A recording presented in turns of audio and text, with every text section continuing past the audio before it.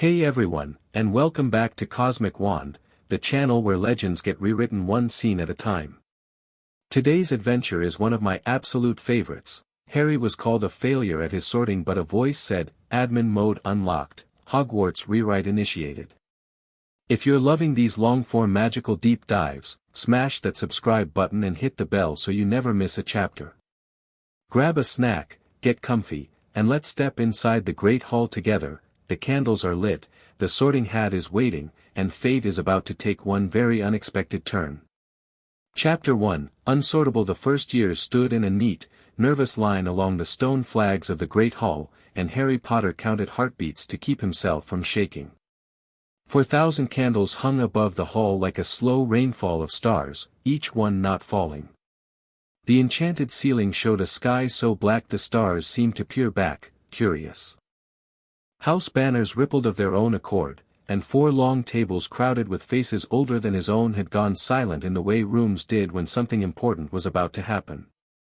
The silence had weight. It pressed on the soft place under his ribs and hummed in his teeth. He told himself he had survived worse. He had survived a cupboard, and Aunt Petunia's boiled cabbage, and a boa constrictor that had called him a friend. He had survived learning his parents were murdered, and that his scar had been ink on the skin of a world he did not yet understand. He could survive a hat. Professor McGonagall unrolled a scroll as though she had unrolled scrolls since before time was measured, and Harry watched her lips shape names like verdicts. Abbott, Hannah.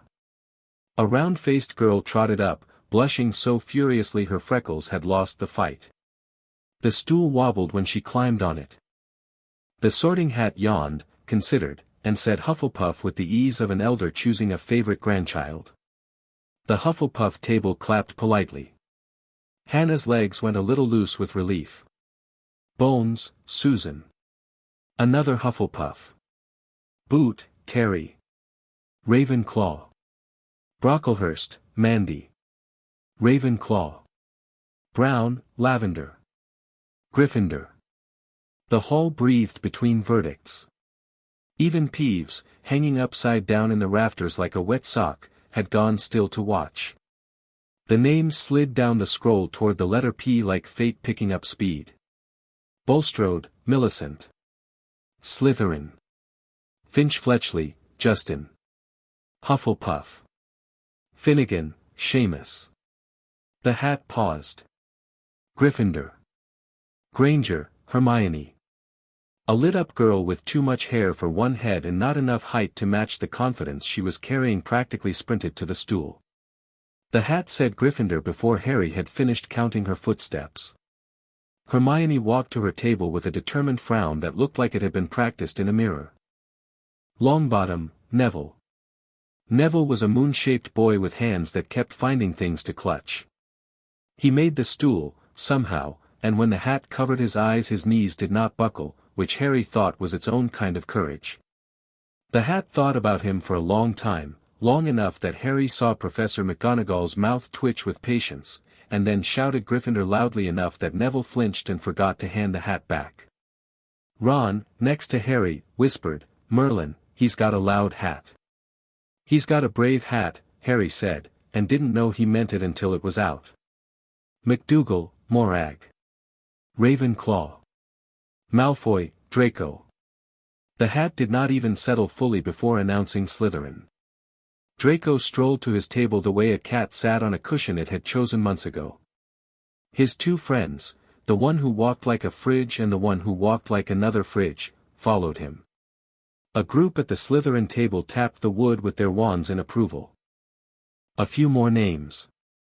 Harry started to feel less like a boy and more like a glass full to the rim. Patil, Padma.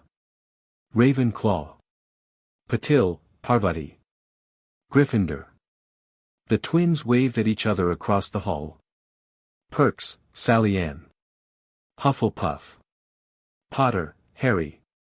The hall did not breathe. It pinched itself. A great, hushed intake of air rippled from table to table, like wind passing through wheat. Somebody whispered, "Did she say Potter?" Somebody else said, "Harry Potter." And a third voice, further away, hissed, "The Harry Potter," as though adding an article could change who you were. Harry walked up the aisle. His shoes seemed to be knocking against the stones from a long way off. He did not look at the staff table. He looked at Hermione, who had turned in her seat to stare, and at Neville, whose face had crumpled into the expression it had worn when his toad had been found. Harry met their eyes and tried to smile, because smiling at friends was cheaper than screaming at strangers. He climbed up. The stool felt as if it had been made for a smaller boy a long time ago. The hat lowered over his head, and the hall and the candles and the stars went out behind a brim of fraying felt. Said the hat, inside his ear and inside his skull at once. Well, now. Here's a puzzle. Harry exhaled. A puzzle he could do. Difficult, oh, very difficult, the hat said. Plenty of courage, I see. Not a bad mind, either. There's talent, oh yes, and a thirst to prove yourself. Now, where shall I put you? Anywhere, Harry thought. Anywhere is fine. Please. The hat chuckled. It felt warm in his ear. Not so fast. Let's see. Hufflepuff would steady you. Gryffindor would break you if you let it. Slytherin would shape you, oh yes, you do well in SLYH, and then the hat stopped. The warm, amused voice cut out as cleanly as a candle snuffed. The silence inside Harry's skull was worse than the silence in the hall, because this one had been promised something and not given it. Oh, said the hat, in a much smaller voice. Oh, dear. The brim lifted an inch, like it wanted to see out. Oh, dear, it said again.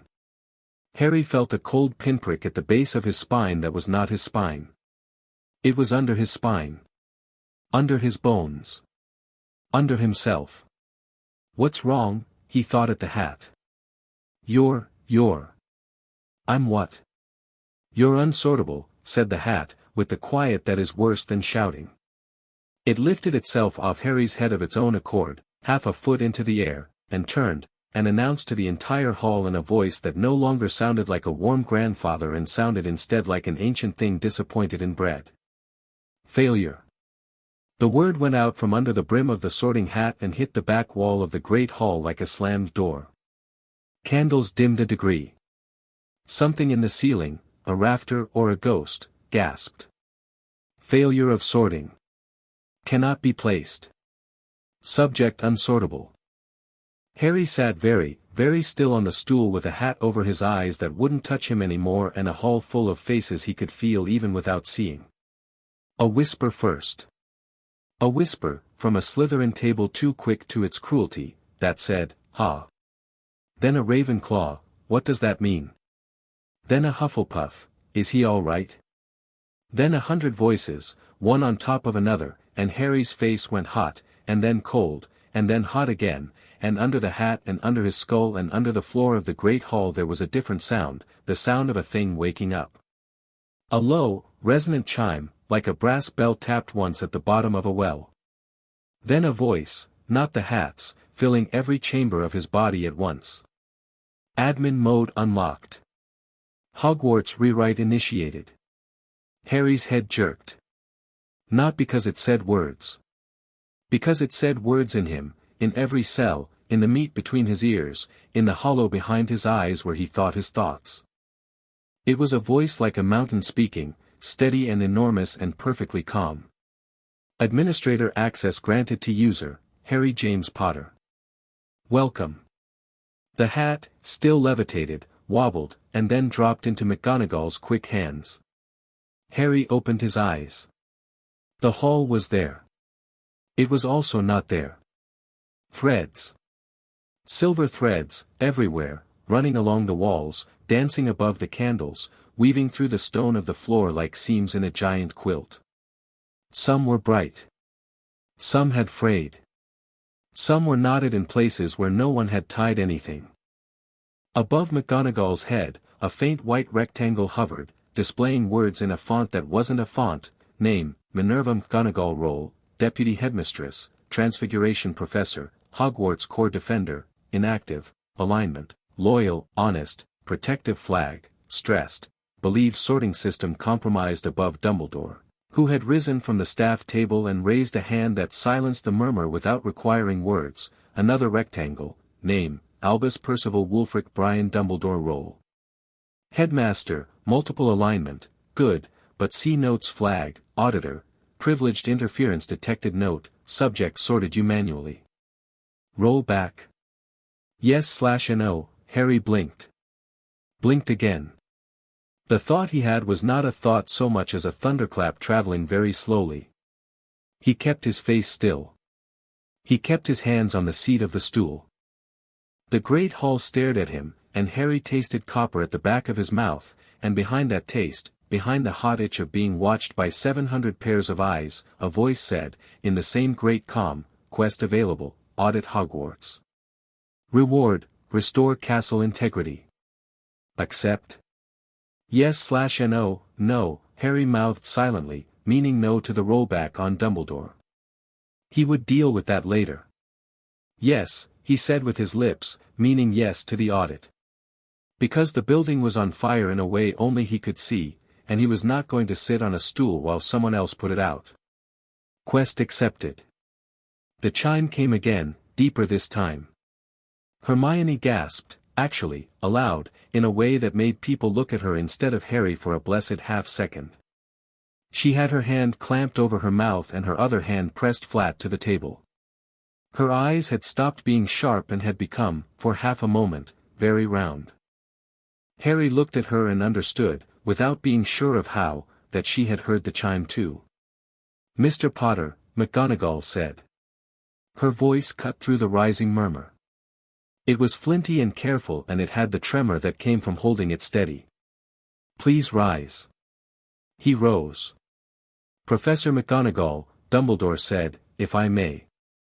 It was not a question. Dumbledore had stood and was walking down the dais with a grace that seemed impossible in a man who was mostly beard and purple velvet. He stopped at the foot of the stool and put out both hands, palms up, and smiled. Harry, he said, and the smile was warm, and the eyes were blue, and over his head Harry could see the little white rectangle that said auditor, privileged interference detected in letters only Harry could read. Sir, Harry said. His voice surprised him. It sounded like it belonged to a different boy, one who had lived a longer life. Something just happened. Yes. Dumbledore looked past him, at the hat in McGonagall's hands, which was trying very hard to look like ordinary felt. Something did. I'm not going to a house. No, Dumbledore agreed. Not tonight. I'm not a failure, Harry added, because he had to say it, because the word had been shouted at him over the soup and the whispering and because he could feel it behind Ron's eyes, and Draco's, and Seamus's, and a whole hall's worth of people deciding already what kind of story they were going to tell. Dumbledore's smile did something complicated.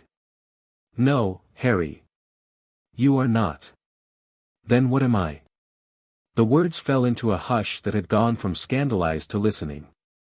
The kind of listening Harry hadn't heard anyone pay him before. We do not yet know, Dumbledore said. Which is, in my experience, the most important kind of thing to be. He turned on the spot, and the velvet of his robe moved like a river. He lifted his voice, and it filled the hall, not with force, but with the gentle pressure of a very old wand. Students. Tonight, for the first time in perhaps 1,000 years, the sorting hat declined to sort. That does not make Mr. Potter a failure. It means the hat and I, and Professor McGonagall, and one or two others, have a great deal of work to do. In the meantime, Mr. Potter, would you sit, please, at the staff table for the feast? Beside me. Gladly, sir, Harry said, and the word gladly was not true, but it was the right word, and he walked up the dais with his chin up because he was not going to walk with it down. As he passed the Gryffindor table, Hermione's hand shot out and caught his sleeve. Her grip was firm. She had let go of her mouth. Did you hear she started. Bell, he said quietly. Her eyes went round again. Later, Harry said, and she nodded, once, with the efficiency of someone who had just agreed to a plan she did not yet know the plan of. He passed Neville. Neville stood halfway up, as though he could not decide if he should, and his round face was wet. He did not ask. He simply said, low and surprising, "If anyone tries anything, you tell me." It wasn't a boast. It was a pact. "Thanks, Neville," Harry said. He took his place at the staff table on the raised platform, and every face in Hogwarts tilted up at him, and he sat down beside Dumbledore, and the plates filled with roast beef and potatoes and buttered peas, and nobody reached for their forks. Above Dumbledore's half-moon glasses, the white rectangle flickered. Note: subject sorted you manually. Roll back. Status: user declined. Subnote: user will want to know why. Tuck in, Dumbledore said gently, to the whole hall, as if he could feel the silence the way other people felt cold.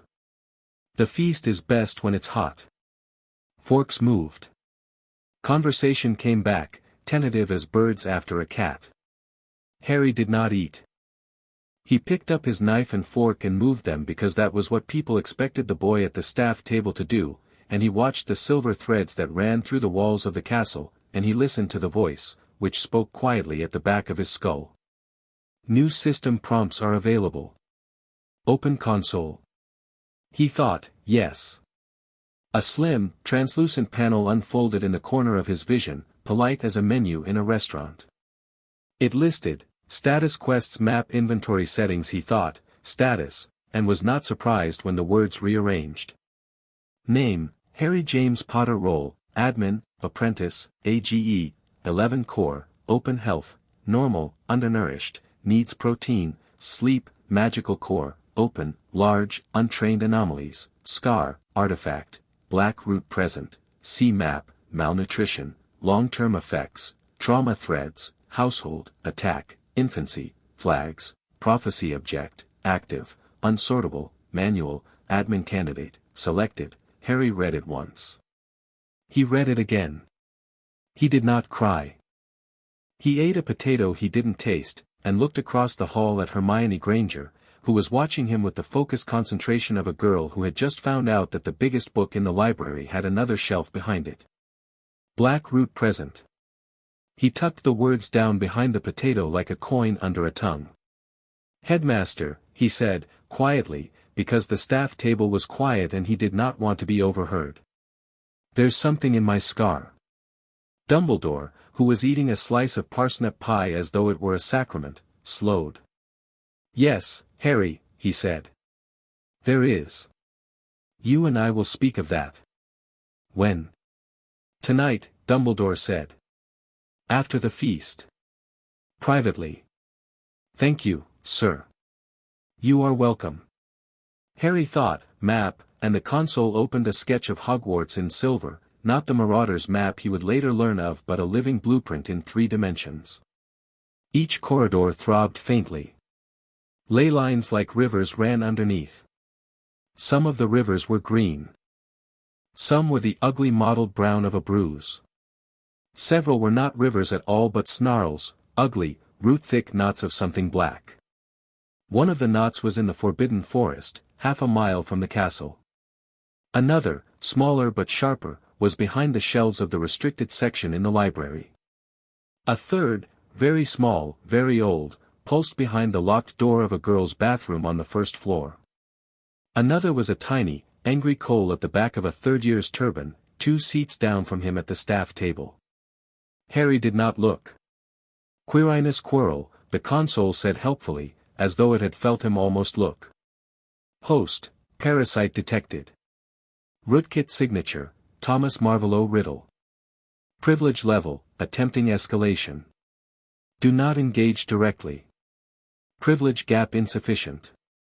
Suggested, maintain cover. Begin audit.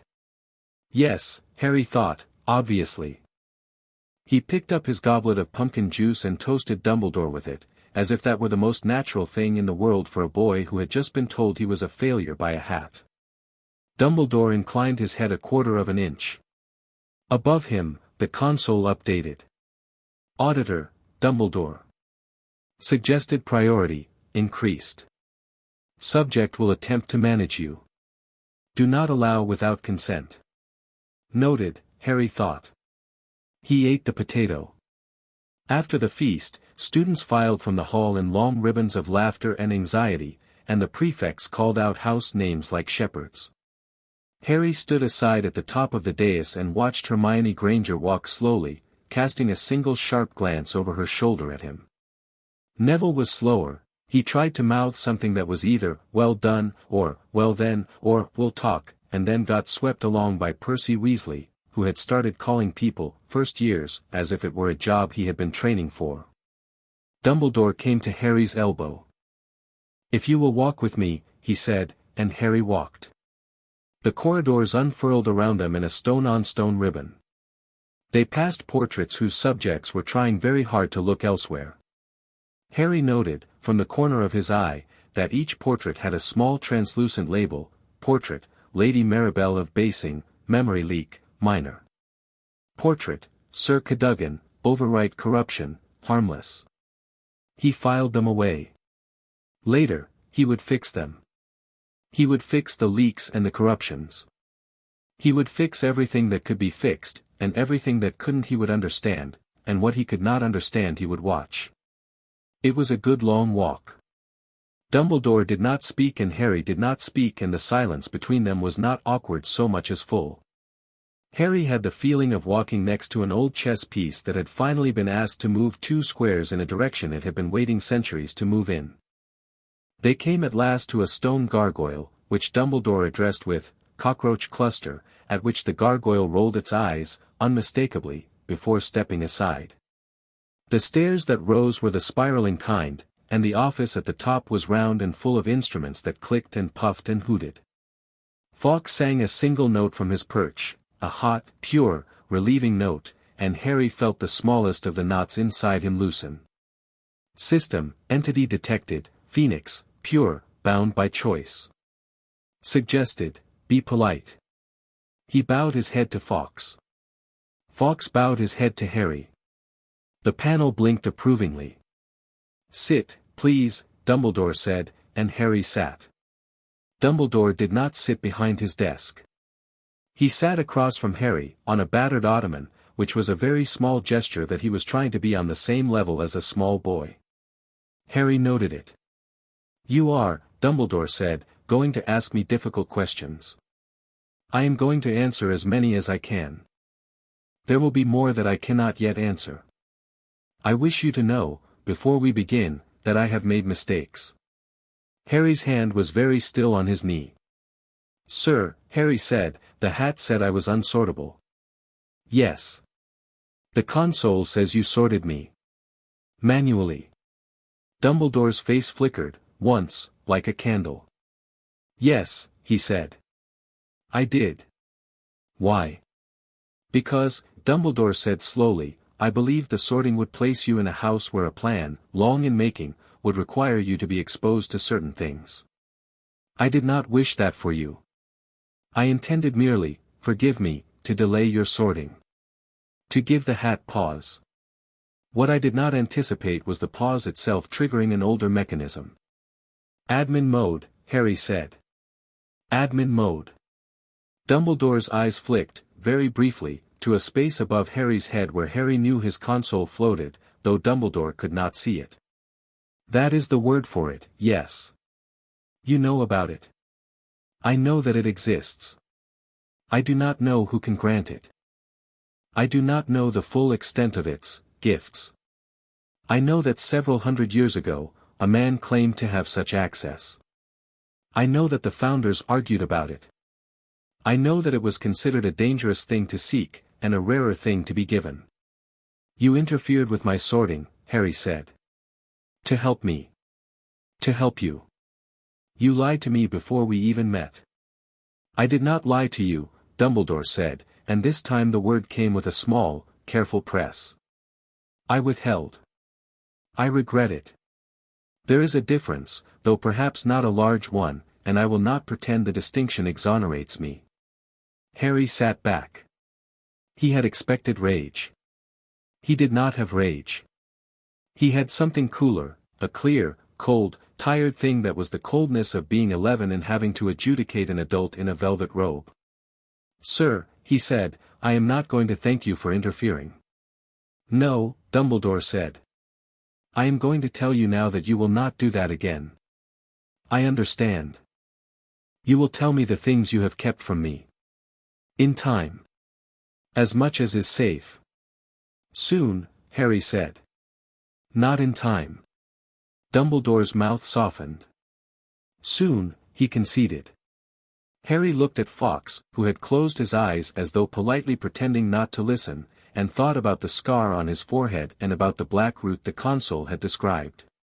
"My scar," Harry said. "Yes. It's not just a scar. No. There is part of him in me." Dumbledore was still for a long, long moment. "Then, how did you know?" "Admin mode," Harry said simply.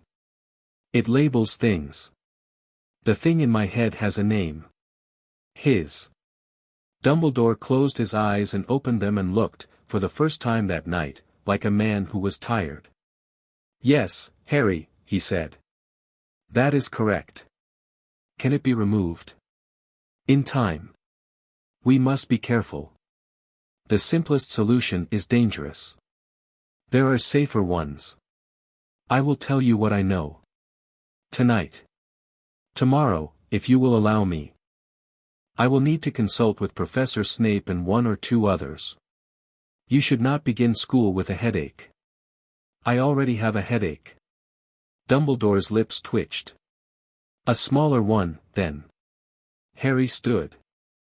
"I'm going to find a place to sleep," he said. "We will prepare one."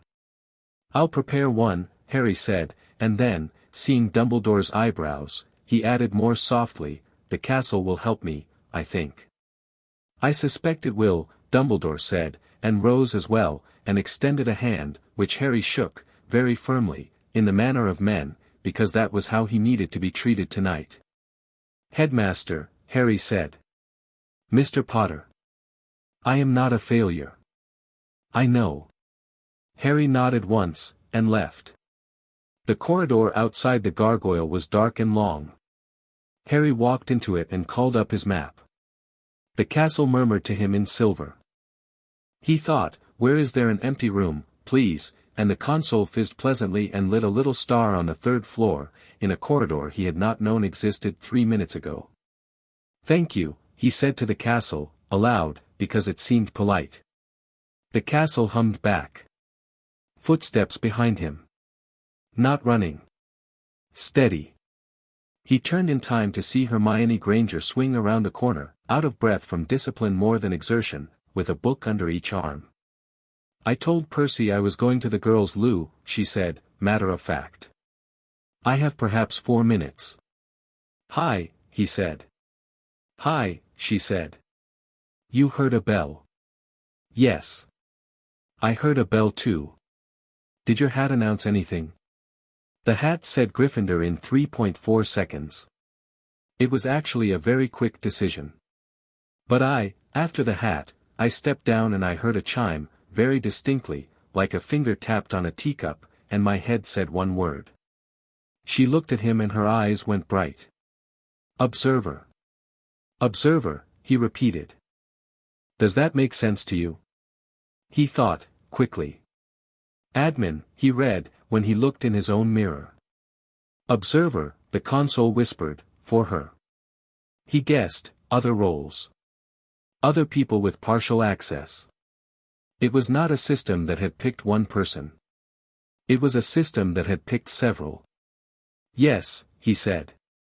"I think so. I think there are others too. I think I'm the one who can change things. You're the one who can see them." She considered. "That," she said, with the air of a girl who had been waiting all her life for someone to give her a job title she believed in, "is acceptable. Also, the castle. Did you know that the founders, later," he said, gently. "Please. Later. Right. Sorry. It's only, there's so much, right?" She took a breath. "Harry, are you all right?" No, he said. I didn't think so. But I'm going to be. She nodded. Where will you sleep? The castle made me a room. Naturally, she said, as if that were an unsurprising thing for a castle to have done in her second hour of knowing it. Can I visit in the morning? Yes. I'll bring Neville. Bring Neville, he agreed, and realized for the first time that evening that he was smiling. Hermione hesitated, then said with a dignity that surprised them both, I don't know what we are yet. But I'd like to be your friend. Already am, Harry said. Friend, I mean. She smiled, a quick, unpracticed smile that was not for books or teachers, and ran back the way she'd come. Harry walked up to the third floor. The corridor was narrow and old and lit with a single blue lantern. A door he had not seen before stood half open, framed in warm firelight. The room inside was small, circular, with a window that looked out on the mountains and the lake. There was a bed with a green and gold quilt.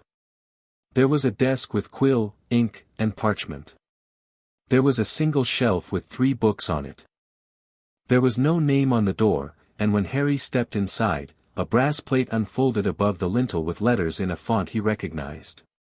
User, Potter, Harry J., Private Quarters, Provisional Castle Permission, granted, thank you, he said again, to the castle. He sat on the bed. It did not creak. He took off his shoes. He did not cry. He put his face in his hands, not to hide it but to hold it together, and when he lowered them the voice spoke, very softly, as if it knew how full he was. Quest update, audit Hogwarts. Current task, sleep. SUB task, eat breakfast in the morning. 1 step at a time, user. Administrator is here. He lay down. The quilt was warm. The window framed a star that looked exactly like the stars in the great hall ceiling, which was almost certainly the same star. Administrator, he said, aloud, softly. Who are you? A pause. Then, as if choosing words carefully, I am a friend. I will tell you everything, in time. You have done well tonight, Harry. Everyone saw. Yes. Now they will watch. Let them watch. When people watch, they learn. When they learn, they change. This is how worlds get rewritten. Harry closed his eyes. In the defense against the dark arts corridor, Professor Quirrell leaned on a wall with his hand pressed over his heart and tried to breathe, because the thing on the back of his head had gone very still and then very loud at the dinner, and its voice was like wire drawn across bone. Potter, it hissed. I know, Master. Something has changed. I could not see, I do not understand, something has changed, Quirinus. In the hall. The castle itself, something opened. Master, I beg you, be silent. The voice softened from wire to silk, which was worse. Our plans adjust. We watch. We listen. We learn. We do not reveal ourselves yet. Yes, Master. But we hurry. Yes, Master. And Quirinus, yes. Do not fail me. In a chamber of stone under a corridor under a courtyard under 1,000 feet of mountain, something black that lived between the stones twitched. It had been asleep for years. It opened one lidless eye made of shadow and paid attention. Upstairs, above it all, in a borrowed room in a corner of a castle, a boy who was no longer quite a boy closed his eyes and slept. The voice said nothing more. But the threads in the walls, the bright ones, began very gently to glow. He woke the next morning to a quiet chime he recognized now the way he recognized his own name. System, good morning, user. You slept 7 hours and 42 minutes. Restoration, good. Hydration, low. Protein required. Harry opened his eyes to a round room with morning light on the stones and the taste of yesterday still lining his tongue. For 3 seconds he didn't move. He tried to remember what it had felt like to be a boy who believed the world was only one layer thick. He could remember it. It simply didn't fit him anymore. "All right," he said, aloud, to the ceiling. The ceiling said nothing, which he counted as supportive. He washed his face in a small enchanted basin he had not noticed the night before. The water was exactly the temperature he wanted, which he suspected was the castle being kind. The mirror above it had no frame and no label, and he realized after a moment that that was because the castle, with a tact that surprised him, did not want him to see his own scar that morning until he was ready to see it. "Thank you," he told the mirror. The mirror flickered once, a friendly acknowledgement, and showed him his face. The scar was still there. The black root, he suspected, was still there beneath it. But the voice added, as if it had been waiting politely for him to ask, "Anomaly is contained. It will not grow overnight. You have time. You have allies. Breakfast first." "Breakfast first," he agreed. He dressed. His trunk had, at some point in the night, arrived at the foot of his bed. He supposed it had walked. His Hogwarts robe still smelled faintly of Madame Malkin's lavender press. He did not own a badge or a crest. He pinned the robe closed with the plain silver clasp that had come with it, and the castle, in a way he felt more than saw, approved. The brass plate above his door had updated overnight.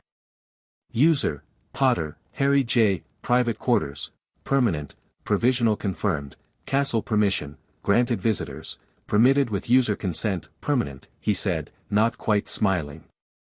"All right." He descended the tower by a staircase that offered him 2 forks and politely mentioned in silver text which one would lead to breakfast. He took the friendly one.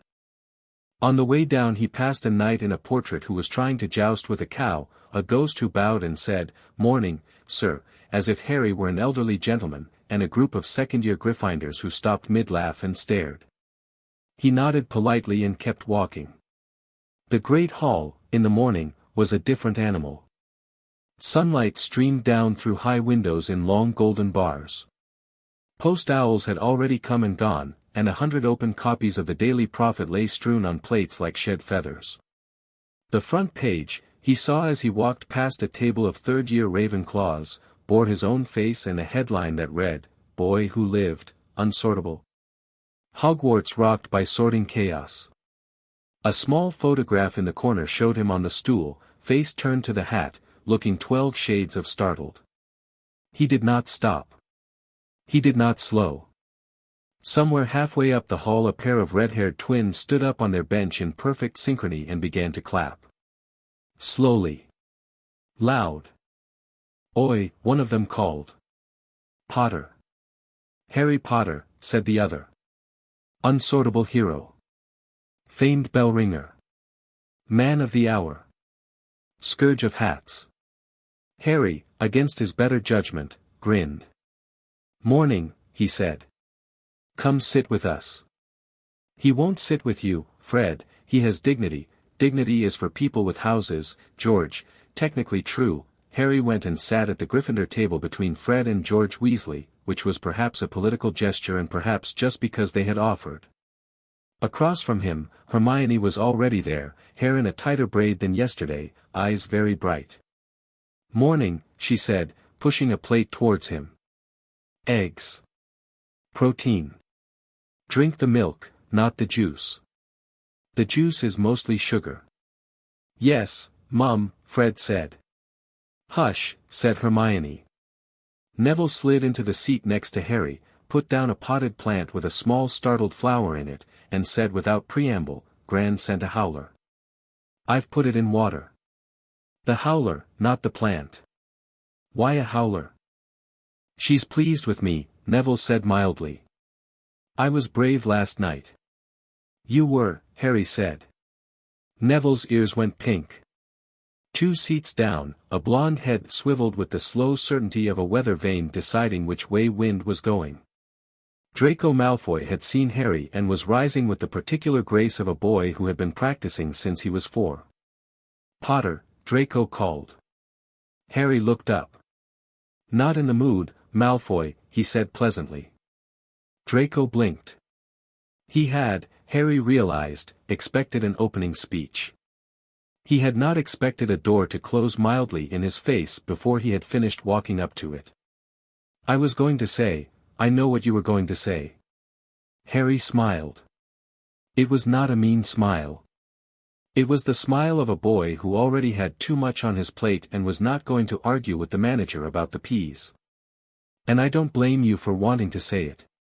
You've clearly rehearsed. But I've had a long night, Malfoy, and I've got an audit to run and a scar to look at, and I'd rather have kippers than a row. Sit down. Try the eggs. They're actually quite good. For a second, the briefest of seconds, a panel popped up in Harry's vision. Draco Lucius Malfoy. Age, 11. Role, Heir, House Malfoy. Alignment, unresolved. Flag, trained, not yet formed. Note, father will arrive. Harry nodded to himself and looked back at Draco. Draco was staring at him. Draco's mouth had formed a small, genuine O of confusion, and somewhere behind his eyes something that had been gathering to be cruel was instead now gathering to be curious. You're being weird, Potter, Draco said at last. I'm being tired, Malfoy, Harry said kindly. I'll be weird later. Draco, to his own evident surprise, sat down on the end of his own table and ate an egg. Fred whistled softly. That, he said, was magic. That wasn't magic, Hermione said. That was composure. Same thing, George said, from certain angles. Harry ate. McGonagall appeared at his elbow as the last of the porridge was being ferried away by house elves. She did not sit down. She did not loom. She was simply there, in the hallway between teachers and students, the way good teachers could simply be there without making a fuss. Mr. Potter. Professor. The headmaster has arranged your timetable. You will attend all first-year classes this term, with the addition of a weekly private tutorial on Friday afternoons, at your request. She paused the smallest pause, as though daring him to correct her on the at your request. He did not. Furthermore, Madame Pomfrey would like to see you at 10. Yes, Professor. One more thing. She set a small item down by his plate. It was a badge, a plain brass oval, with no house crest. It had a single word engraved on it in very small letters that read, when he tilted it, Auditor. The headmaster thought, McGonagall said, in a voice he would later come to recognize as the one she used when she disagreed with Dumbledore but loved him anyway, that if you are to be at a school, you ought to have a title. As you are not currently of a house, this seemed less awkward than no title at all. Harry pinned it on. Thank you, Professor. You are welcome. She turned to go, and then paused, and then looked back. Mr. Potter. Professor. Last night, she said quietly, you conducted yourself with more dignity than several of my colleagues have managed in a quarter of a century. I am proud to have you in the castle. I expect to remain proud. His throat, traitorously, closed. Thank you, Professor, he managed, and she nodded once and walked away without watching to see how the words landed. Good woman, McGonagall, Fred said quietly. Very good, George agreed. Hermione, in the quietest voice she had yet used, said, Harry. Auditor. She was looking at him with the full focus of her considerable brain. Am I reading that right? Yes. We have, she said, almost reverently, a lot to talk about. We really do. Tonight. After dinner. Library. Restricted? She glanced around, assessing the room. Not yet. We'll earn it. Neville, who had been mostly quiet, said in his careful way, Where do I come in? Harry turned to him. Above Neville's head, a panel popped up. It said, Neville Francis Longbottom. Age, 11. Role, Ward, Uncommon Potential. Flag, Suppressed. Trauma Thread, Infant. Talent locked. Unlock condition, confidence, consent. Harry read it, once, twice. He nodded slowly. Neville, he said, how do you feel about herbology? Neville's face lit up in the particular way that certain people's faces did when somebody asked them an actually interesting question for the first time in years. Oh, I love it, he said.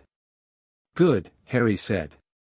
Because I think we are going to need a person who loves herbology very badly, very soon, and I don't think anybody else at this table knows which end of a mandrake to grab. I do, Neville said. Exactly my point. Across the hall, at the staff table, Harry could feel without looking that Professor Snape had taken his seat with the slow purpose of a man inspecting a scaffold he was going to be hanged from. The console dutifully unfolded a panel. Severus Snape. Potions Master. Head of Slytherin. Alignment, complicated, debts, oaths, grief. Flag, hostile surface, loyal core. Note, will test you. Do not flinch. Earn it. Right, Harry murmured, to nobody. The panel vanished tidily. He made a mental note to take potions seriously, because the man at the end of the staff table looked like he had once been handed grief by the bucketful and had been drinking it for breakfast ever since, and Harry had been handed a few buckets himself, and recognized his own. Next to him, Hermione flicked open a small leather-bound notebook and began to write in a hand that had been drilled by a mother who taught English grammar. Harry tilted his head to see. The page was already headed, Observer Log, Day 1. Under it, Subject HP displays calm under duress. Possible hypothesis, admin access includes an emotional damping component. Revise when data supports. He almost laughed aloud. I am, he told her, not damped. I'm just pretending. Pretending is a skill, she said, not looking up. I will log it as such. Fair. Fred leaned across. Sorry, are we a group, now? Do we have a name? A crest? A motto? Yes, Hermione said, in a voice that brooked no argument. We are a study group. Boring, George said. I vote the admins. No, Harry said firmly. We are absolutely not calling ourselves the admins. Fine. The auditors. Also no. The hat defiers. No. The breakfast, Hermione said. We are a group called Breakfast. Eat. Harry laughed, and the voice said, softly and with what he was almost sure was affection, subtask complete, eat breakfast. New subtask, review timetable. Achievement unlocked, first ally cluster formed. 3 friends. Good start, user. He ate one more egg, tucked the achievement away, and looked up at the great hall. The ceiling was blue. The candles had not been lit. House banners moved gently. Somewhere between his plate and the window, a thread in the stones, a silver one, brightened a little more. He could feel, at the edge of the world, Hogwarts waking up. Chapter 1 End. Chapter 2, Console commands. The first week at Hogwarts, Harry decided, was a fencing match in which everyone had a weapon he could see and only he had one they couldn't. On Monday, potions. Snape swept in like weather. He did not look at Harry at first. He delivered a silken speech about stopping death and bottling fame that the rest of the class wrote down and that Harry, because he had had a head full of other voices since Saturday, listened to as a man listens to rain. Then, with the crack of a marble hitting tile, Snape turned on him. Potter. Yes, sir. What would I get if I added powdered root of asphodel to an infusion of wormwood? The console opened on its own, which it had been doing less often now that Harry had told it, privately, to stop. Harry closed the panel with a thought and answered the question from the book he had already read 3 times in the dormitory above the 3rd floor. The draft of living death, sir. Snape's mouth tightened the way a purse string pulls. Where, he said, would you look if I told you to find me a bezoar? A goat's stomach, sir. Or the potion storeroom, third shelf, second jar. The stair was hot. The room was very quiet. And the difference, Potter, between monkshood and wolfsbane? They're the same plant, sir. Also known as aconite. 5 points, Snape did not say, but the line of his shoulders said he had considered and discarded the option. He turned on his heel. You may take a seat, Potter. I will tell you when I am done. Harry sat. Across the table, Hermione's eyes were shining like a cat's at a window. Neville, who had been crouched into himself at the far end of the bench, straightened fractionally. Draco, 2 tables over, had gone very still and was looking at Harry as though trying to remember a word he had known a moment ago and could not now place. The class unrolled. They brewed, or attempted to brew, a simple boil cure. Harry's came out the right color. Neville's tried to eat its own cauldron, and would have, if Harry, almost without thinking, had not reached out with a bit of admin will and nudged the potion's heat down 2 full degrees. The panel flickered at him. Minor intervention, sanctioned. Usage, teaching aid. Cost, 0, note, Neville will not notice. His confidence will rise. This is correct use of admin, good, Harry thought. Neville's cauldron settled. He stirred it the 3rd time widdershins, exactly as the book said, and when the potion turned the color it was supposed to, he looked at Harry with enormous, hopeful eyes. It looks right, Neville said, very low. It is right, Harry said. Snape, passing behind, paused. He looked at Neville's cauldron. He looked at Harry. For a fraction of a second the panel flared. Snape, detected magical signature, foreign. Recognizes Harry Potter. Recognizes something else. Snape said, quietly, passable, Longbottom, and did not take points. He walked on. Did you just do that? Hermione whispered. Maybe, Harry said. Harry. He won't eat himself. Neville, I mean. He'll never learn if you. I nudged the fire, Hermione, Harry said. Not the stirring. Not the measurements. Only a teacher would have done the same. He paused. I won't do it every day. I'll do it today, because he needed a win more than he needed a correction. She considered. Acceptable, she said, and made a note in her observer log. On Tuesday, charms. Professor Flitwick climbed his tower of cushions and beamed down at them. They practiced the levitation charm on a feather. Draco Malfoy, who had evidently had a week to recover from Harry speaking to him like a tired father, made a production of levitating his feather 6 inches. Ron turned purple with effort. Hermione's feather lifted obediently. Neville's feather caught fire. Harry's feather rose, turned, did a slow pirouette, landed beautifully on the desk. The console didn't say anything. Harry had done it himself. Small achievement, first-year charm. Self-taught. Good. Well done, Mr. Potter, Flitwick squeaked. Well done ! I thought, Seamus muttered to Dean, he'd cheat somehow. Harry heard him. Harry would have, a week ago, pretended not to. Instead he turned and smiled at Seamus with the tired smile that had been working wonders since Friday. I haven't cheated, Seamus, he said. I did the homework. Oh. Right. It's all right. I'd think it too. Seamus, disarmed, went back to burning his feather. By Wednesday afternoon, Harry had begun to understand that the admin panel did not make him strong. It made him aware. Awareness, he was learning, was enough to be mistaken for strength if you added a little sleep and a lot of kindness. He did not sit at the Gryffindor table for dinner every night. He rotated. On Monday he sat with Fred and George, who made him laugh over Toad in the Hole.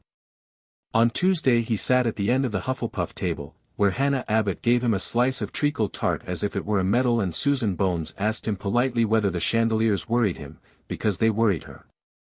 On Wednesday he sat with Luna Lovegood, a first-year Ravenclaw he had not met before, who ate her soup in a rhythm that seemed to have a tune and said, as if continuing a conversation already begun, "You're humming now.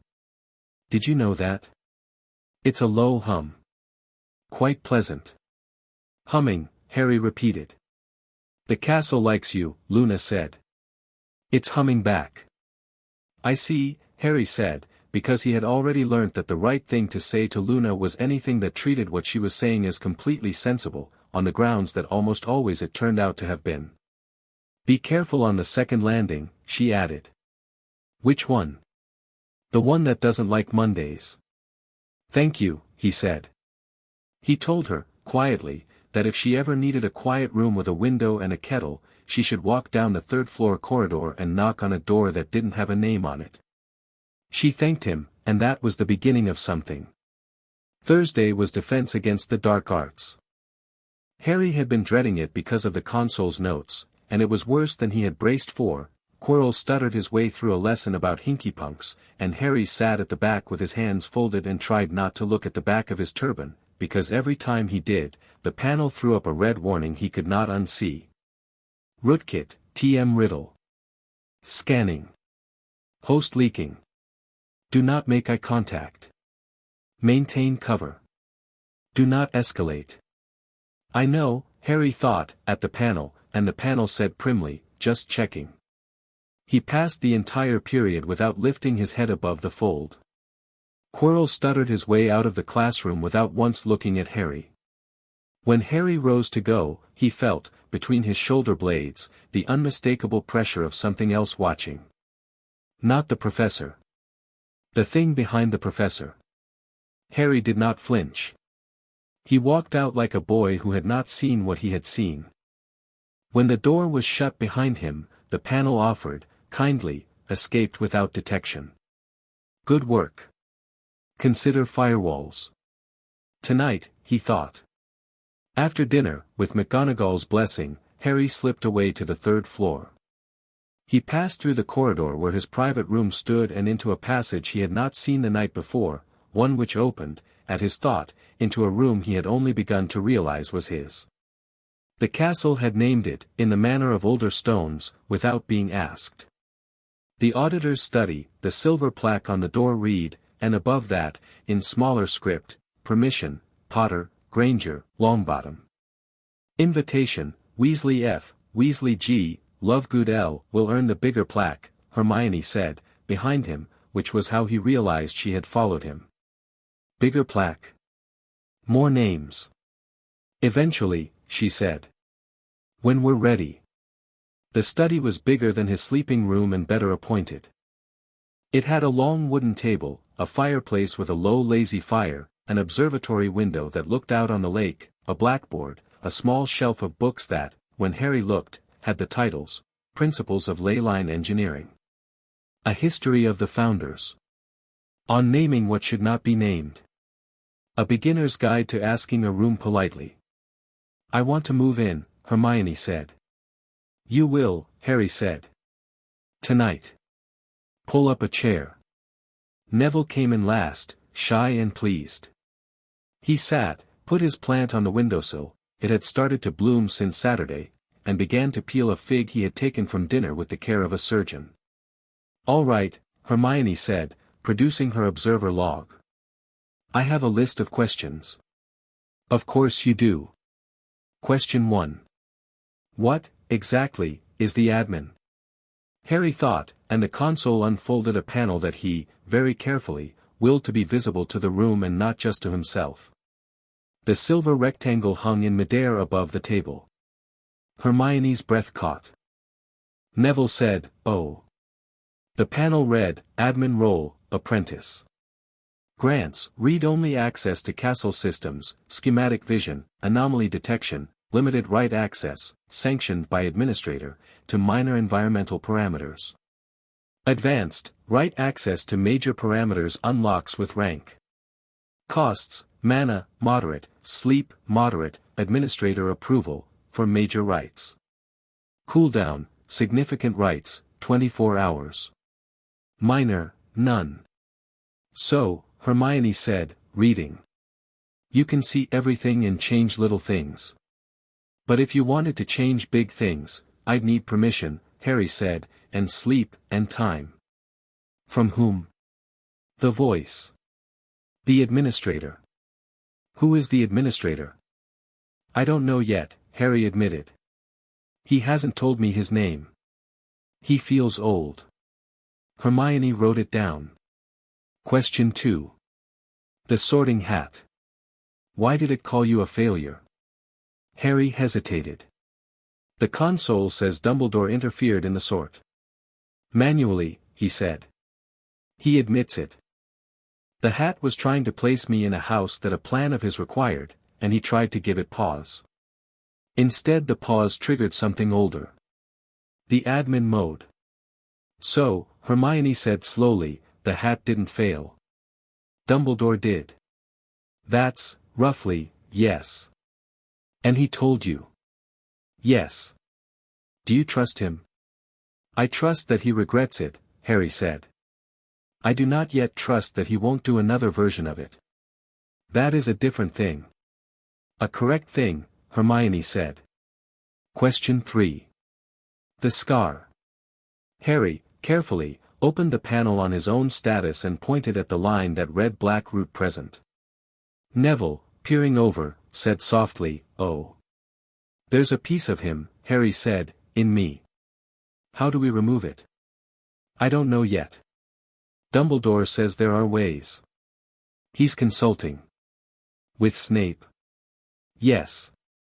Neville said, Gran says Snape is not a nice man, but he's a useful one. She says the House of Longbottom has 2-3 debts on that man's head that we will never be allowed to speak of. Harry said. I like her, Hermione said, approvingly, about Neville's Gran. Harry smiled. Question 4. Diagon Alley, Hermione said. Don't look so surprised. Your map. I saw it from over your shoulder. There are knots in Diagon Alley. He closed his eyes and pulled up the larger map. It sprawled over the table like a silver projection, Scotland, England, London, fading at the edges of what the castle could see. Small clusters of dark knots marred Diagon Alley. One was in Nocturne. One was in a jewellery shop near Gringotts. One was an angry ring around Borgin and Berks. Corruption, Harry said. Clusters where dark magic has been practiced for so long the ambient system sags. Some of them are small. Some of them will be dangerous. Can you fix them? Eventually. With enough rank. With enough what? Rank. The admin system has ranks. As I use it, as I do the audit, my rank goes up. Bigger rights become possible. For now I can patch small things. Bigger things, big knots, I will need help with. From me? Hermione asked, half hoping. From you. Neville, very quietly, from me. Very much from you. Neville's ears went pink. Question 5, Hermione said, and her voice lowered. The back of Quirrell's head. Harry met her eyes. Hermione was not a girl who was easily frightened. She was a girl who demanded to have a name for the thing before she decided how frightened to be. You see it too, he said. I see, something. Only when I'm really looking. A shimmer. A shadow that doesn't match him. It's Voldemort. The room got very quiet. Neville dropped his figure. The fire, faithful, did not snap. Hogwarts, Harry thought, had known this. Hogwarts had been waiting to be told by someone in the room. He's possessing him, Harry said. I don't know all the details yet. The console calls it a rootkit. It's trying to find a way into the castle's systems. My job is to make sure it doesn't. How long have you known? Hermione asked. Since the sort. Has anyone else noticed? Dumbledore has. Snape almost certainly. I'm not sure about McGonagall. Will they tell the students? Not yet. The Ministry would panic. The parents would panic. Quirrell, panicked, would run. If he runs, Voldemort runs with him, and the next place he goes is harder to watch than here. Harry paused. I don't like it either, Hermione. But I'd rather have him in the castle, visible to me, than out in the world where he isn't. She looked at him for a long time. Then she nodded, and wrote one line in her notebook, HP's strategy, contain, not repel. Agreed. Neville said slowly, what do we do? Harry thought. He opened the panel. He called QUSTS. Current quests, audit Hogwarts, progress 8%, reconnoiter corrupted node in Forbidden Forest, available, set minor firewalls in defense classroom, available, visit Madame Pomfrey, completed, good work, user, meet with Snape Scar, scheduled, Sunday, Harry said, begin with small things. Tonight, I am going to put a firewall around the defense classroom so that whatever Quirrell is hosting can't spy on me. Hermione, I'd like you to keep your observer log every day. Note what you see. Pattern match. Neville, yes. I want you to take me to the greenhouse on Saturday. Not because we need a plant. Because I need you to teach me, slowly, what every plant in that greenhouse likes and hates. It's going to matter later. Neville's chest expanded. Harry saw, very clearly, the talent-locked flag above his head flicker once. All right, Neville said. Right, Hermione said, and turned a fresh page. Good. That's a plan. Now, Harry, the thing you most need to do tonight is go to bed. I know. You slept 7 hours and 42 minutes last night.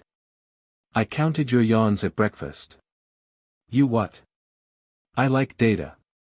Harry laughed, and the console, very gently, said, Subtusk added, do not let Hermione Granger leave your life. Noted, Harry thought. That night, by the light of a single lamp, Harry went to the defense classroom. He did not ask permission, because admins did not, at this hour, in this building. The door opened to him. He stepped in. He closed his eyes.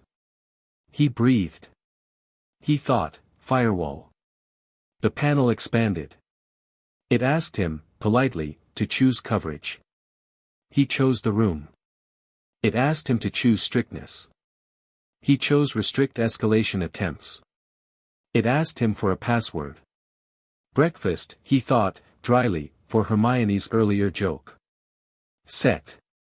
Silver threads, real to him now, invisible to the world, rose from the floorboards of the defense classroom and wove a delicate net along every surface. It did not lock the door. It did not stop Quirrell teaching. It only blocked the particular, hungry, elsewhere stretching attention of a rootkit trying to crawl through its host's ears. The panel dinged. Firewall installed. Cooldown, 0, minor. Threat will feel this, user. Expect a visit. Good, Harry thought. Let him come. He walked back through the corridors. At the second landing, the one that didn't like Mondays, he felt the stone under his foot grumble. He said, politely, it's Thursday, and the stone, with the weariness of an old bellman, sighed and let him pass. He had not been in bed 5 minutes when the panel flickered. Administrator note, firewall ran. Rootkit substitute attempted ping. Blocked. Good. It will probe elsewhere. Watch the prefect's bathroom first. Watch the library second. Watch yourself third. Me? Harry thought. You carry its shadow. It will try to use you as a door. I will help you shut the door. Harry drew the quilt up around his shoulders. He felt, faintly, the brush of Fawkes's song from far below in the castle. He slept. On Friday, Lucius Malfoy sent an owl. It was not to Harry. It was not to his son. It was, McGonagall would tell Harry 3 days later, to the Board of Governors. The letter was careful. It expressed concern about a disruption in the sorting ceremony, grave departure from tradition, that had left an unplaced student at the institution, and, with the appearance of reluctance, called for the headmaster to account for the circumstance. It was signed in a hand like a wind on glass. McGonagall, who read it aloud to the headmaster and to a Harry who she had insisted on inviting, put the letter down at last with a sharp, irritated crease between her brows. "He wants a hearing," she said. "He does," Dumbledore agreed. "He will not get one at our disadvantage. He will not. Harry, do you have views?" Harry, who had been in the chair Dumbledore had offered him with his usual posture of a boy trying to be taller than his body, looked up. The console had been purring the entire letter through. Subject, Lucius Malfoy. Role, board member, house politician. Motivation, legacy, shielding son from institutional error, shielding self from former masters. Note, will use fear. Will not use force. Auditor can attend session by proxy. Let him come, Harry said. I'd like to meet him. He will, McGonagall said, underestimate you. Good. And if he does not, he will try to buy you. I'd like to see him try. Dumbledore, hands folded, said, Harry, you are 12. 11, sir. You are 11, forgive me. I am, Harry agreed, whatever age the hat didn't let me be. There was a pause. McGonagall, in the tiniest of ways, smiled. The meeting, she said, will be Wednesday next. You will attend. I will ensure the governors are informed you have headmaster's leave to be present. We will treat you, Mr. Potter, as a witness. Not as a subject. Thank you, Professor. Dumbledore, quietly, I will not defend you, Harry, unless I must. I understand, sir. You will be more powerful if you defend yourself. I know. Good. Saturday morning, Harry and Neville walked to Greenhouse 3. Professor Sprout, a round, warm woman with soil under her nails and a permanent smell of loam, greeted them with a whoop. Harry Potter, she said, as if she had been saving up the handshake, Neville Longbottom has been pestering me since Tuesday to let him show you my Mimbulus Mimbletonia. If you have any love in your soul at all you will look at it and pretend to care. I care, Harry said, honestly. Neville beamed. They worked for 2 hours. Harry listened. Neville explained, slowly at first, then more surely, then, in the last quarter of an hour, with a confidence Harry had not yet heard in his voice, how each plant in the greenhouse fit into the world, what ate it, what it ate, how you drew it out, how you soothed it when it was angry, how you insulted it when you did not know better. Sprout watched from the back with a pleased tilt of her head. At some point, the panel unfolded. Neville, talent unlock, 20%, confidence climbing. He is showing his friend. This is good. He is, Harry agreed. When they left, Neville was humming. Harry had not heard him hum. Did I hum? Neville said when he realized. You did. I used to, Neville said slowly, when I was small. Before the thing with the, before. Hum again if you like, Harry said. Neville did. Sunday evening, Harry went to Snape. The potions master did not greet him.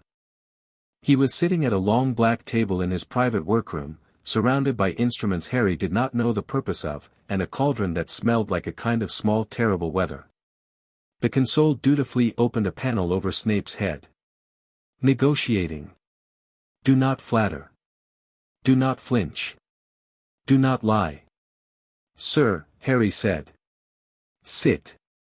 He sat. Snape did not look up from his file. For a full minute he stirred, and then he said, without preamble, your scar, Potter, contains a fragment of a very old soul belonging to a very unpleasant man. The headmaster has asked me to ascertain its stability. I find that I am also asked to observe other, newer anomalies about your person. I will dispense with the obvious. You have acquired, on Saturday night last, a certain facility that students at this school do not usually acquire. You will not confirm this. You do not need to. Do not insult me by denying it. Harry, who had been about to speak, stopped. Instead, Snape said, I will ask you 3 questions. You will answer them honestly. Afterward I will tell you what I think about your scar. All right. First. Are you, at this moment, still the boy whose mother died for him? Harry did not expect the question. It took him a beat. Yes, he said quietly. Second. Will you use the thing you have acquired to hurt? Only, Harry said, if I must. Not first. Not easily. And never my own. Snape's stirring paused a fraction. Third. He raised his eyes, and they were black as hot coals and as old, and Harry realized with a jolt that the man was tired in a way he himself recognized, which was the tired of someone who had been keeping a promise since before his nearest audience was born. Will you allow me to help you? Yes, Harry said. The stirring resumed. Good. Then I will tell you. The soul fragment in your scar is not in danger of growing unless its source reconstitutes. It is dormant. It has been, contained, by your mother's protection, which is stronger than the headmaster has yet told you. I can extract it. I would prefer not to do so until we have, resolved, the source. If we extract now, the source will feel the loss, and the source will act. You mean Voldemort? Snape did not flinch at the name. Yes. He is in the castle. He is in the castle. In a form. I know the form. The headmaster knows the form. We have, thus far, permitted him to observe our obvious moves while we planned our less obvious ones. I do not like this strategy, Potter. It is, however, the headmaster's. You will, I suspect, not like it either. But we are not yet in a position to act. When will we be? I cannot yet answer. Soon. Snape looked at him a long time. Soon, he said at last. If you do your part. I will. Do not be clever in defense, Potter. Do not be stupid either. Go to class. Sit at the back. Do not look at his head. If you must think about him in the corridor, not in the room. Understood. Drink this. Harry took the phial. It smelled of mint and something like pennyroyal. He drank it. It was warm and small and it ran across the back of his tongue with the quiet of a cat entering a kitchen. Scar anomaly, flushed, minor surface irritation. No systemic effect. Black root stable. What, Harry said, did I just drink? Prophylaxis, Snape said. You will drink it every Sunday until further notice.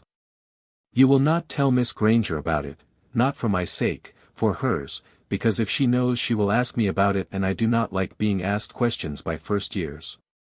Harry almost laughed. Instead he said, Thank you, sir. You are welcome, Potter. When Harry rose to go, Snape, at the edge of hearing, said, Your mother would have been proud of you tonight. Harry did not trust himself to reply. He nodded once, because his throat was a narrow passage, and left. Outside the dungeon, he leaned on a wall. The console, almost shyly, new ally, conditional S. Snape. Trust level, 2 out of 10. Growing. New quest, do not let him die. Add it to the list, Harry thought. In the empty classroom on the 7th floor that the castle had begun to fix up for him without being asked, a map of Hogwarts hung in the air, silver on the dark. He stood under it. He found the forbidden forest on it.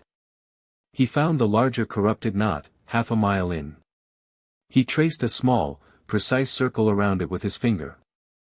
Saturday, he whispered. The voice said nothing, which meant approval. The threads in the walls glowed a little more.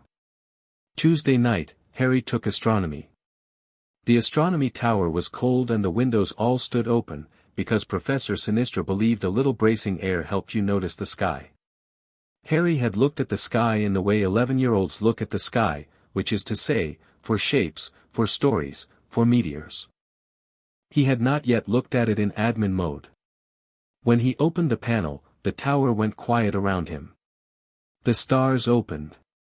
They were not stars. They were threads. Vast, thin, light-leaking threads tethered to the curve of the sky and dragging the earth with them. Ley lines ran up from the hills and went out into the air, braided into the air, met the star threads in the high clear place the Muggles had never been quite able to name.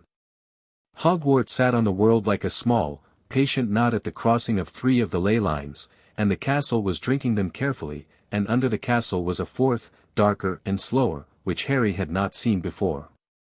He caught his breath. Luna, beside him at the next brass telescope, looked up from her inkwell. "You're seeing it," she said softly. "Yes. Don't tell them what you see.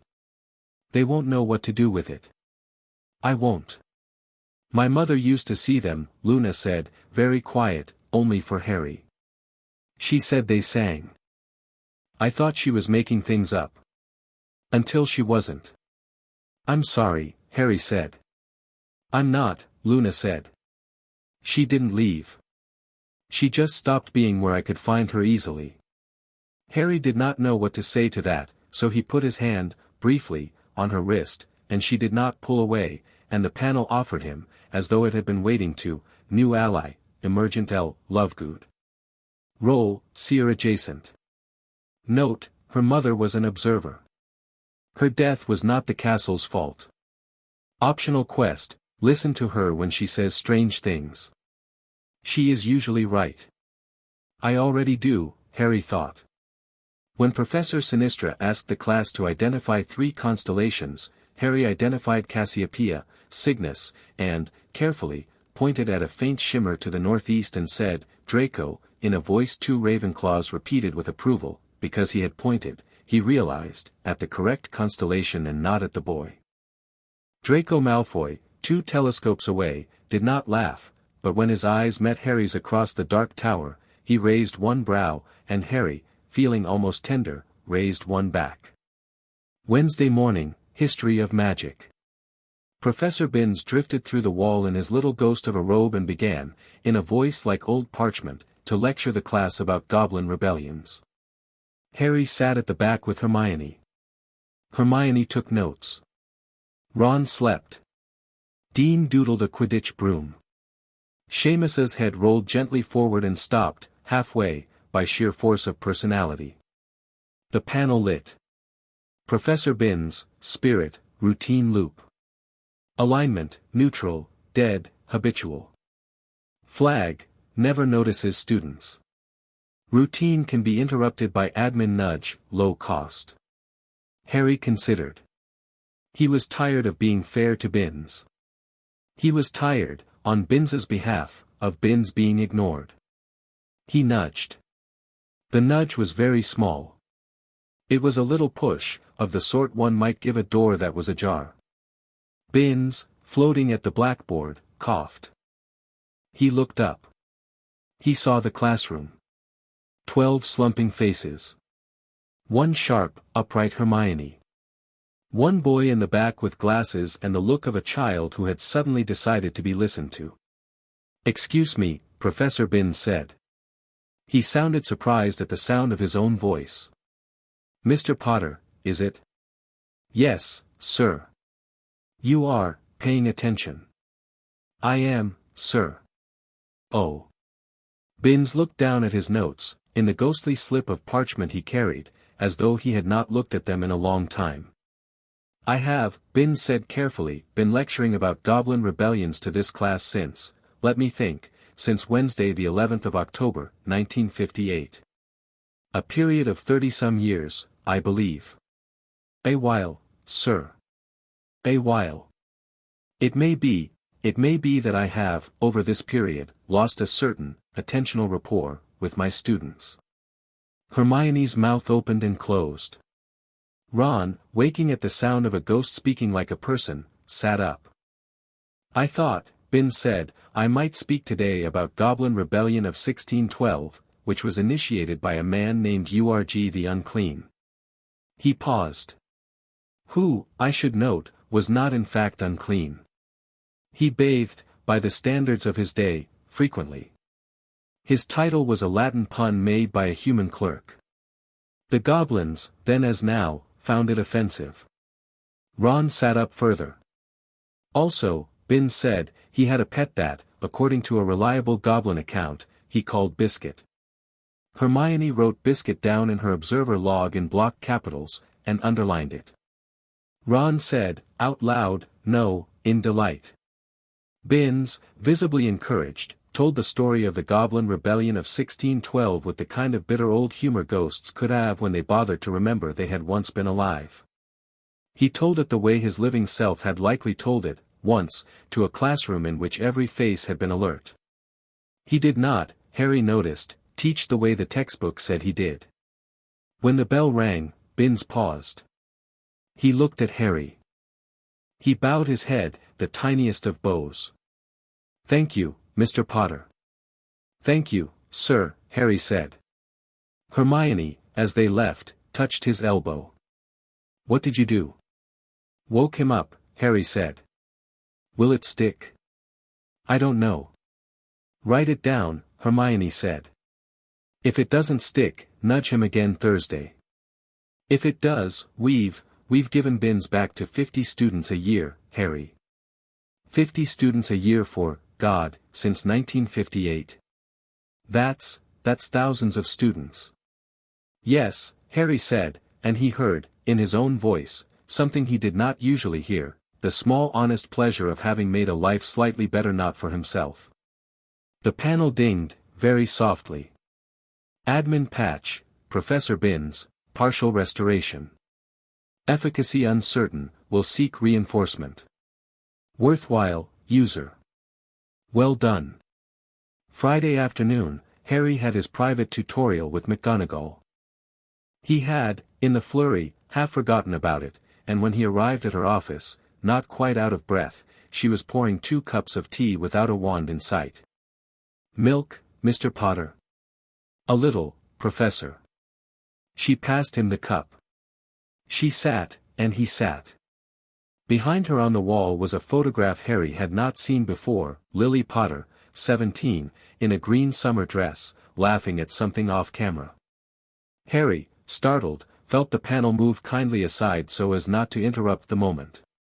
Your mother, McGonagall said, was very clever, Mr. Potter. I have been remembering this week how clever she was. I wanted to tell you. Thank you, Professor. She was also, and McGonagall's eyes were a little brighter than usual, extraordinarily, irritatingly kind. She would wait for students who were slow. She would wait past when I would have waited. Was she kind to Professor Snape? McGonagall startled. Yes. She was. Good, Harry said. McGonagall took a long sip of tea. Well. This tutorial, Mr. Potter, is yours to direct. I intend to teach you Transfiguration, which is my subject. I intend also to ensure that you have a person at this school who is not your headmaster with whom you can speak privately. I find, I am not entirely comfortable with the way events unfolded at the sorting, and I believe you are owed at least one adult who is plainly in your corner. Thank you, Professor. He cleared his throat. What will we start with? A match, she said, and laid one on the table. Into a needle. Into, she said, precisely what you wish it to be, within reason. Let us see. Harry thought about it. He thought about a needle, and then about a pin, and then, as the panel gently offered to help him think bigger, he ignored it and closed his eyes and thought about the match as the match. He picked it up. He turned it in his fingers. He held, in the back of his mind, the thought of a pocket knife. A small one, with a wooden handle. He tapped it with his wand. The match flowed, in Harry's hand, into a small pocket knife. A real one. It had a wooden handle. The blade was dull enough not to cut him. McGonagall put her teacup down.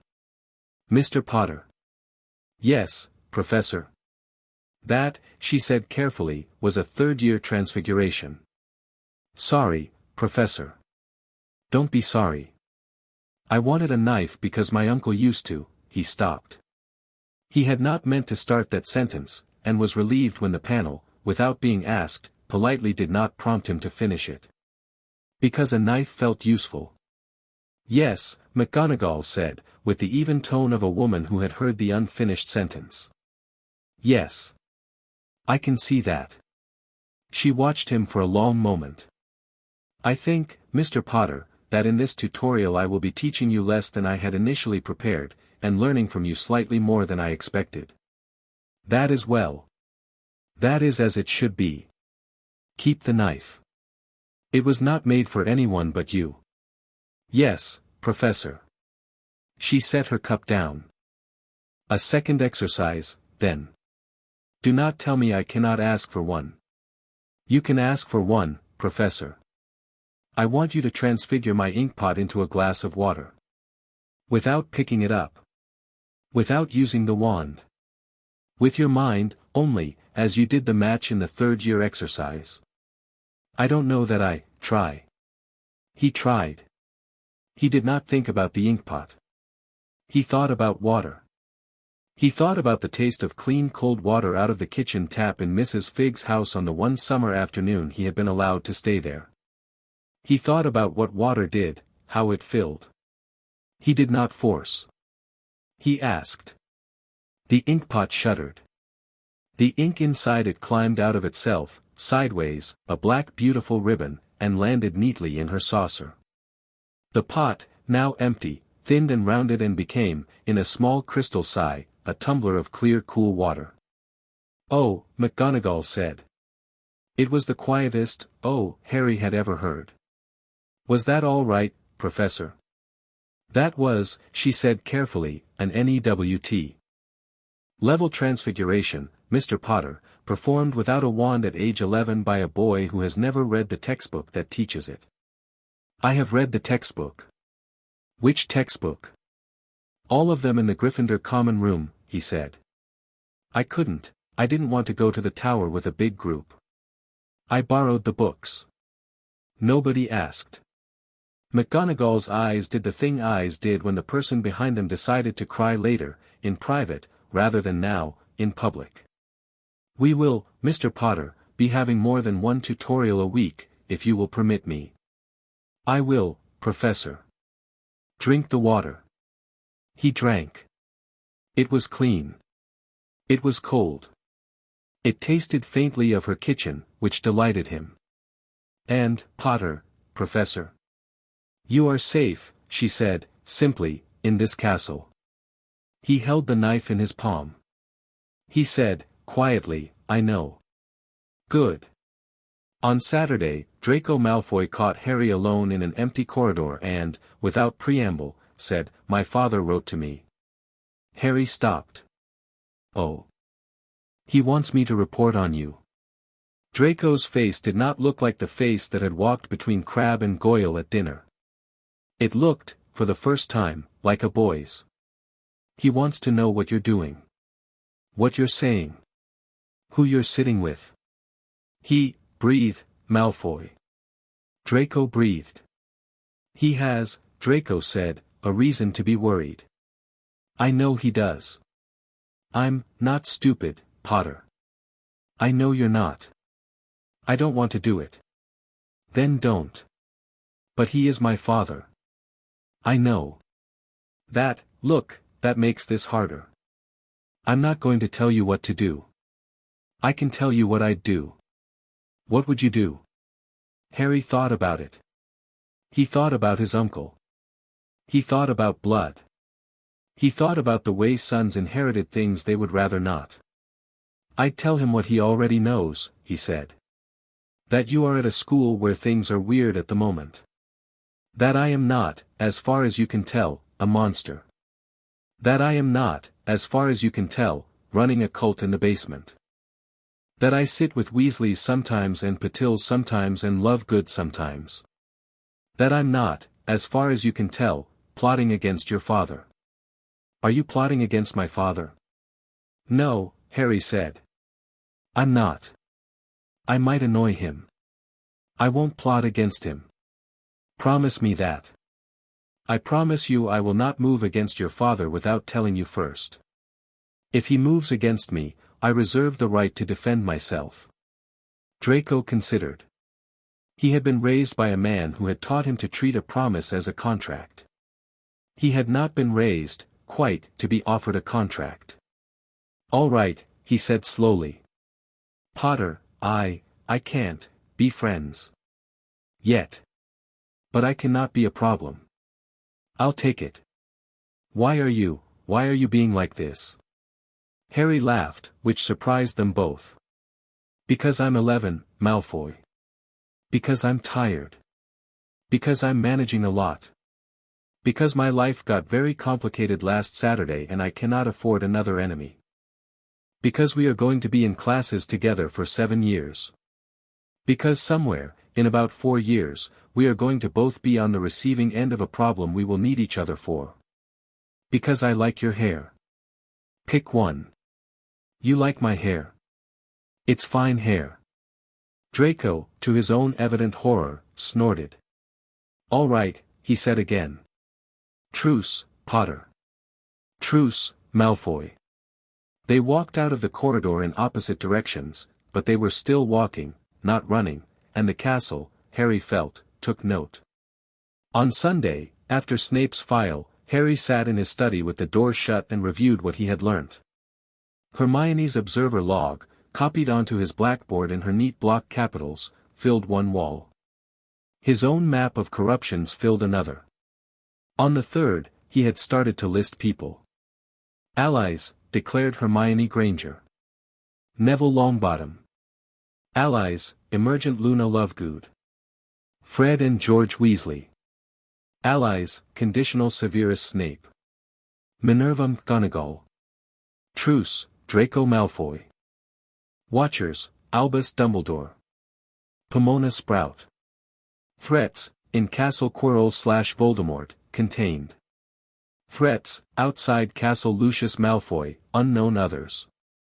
He underlined Draco Malfoy on the truce line, considered, and drew a small, careful line from Draco to Lucius, and another, lighter, from Draco to Hermione. The second was prediction. The first was fact. In the hall, very late, he heard a footfall. He opened his door an inch. Quirrell stood in the corridor. He had not, apparently, climbed the stairs with his usual stutter. He looked, in the lamplight, paler than usual. His hand trembled near his turban. Harry did not let him see him looking. He withdrew, silently, and spoke to the castle with the quiet of a pilot asking a tower for clearance. Please, he thought, seal the corridor. The castle, with pleasure, did. Bricks slid. A stairway rearranged itself. A passage that had existed for 600 years quietly closed. Quirrell, blinking, turned, tried a different way, and found himself walking, without knowing it, back down the tower and out of the third-floor corridor as though he had never come up it at all. The panel purred. Castle, pleased to be asked. Cost, 0, I owed this to you anyway. Thank you, Harry said, and closed the door. He fell asleep with his face on his forearm, which would ache in the morning, and the threads of the castle glowed very gently over him, and far below, at the bottom of the deepest foundation, something ancient stirred and rolled over and went back to sleep. Chapter 2 End. Chapter 3, Patch notes. The second Saturday of term, Harry led his study group into the Forbidden Forest and learned, in ascending order, what wards, fear, and friendship were actually for. They went in the daylight. They went with permission, which had been the hardest part. Hagrid had blinked at them over his enormous breakfast and said, 3 first years? Into the forest? With Professor McGonagall's letter, and then read the letter 3 times, and then said, well, if Minerva says it, I reckon Minerva knows. Bring the dog. The dog, Fong, came with them at Hagrid's insistence. He stayed, mostly, near Neville, because Fong had the good taste to recognize who in a group smelt least afraid. They walked in along a deer path. The canopy closed over them in a slow sigh. The air cooled. Somewhere, far up in the spruce, a bird made a sound that was not quite a bird. Harry opened the panel and let the forest unfold itself in silver threads over their heads. Forest sector, old. Mostly clean. Localized corruption 437 meters ahead, bearing 112 degrees. Flora, healthy, CNL comment for detail. Fauna, centaurs, polite, cautious, acromantula, do not engage, out of range, thestrals, herd northwest, harmless, Dementor, 1, scouting, recent. Dementor? Hermione said. She had been reading over Harry's shoulder the way she always did now, as if admin panels were a shared newspaper. Scouting, Harry said. It means it's not hunting yet. It means something, or someone, has sent it here to look. For what? Us, probably. Or the not we're going to. Not encouraging, Neville said mildly. He had the small canvas bag of Sprout's Professor Sprout had loaned him strapped to his back as if it held blueprints. His wand was in his hand. His face, Harry noted, was very calm. He had not been very calm at breakfast. He had got quieter the nearer they came to the trees, which Harry had first read as fear, and had come to understand, over the course of the morning, as focus. Dementors eat happiness, Hermione said, slowly. They don't know anything about doors or roots. If they're being used for intelligence, someone thinks we have enough happiness to be worth reading, Harry finished. Good to know. Fawn whined, very low. Harry put a hand on his ruff and the dog settled. Forward, Harry said. They walked for 20 minutes through quiet. Harry set, as they went, a soft breadcrumb of admin marks along their path, little thumbprints of silver that would let him find the way back in the dark if they had to. The panel noted, breadcrumbs, installed. Cost, trivial. Good habit, user. Then the forest changed. They came down a shallow dip into a hollow where the trees leaned away as if the ground inside the ring was not a thing they wished to touch. The canopy had thinned. The light, through it, was wrong, a sour gray that was not quite any hour. In the center of the hollow, a low mound of moss pulsed faintly. The moss was green at the edges and black-veined at the center, and the blackness moved, not in the way mosses moved but in the way root systems moved, very slow, very patient. Harry stopped. Hermione stopped. Neville stopped. Fawn lay down on his chest with his ears low. Not confirmed, localized rootkit cluster. Nature, old. Installed by multiple hands over time. Current owner, unknown, suspected, Thomas Marvolo Riddle, recent touches. Risk level, moderate. Will defend itself if attacked. Moderate, Hermione whispered. What severe? Severe, Harry said, is the whole library on fire and one of us dead. Moderate is a fight. Comforting. I'm sorry. No, carry on. I wanted to know. Harry crouched. He did not touch the moss. He held out his palm, a hand's length above the blackness, and closed his eyes. Do you wish to audit? The panel asked. Yes, he thought. Reading. Reading. Reading. Read complete. Content, a rootkit installed by unknown dark witch, probably 14th century, designed to drain ambient LEY line into a non-local account. Over centuries, the account has been inherited by successive users. Most recent user, Voldemort, Tom M. Riddle, 1998, reactivated. Current drain, slow. Cumulative damage, significant. Oh, Harry said. Hermione, reading along, someone has been siphoning magic out of this forest for 600 years. Yes. That's, I know. Can you, patch it? Yes. Harry opened his eyes. He stood up. Not alone. What do we do? He looked at them. At Hermione, who had both hands on her wand now, white-knuckled. At Neville, who had taken out, from his canvas bag, a small grey root, gnarled like a fist, that Harry had never seen before. "What is that?" he asked. "Mandrake cutting," Neville said. "Child. It can't cry yet. But it can sing, if you're nice to it. I was going to use it to patch wounds. In the ground. Gran taught me. It's how we seal magic back into places. You plant it. You talk to it. It grows into the knot." He paused. "Gran said I should bring it. I don't know why she said I should bring it. She's a wise woman," Harry said. "I know. All right. Plan. Hermione, you are our observer. Stand at the edge of the clearing, 3 paces back, and don't come in. Watch the trees. Watch the sky. If anything moves, call it out. Use names. Don't panic. Understood? Neville, you and I will work. You plant the mandrake.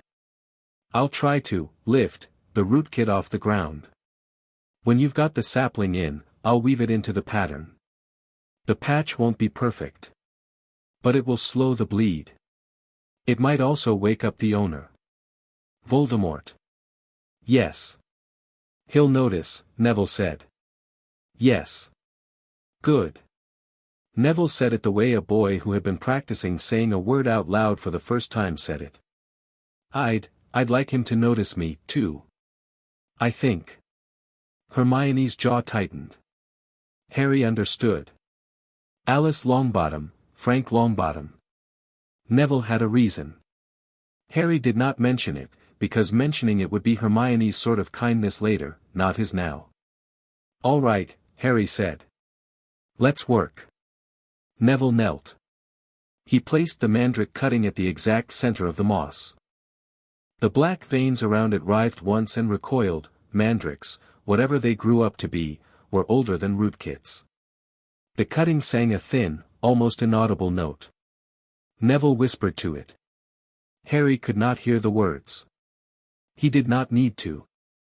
He could see, in the panel, the silver thread from Neville's hand to the cutting, steady and warm. Neville Longbottom, installing organic patch. Talent unlock, 45%. Up from 20%. Go, Neville, Harry said quietly. Harry placed his own hand above the mandrake. He closed his eyes. He lifted the rootkit. It was like lifting an enormous, hidden rug by 2 corners. At first the rug did not want to be lifted. Then, as he willed it, the corner came up. Black veins twisted in the air. A stench like old iron filled the clearing. Fawn, at the edge, growled, low. Left, Hermione said, sharp, from the edge. Harry. Left. Something at 11 o'clock. He did not look. He felt, on his left, the cold drop. The temperature fell 5 degrees. His breath went white.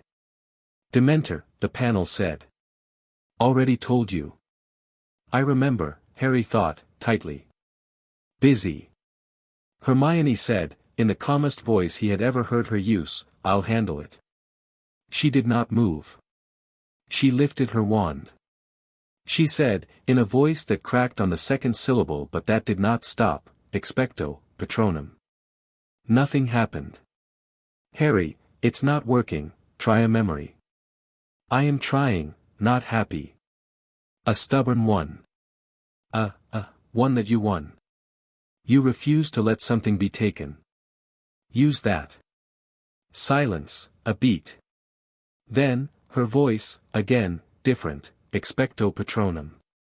A shape stuttered out of her wand, not a full patronus, not an animal, but a spray of silver mist, thick enough to hurt the Dementor's nose.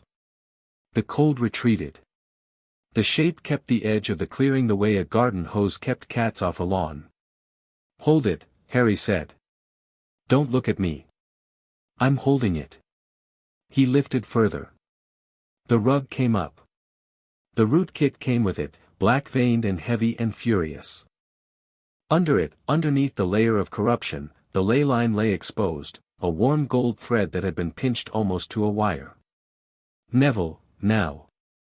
Neville, without looking, pushed the mandrake cutting down into the bed he had cleared. He spoke to it. The cutting rooted. It drank. It cried, once, the thinnest cry of a baby thing being asked to grow up too fast, and Neville said, "I know, little one, I'm sorry, you're safe," and the cutting, answering him, stopped crying. Its roots climbed along the gold thread and took it in their fists. The pinch eased. The gold thread thickened a little. The black rootkit in Harry's hand shrieked. It shrieked through the panel, which went briefly red. It shrieked through the forest, which shuddered. It shrieked into Harry, and Harry, for the first time since Saturday, felt something inside him yank. A voice that wasn't the administrator whispered at the back of his skull in a language older than English. "Give it back, boy." He staggered. "Not yours," he said aloud. "It is. Not yours anymore. You forfeit ownership when you stop tending it. That's the rule." "Whose rule?"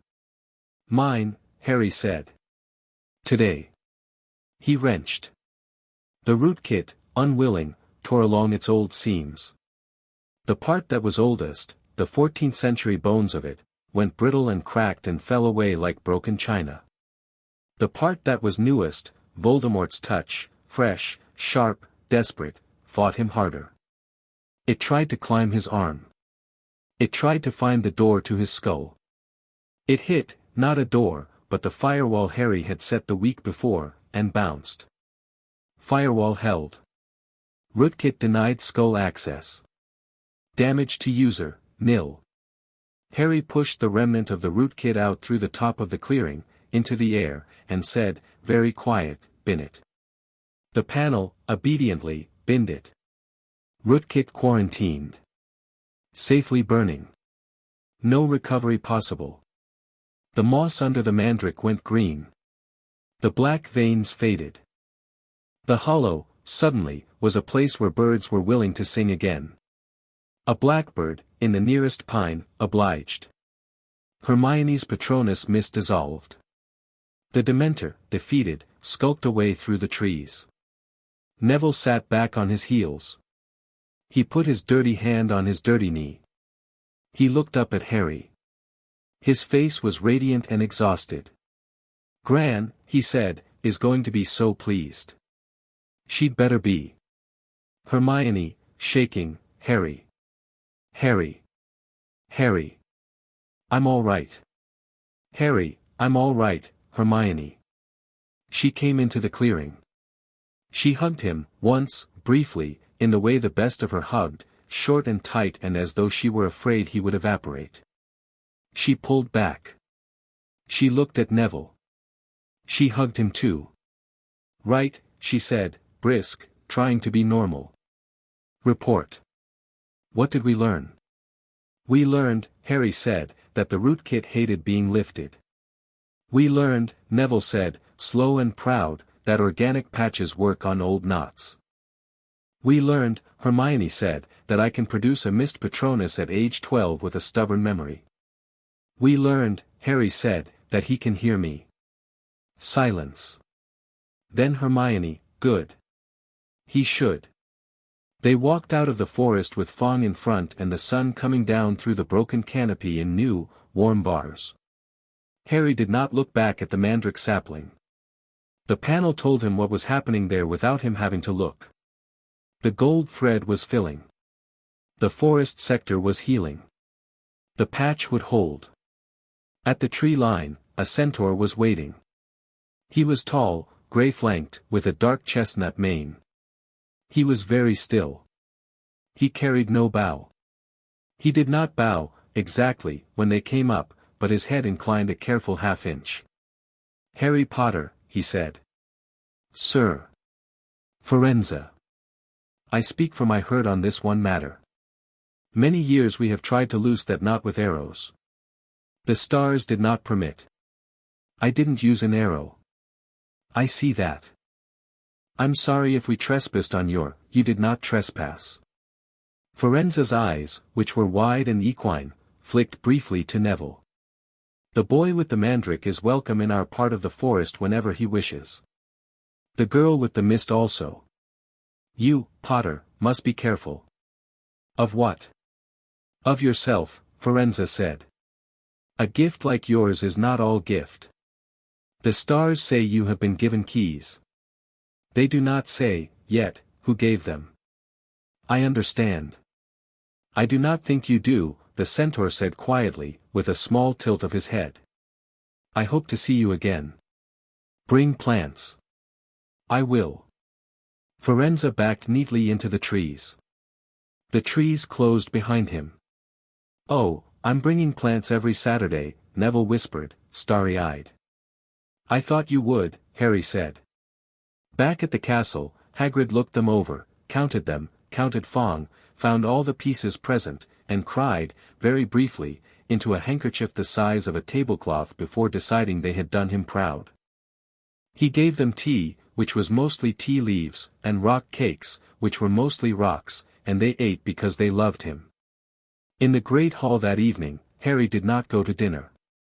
He sent Hermione and Neville ahead with instructions to pretend to be tired, which Hermione could do if motivated, and which Neville, tonight, did not have to pretend at all. He went to Dumbledore's office. The headmaster was at his desk. Fawkes, more awake than he had been, was preening his scarlet chest.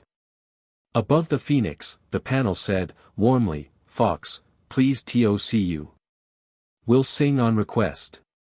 User is recommended to accept. Later, friend, Harry said to Fawkes. Fawkes inclined his head. Harry, Dumbledore said. Headmaster. The forest sector. Patched. The rootkit. Quarantined. Small amount of Voldemort's recent touch. Most of it was older. 14th century spellwork. Indeed. Dumbledore's eyes closed, briefly, and opened again. Thank you. He felt it. I should imagine so. He spoke to me. Through the knot. Yes. I told him he had forfeited ownership. He disagreed. He pushed at my firewall. He failed. Good. There's a Dementor in the forest, sir. Dumbledore's face went, very gently, still. I will speak to the minister. It is not our Dementor. I thought not. That is a concerning development. I thought that too. Is there anything I can? 2 things, Professor. 1. On Wednesday, Lucius Malfoy visits the board. He does. I will attend. I understand. 2. His son. Yes. I have reached a truce with him. I ask that you do not punish him for being civil to me. Dumbledore's eyebrows rose a fraction of an inch. I would not dream of it, Harry. Even if the board takes umbrage. Especially if the board takes umbrage. Thank you, sir. Harry, if you will permit me an old man's question. Are you well? Harry thought about it. He had been lifting a centuries-old curse 40 minutes ago. His arm ached. There was moss under a thumbnail. He had just told a centaur he would see him every Saturday. Well enough, sir. Thank you for asking. Dinner is still being served. I will find a kitchen. Do that. Harry did. He ate, in the kitchens, a shepherd's pie served to him by a very happy house elf named Yoke who had been very fond of his mother, and the elf sat on a stool while he ate and told him small, precise stories about Lily Evans in her Hogwarts days, and Harry listened the way he had learnt to listen to Luna, as if every word, by default, was true. She sang, Yoke said, in the kitchens when she was sad. What did she sing? Nothing, sir. Like wordless. Yoke thought. A tune. I can hum it, sir, if you wish. Please, Yoke. The elf hummed. It was the same low hum Luna had said the castle was humming back at him. Harry put his fork down. He listened, and he did not cry, and the panel, gently, said, "New knowledge, mother's tune. Do not forget. It is important." "I will not forget," he said. Sunday, Harry spent most of the day with the mandrake sapling. He did not go back to the forest. He did not need to. He sat in his study and watched the panel's live reading of the sector, the gold thread filling by 0.5% every hour, the black flush receding, the blackbird who had sung for him coming back to roost in the pine above the hollow. Neville came in at 10 with tea and a book of herbology plates he had begun annotating. Hermione, at 11, brought in a clean copy of the board statement and a list of 5 follow-up questions she anticipated being asked. Luna, at noon, brought in 1 small white flower in a glass. She placed it on the table. "It grew overnight," she said. "On the mandrake. I think it's saying thank you." "Thank the mandrake for us," Harry said, "when you go back."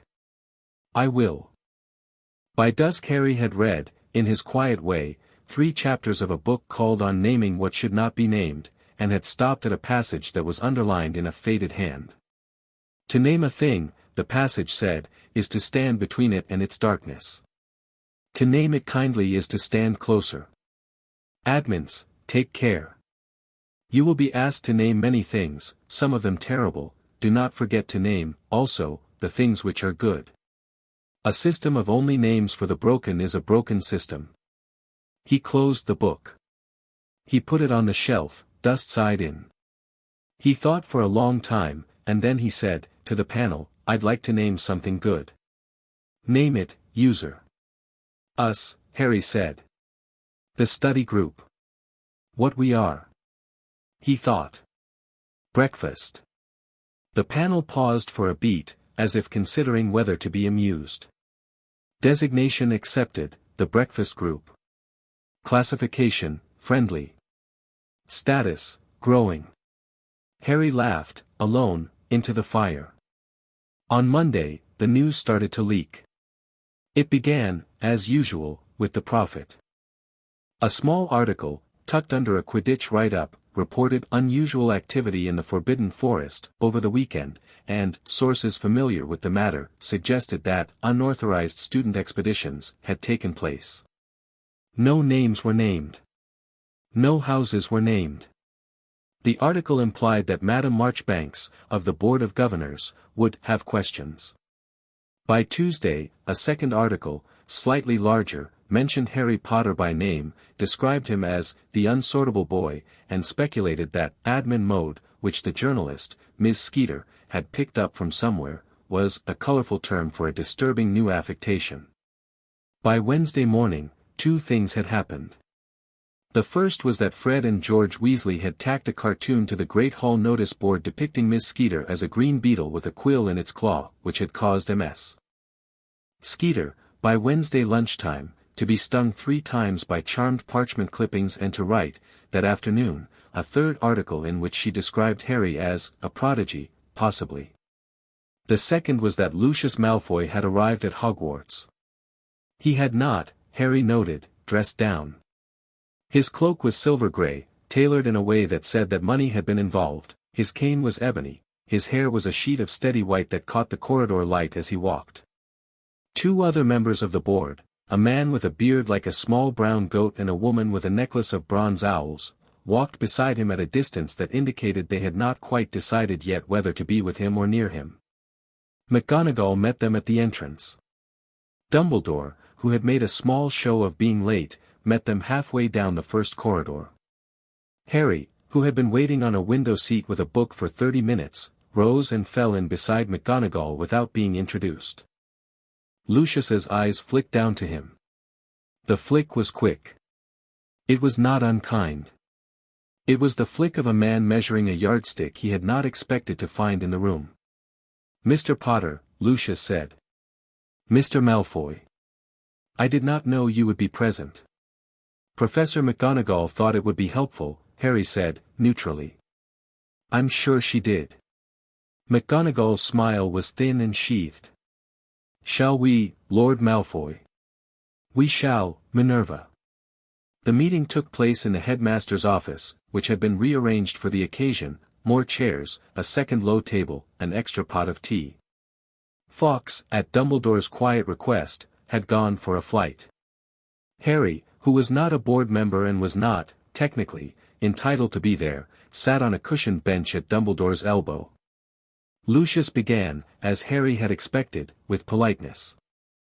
He spoke at length of traditions, of the dignity of the school, of unprecedented events, of parents' concerns, of the small but vocal minority he represented, which he did not name. He suggested that the sorting ceremony's failure might be an isolated mechanical fault and that Mr. Potter could be reintegrated into the student body, as is right and proper, via a private resort, which Harry understood to mean resorted. Harry did not interrupt. He watched the panel. Lucius Malfoy. Board member. Motivation, primary, deflect attention from mark carrying past, secondary, integrate son into institution on terms he can control, tertiary, gather intelligence on admin mode. Note, will push for you to be resorted. Do not agree. Once resorted, admin mode can be classified as a fault and formally denied. Ah, Harry thought, politely, to the panel. When Lucius finished, Dumbledore, in his most unhurried voice, thanked him for his concerns, expressed his own, and then said, very gently, Harry, would you like to speak? Yes, sir. Every adult in the room, at a different speed, swiveled toward him. Lord Malfoy, Harry said, and his voice came out entirely calm, thank you for your time and your clarity. I would like to make 3 points, if you will permit me. First. I will not be resorted. The sorting hat did not fail. It encountered a manual interference. I have been advised by multiple senior figures at this school that the only way to repair the sort would be to undo the interference itself, which is not within my power, and which is not, in my respectful opinion, a matter for the board. The interference has been acknowledged. Nothing needs to be repaired in me. Second. I understand that parents are concerned. I was concerned too. I would be happy, at the board's convenience, to provide a written statement to the board describing my current arrangements at the school, the academic support I have been given, and the accountability structures in place. I will provide this statement within 1 week. It will be honest. It will not name anyone who has not agreed to be named. Third. I would like, with respect, to assure you that I do not believe my presence at this school threatens your son. I have met Draco. He is not stupid. He has been courteous. If, at any time, anything changes in that regard, you will be the first to hear of it from me, not through a prophet rumor. Silence. The woman with the bronze owls blinked slowly and said, well. Lucius's face had not changed, but something in his posture had. He leaned, very slightly, back into his chair. He considered Harry the way a gentleman considered a new move in a very old chess game. Mr. Potter, he said carefully, you speak rather well for your age. Thank you, Lord Malfoy. You have, shall we say, coaches? I have 3 friends, a headmaster, a deputy headmistress, a potions master, a herbologist, a centaur I met once, and a house elf named Yoke. I would not call them coaches. I would call them people who have decided, in various ways, that this school is worth the trouble of me. Lucius almost laughed. He converted the almost laugh into a cough. Albus, he said, I will want to see this written statement of his. You will have it within the week. And the board will convene in a fortnight for a vote of confidence, not of censure, the man with the brown goat's beard said mildly. Let us be careful with our words, Lucius. I have heard what the boy has said. I am confident. The woman with the owls, I am also confident. Lucius's mouth thinned. He rose. The other board members rose with him, a fraction of a second later, which told Harry, more than any of the words had, who currently held the leash and who was beginning to suspect it. A pleasure, Mr. Potter. Likewise, Lord Malfoy. They shook hands. The handshake was brief. The grip was firm. The panel updated. Lucius Malfoy, shift in posture. Respect from concern, early. Will watch you now. Will not immediately move against you. Note, Draco will find himself with unexpected latitude at home. Do not take the credit. He will not wish it. Understood, Harry thought. After they were gone, Dumbledore poured Harry a cup of tea and said, "Well. Well, sir. That was an excellent speech. It was the second speech I thought of. What was the first? More direct. I suspected so. I am glad you chose the second." They sat for a time, sipping. Harry. "Sir. I will tell you tomorrow about the source." Voldemort. "Yes. Tomorrow. After your defense lesson." "After defense, sir." "Thank you." "For what, sir?" "For not making me ask you to speak well today." "For choosing to." Harry said, "You are welcome, sir," and meant it, and then excused himself, because he had begun to feel, for the first time all day, the ache of lifting a centuries-old curse with his bare mind, and he wanted to lie down. That night, in a stone chamber that lay under a vault beneath a corridor behind a tapestry nobody had noticed for 200 years, a long, thin shadow that was no thing of this forest turned itself in a slow, thoughtful coil. "Soon," it said, with Quirrell's mouth, to a wall that did not answer. "Soon, Potter." In his bed, Harry heard it, not the words, not the language, but the attention, and the panel, vigilant, lit with a soft red line at the base of his vision. He did not wake. The castle stood over him. Fawkes, far off, sang 3 notes. The threads in the walls, once again, brightened. Thursday morning, word had spread, in the way school news always did, through nudges and whispers and the particular look Fred got when he knew something. By the time Harry arrived at the great hall for breakfast, half the Gryffindor table was gossiping about the board meeting, a third of the Ravenclaws had been told at least 3 different versions, and the Slytherins had settled on the version in which Harry had, allegedly, sworn in open session never to enter the dungeons again. None of these were correct. Harry made no attempt to correct them. 3 Slytherins asked me, Neville reported, very pleased with himself, if you had said you were afraid of them. I told them you said the opposite. 2 went away thinking about it. 1 huffed. Which one huffed? Pansy Parkinson. Reasonable.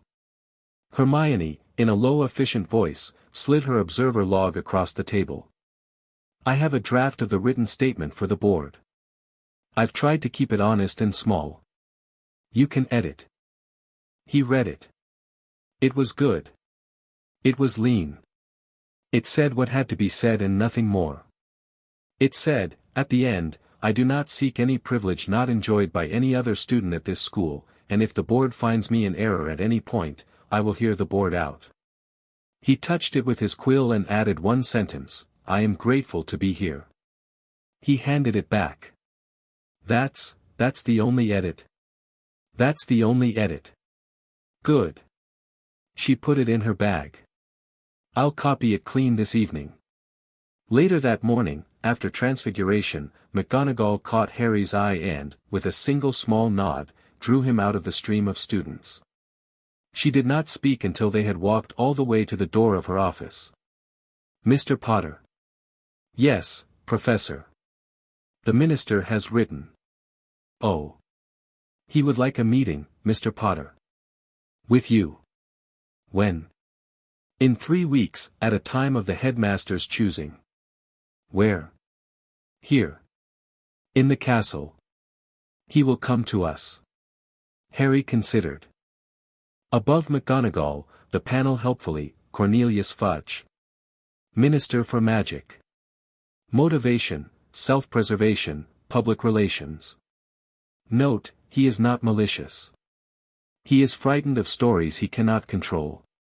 You are a story. Suggested, be polite, be boring, be brief.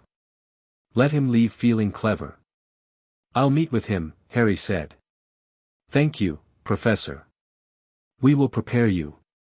Thank you. Mr. Potter, one thing more. Professor. The knife that you made on Friday. Harry reached into his pocket. He had been carrying it since. The weight of it in his pocket had felt, for days, like a small assurance. It has not cut me, Professor.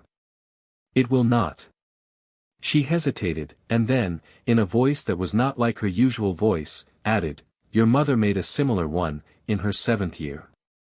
It was a penknife, I believe. She said she needed something useful. I remember her saying, something mine. She carried it for years. McGonagall's mouth twitched, the smallest twitch. I thought you might wish to know. Thank you, Professor. His voice was rough. He made it even. I am glad. Off to class, Mr. Potter. Yes, Professor. Thursday afternoon, defense. He sat at the back. He did not look up. He did his homework. Quirrell stuttered through the lesson. Halfway through, Harry felt the rootkit in the back of the turban give a low, sour pulse of attention, and he felt the firewall in the room push it back, and he heard, faintly and clearly, the administrator's voice in his skull, "It is frustrated. It is not yet desperate. When it becomes desperate, it will do stupid things. Watch for stupid." I will, Harry thought. After defense, in the corridor, Quirrell did something he had never done in class. He followed Harry. He caught up at a stairwell, on the half-landing where a portrait of a cardinal in red was permanently asleep. Quirrell was flushed and trembling. Harry did not turn. P.P. Potter, Quirrell stammered. Might I have a word? Professor. I just want to check that you are adjusting well. To my class. I am adjusting well, Professor. I understand that the material can be difficult. If you need any additional, thank you, Professor. I have found the reading manageable. Ah. Well. I only wanted, I only wanted to extend a professional courtesy. The panel flared, at the back of his head, like a red warning, rootkit scanning. Do not look at the turban. Do not make eye contact. Exit the conversation politely in the next 10 seconds. Thank you, Professor, Harry said, and dipped his head. I do appreciate it. I am late for my tutorial, unfortunately. Good afternoon. He did not run. He walked, briskly, up the next flight. He did not look back. He felt the cold pressure of the thing at the back of Quirrell's skull failing, to follow him up the stairs. The castle, generously, rearranged 2 steps. Thank you, Harry murmured to the wall. The wall purred. Later that afternoon, Dumbledore met him in his office. Fawkes was back on his perch, looking uncharacteristically alert. Harry, sit. Harry sat. A saucer of shortbread had materialized on the low table. He took a piece and ate it because he had not eaten since lunch. You asked me to speak to you about Tom Riddle. Yes. I will tell you only what you need to know today. There will be more, later, as you are ready. Thank you, sir. He has split his soul. Dumbledore said it as though the words themselves were heavy. Deliberately. Many times. Each piece he has hidden in an object of significance, or in a person, or in a place. These pieces are called Horcruxes. The fragment in your scar is one such. Harry nodded. He had, via the console, half-guessed. There are others. I do not yet know the exact number. I have reason to believe at least 6 additional. I am investigating. How do we destroy one? Ordinary magic will not touch them. Certain specific forces will: basilisk venom, fiend fire, goblin-forged blades treated with destructive magic, perhaps your, Dumbledore paused, and the panel added, helpfully, for Harry, admin right, sufficient at rank 3. Current rank, 2, Harry inclined his head a fraction. I understand, sir. Good. How will we find them? Slowly. Carefully. I have a lead on one. The locket he wore in his early days as Voldemort, a family artifact, cursed, was last known to be in the possession of his former Death Eater, Regulus Black. It was taken from a hidden cave. I am tracking its movement. Sir. Yes. I want to help. I know. With respect, you cannot do this alone. I have help, Harry. I have you. I have Professor Snape. I have one or two others you have not yet met. May I know? Not yet. Not because I do not trust you. Because one of them moves more freely if he is unknown. Harry considered. All right, sir. I will, however, tell you this, it is my belief that before this year is out, Voldemort will make an attempt at the castle. Not the man directly, he has not yet the body for it. The thing that rides Quirinus will, I believe, try for an object hidden in this school that could restore his strength. We are ready for that attempt. Harry said, and the console offered, Philosopher's Stone. Not yet touched. Protected. Risk of raid mounting. The Philosopher's Stone, Harry said aloud. Dumbledore's eyes twinkled very briefly behind the half-moon glasses. I was not going to name it, Harry. Sorry, sir. No. Please. It is, he said delicately, a not inaccurate guess. Is it real? It is. Our friend Nicholas Flamel has, kindly, agreed to lend it, knowing the risk. We have arranged protections. I would prefer he not need them. I will help with the protections. I hoped you would. What is my role? Watch Quirrell. Do not confront him. Do not try to drive him out. I need him in the castle where we can see him. When he moves for the stone, we will move for him. Until then, nothing dramatic. Understood. Dumbledore held his eye. Harry. Sir. When we do confront him, if we do, you will not be alone. Do not try to be alone. You are 11. Nearly 12, sir. Nearly 12. My point stands. Yes, sir. Harry tried, and failed, to suppress a small smile. Go to dinner, Harry. Eat something substantial. The shortbread was for nibbling, not survival. Yes, headmaster. Friday afternoon, Neville astonished the herbology class. Professor Sprout had laid out, for their practical, a row of devil's snare seedlings. The task, theoretically, had been to water them. Ron's seedling, on being watered, tried to strangle Ron. Harry's seedling, more polite, stretched and yawned. Draco's flatly refused to be watered. But Neville's seedling bloomed. It bloomed. The small grey leaves lengthened into a spread of dark green. The curl of its stem relaxed, as if it had decided this was safe. Its white flower, when it opened, smelt of toffee. Sprout, stopping behind Neville's bench, wiped her hands on her apron and said, distinctly, 50 points to Gryffindor. Oh, Neville said. 50, Sprout repeated, points, Mr. Longbottom. I do not normally award points above 10, and I do not normally make speeches. I will make an exception.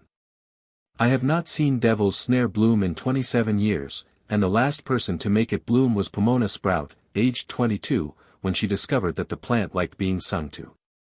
You sang to it, didn't you? Neville, bright red, glanced at Harry. I hummed. I thought so. My gran taught me. She is a good teacher. 50 points. Neville sat down at the end of class feeling, he would say later, for the first time in his life that he had a future that did not involve apologies. Harry and Hermione, on either side of him, said nothing. They did not have to. Hermione put her hand on his elbow, briefly, and Harry on his shoulder, briefly, and then they went to charms together and did not speak of it, because speaking of it would have made it smaller, and it needed, for now, to be very large. Saturday morning, the Prophet printed 3 articles at once. The first, short, mentioned successful repairs to a sector of the Forbidden Forest. The source was, unusually, Firenze, the centaur. He had, it seemed, chosen to write directly to the paper. The second, longer, was by Skeeter, and somewhat more cautiously worded. She had been stung, Harry gathered, quite a lot. The third, which Harry read twice, was a short opinion piece by a woman named Madame Marchbanks, of the Wizarding Examinations Authority, entitled simply, "The Boy is Not a Failure." It was 2 columns long. It was elegant. It said, in summary, that she had watched the sorting from the staff table, that what the hat had attempted was unprecedented, that any interference, wherever its source, could be removed through a restoration ritual that she knew no person who would condemn a child for being subjected to, and that she hoped never to read in her paper, again, the word unsortable applied to a Hogwarts first year. "I like her," Hermione said, over her toast. "I like her too," Harry said. Fred and George, on cue, produced a second cartoon for the board. This one was of Skeeter as a smaller beetle being politely escorted by a larger owl labeled Madame Marchbanks out of a frame labeled The Prophet. Within half an hour it had been copied by 3 older Ravenclaws and put up on various notice boards around the school. Madame Marchbanks, when she heard of it, sent the Weasleys a box of chocolates and a note that read, "A good cartoon is a public service. Do not stop." Harry laughed at that one until Fred Weasley was concerned for his ribs. Saturday evening, the 4th-floor passageway that led, by rights, to a simple and used classroom rearranged itself, not, this time, at the castle's own whim, but at Harry's particular direction, into a narrow, warm, oak-paneled sitting room with 3 armchairs, a small fireplace, and a table bearing a teapot and a plate of shortbread. Harry had asked for it. The castle had thought about it. The castle had said yes. He sat. Hermione sat. Neville, who had spent the afternoon at the greenhouse, smelled faintly of bergamot and joy. "Report," Hermione said, opening her log. Week 3. Adjustments, complications, outcomes. Adjustments, Harry said. We have Madame Marchbanks on the board side. We have Firenze in the forest. We have one Slytherin who is not a problem. We have a potions master who is. Complications, Hermione said. Dementor in the forest, Harry said. Sent by someone. Minister meeting in 3 weeks. Stone in the castle. Quirrell increasingly desperate. Horcrux fragments, plural, across Britain. Outcomes, Hermione said. One patch, Harry said. One bloomed devil's snare. One truce. One Patronus missed. Friendship. Points, Neville. Neville blushed. Next steps, Hermione said. We learn, Harry said. I lift one more knot before the stone attempt. We rehearse defense, all 3 of us, for whatever Quirrell tries. We write Fudge a boring dossier. We let Lucius pretend he ran a good meeting. We do not start a war. Noted, Hermione said. I vote yes. I also vote yes, Neville said. So do I, said a small voice at the door. They all looked. Luna Lovegood, hair in a crown of leaves, stood in the doorway as if she had been always about to arrive. In her hand she held a tin of biscuits, not castle biscuits, but biscuits she had evidently made herself, the edges of them slightly burned in one uniform quarter. Luna, Hermione said. The castle told me you were here, Luna said serenely. I brought biscuits. I had a feeling we'd need some. Come in, Harry said. Absolutely. Come in.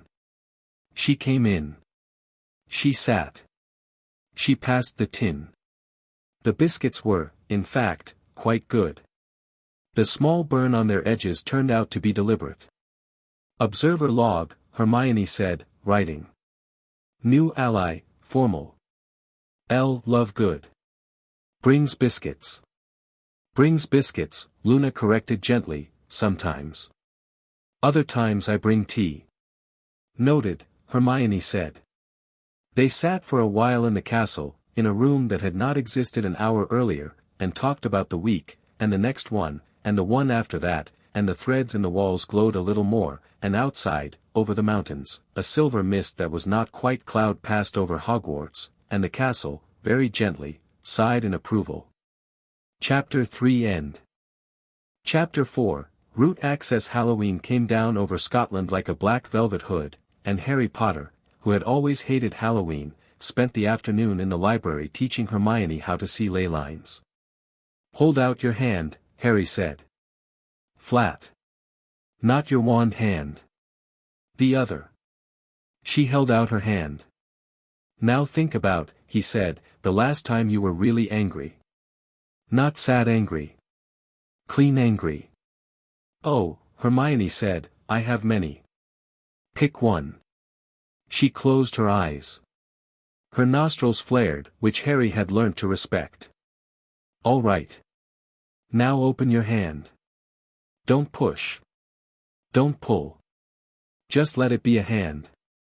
He reached down into the floorboards with his own admin sense, and for the smallest of touches, he showed her, across the link she did not yet know she had with him through the observer role, how he looked at a ley line. Her hand began to glow, very faintly, the color of old gold. She gasped, actually gasped, with the gasp of a child who has been told for 11 years that she will never be able to fly and who has just felt her feet leave the floor. Harry. See. I feel like there's a current. There is. How do I? You don't do anything. You keep feeling. When you feel, you read. When you read, you understand. When you understand, you don't have to ask me for updates. That's the best gift anyone has ever given me, she said, matter of fact, and then, to his surprise, a single tear, very small and perfectly round, rolled down her cheek. She wiped it. She did not apologize. Hermione. Yes. You're already the observer. You have been since the bell. I just taught you a party trick. All the rest is you. She did not trust herself to speak. She nodded. She put her hand down very slowly, as if setting down a full cup of tea. On the other side of the library, through 3 rows of shelving, a first-year prefect was showing a smaller Ravenclaw how to find the dictionary. It was quiet. Dust motes drifted in the long bars of light from the high windows. Outside, the October wind had begun to rise. Harry, Hermione said, after a moment. I've been meaning to ask you something. Ask. The headmaster. Do you trust him? Harry thought about it. He had thought about it every day. I trust his intentions, he said. I do not trust his habits. What's the difference? He means well. He has practiced for decades the art of deciding things for other people, because for a long time he was the only person in the room who could see clearly. He is having to unlearn that practice. We are, a part of the unlearning. It is hard for him. It is not my job to make it easy. She wrote it down. That sounds like something your mother would have said. How would you know? I wouldn't. I'm guessing. He smiled. Right, Hermione said, briskly, changing the subject because she could feel him feeling too much. The Halloween feast. Are you going? No. Harry. I hate Halloween. I know. I'll eat in the kitchens with Yolk. He promised me potato leek soup. Yolk is becoming a very close friend of yours. He is. I'll send Neville down with the treacle tart. Thank you. By 6, Harry was in the kitchens, as promised. Yoke had set up a small stool for him by the great oven, and the elves moved around him with the easy indifference of a family who had decided he was theirs. The soup was thick and white and smelled of butter. Harry ate it. Yoke chatted quietly, about nothing in particular, which was what Harry needed. Somewhere up above, in the great hall, the older students were shrieking in the good-natured way that older students shrieked on Halloween. The panel quietly flickered. System, abnormal movement detected in corridor 3, ground floor, near kitchens. Approximate size, 3.8 meters, 1,500 kilograms. Harry lowered his spoon. Yoke. Sir. Close the kitchen door for a moment, please. Lock it. Yes, Master Harry. Subspecies, mountain troll. Status, unusual, carries ornament, serpent medallion. Corruption level, high. Installed rider, unknown. Harry stood up. Yoke, he said. Please pass a message to Professor Dumbledore. Tell him I said, troll, ground floor, rider, medallion. He'll understand. Yes, Master Harry. And keep the kitchens closed until I tell you otherwise. Yes, Master Harry. Harry did not go to the great hall. He ran, down a corridor, up a small servant stair, through a pantry door he suspected only he and the house elves knew, and out into the main corridor near the girls' lavatory. As he came up, the troll came round the far end, ducking its low head under a chandelier. Harry stopped. The troll stopped. It was not, exactly, a troll. It had the body of a troll, mottled grey, pungent, loose-jowled, but the eyes were wrong. They did not drift. They focused. They looked at Harry. They recognized him. And at its throat, on a chain, hung a small heavy silver medallion in the shape of a coiled serpent. Medallion, root access vector. Installed by Rider. Effect, upgrades troll's cognition by 800%. Purpose, kill target or retrieve object. Target, you. Origin of instruction, quirrell/riddle. Oh, Harry said, flatly. All right. He did not have his wand. He did not, for a strange cold moment, regret it. The panel unfolded. Admin limits, you can slow it. You can weigh it. You can seal the corridor. You cannot kill it without help. From the direction of the lavatory, a muffled, small cry. Hermione. Of course, Harry muttered. Potter, the troll rumbled, in a voice. Trolls did not have a voice. This one did. Come here. He did not come. He stepped back, and sideways, and said, very distinctly, to the castle, please seal the corridor behind me. Give the troll nowhere to run. Stone groaned. An archway at the troll's back dropped a double slab of granite down into the floor. The troll turned, surprised, its shoulders brushed the walls now, the corridor had narrowed. Hermione, Harry called, loud. I need you out of the lavatory. Now. Stay behind me. To my left. Harry, there's a, I know. Move. The lavatory door banged. Hermione came out, wand already drawn. She had, Harry noted with approval, a look of focused fury on her face that he had never yet seen there. She took up position at his left elbow. Neville, he said. Great Hall, she said. I need him. Harry, I can, you can. I need Neville. She did not argue. She sprinted, back down the corridor, toward the Great Hall. The troll, seeing a small moving target, swung toward her. Harry, with a thought, lifted a stone tile from the floor and slammed it, flat, against the troll's kneecap. Right, minor environmental manipulation. Cost, moderate. Allowed. The troll howled. It swayed. It turned back toward Harry. Eyes on me, Harry said softly. That's right. Eyes on me. It charged. Harry, in a move that surprised him more than the troll, stepped to the right, flowed along the wall with a leap he was quite certain his body had never rehearsed, and came up on the troll's blind side. The panel flared, reflexes enhanced, admin overhead. Temporary.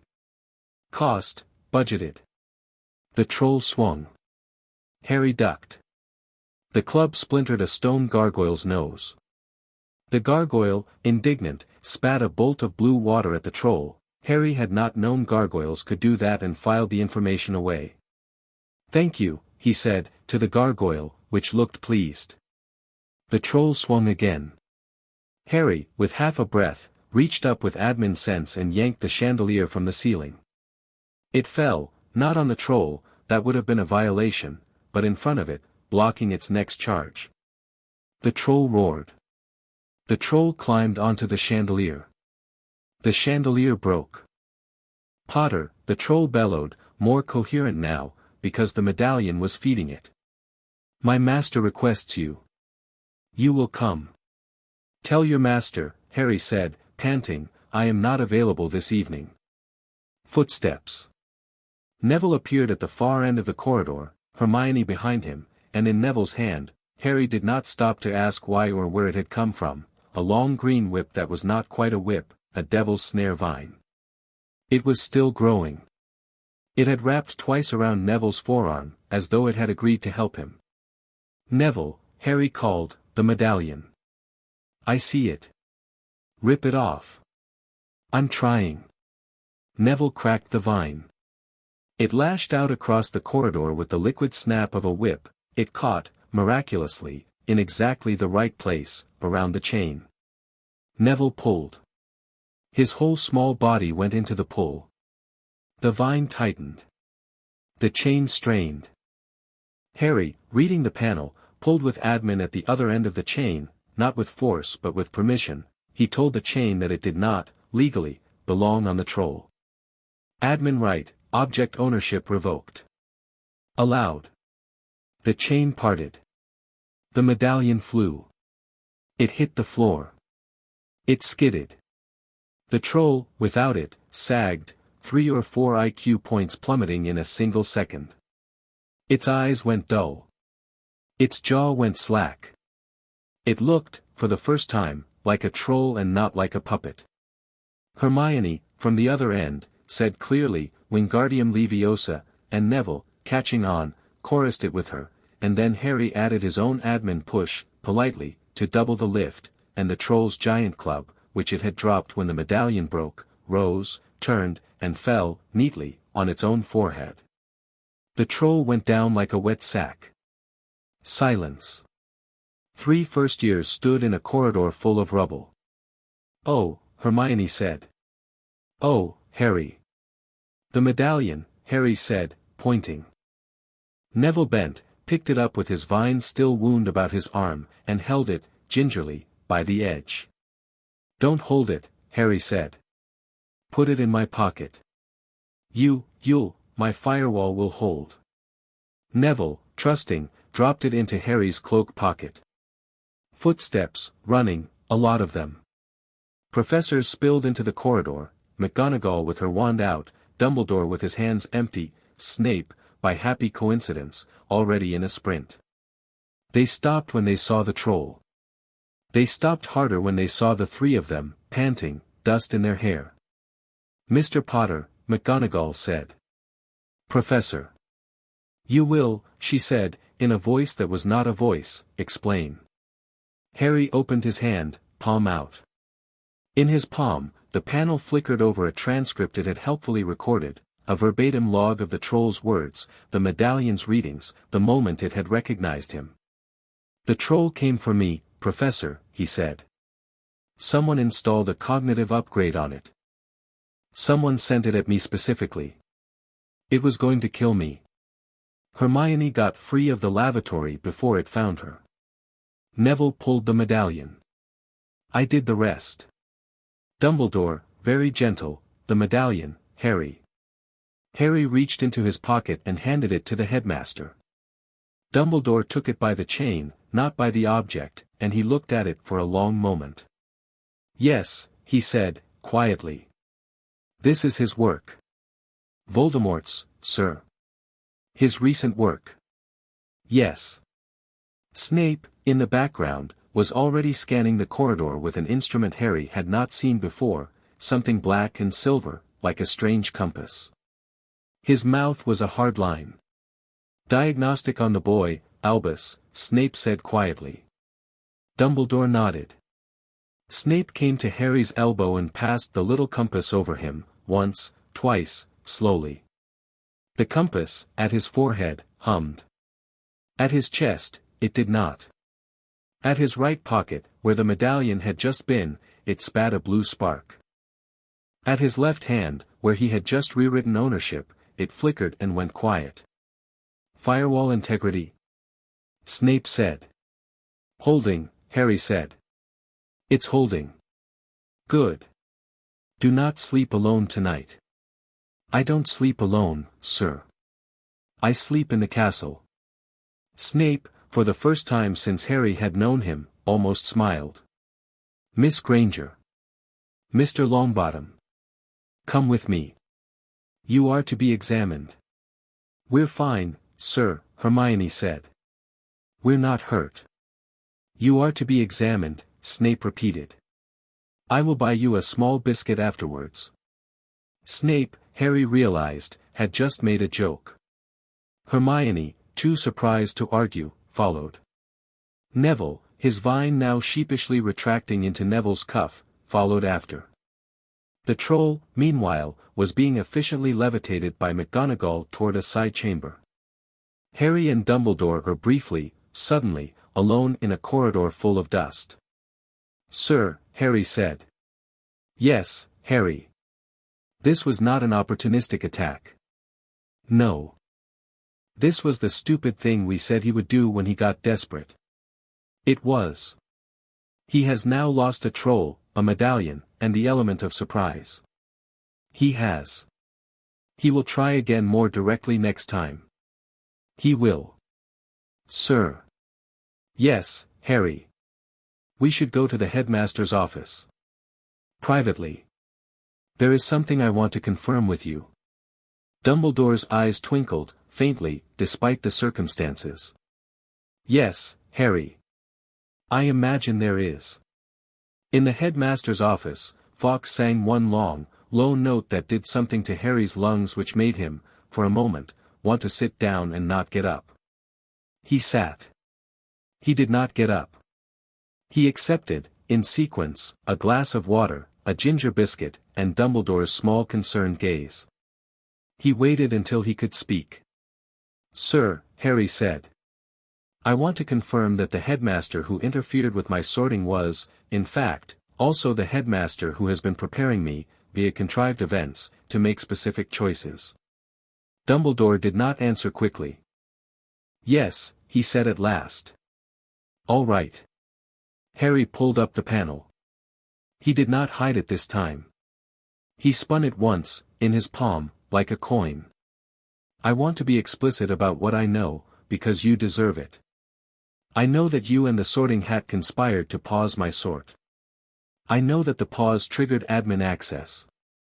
I know that you did not, at the time, know it would. I know you wanted to pause the sort because a prophecy exists, involving me and Voldemort, which you have been trying to steer around.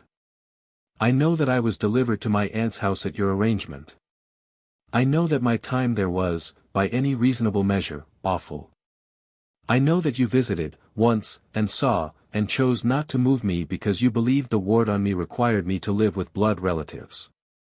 I know you were, on that calculation, correct. I know the calculation was the calculation of a man weighing lives against lives. I know it was also, in parts, a calculation you made comfortable for yourself. Dumbledore did not flinch. He closed his eyes.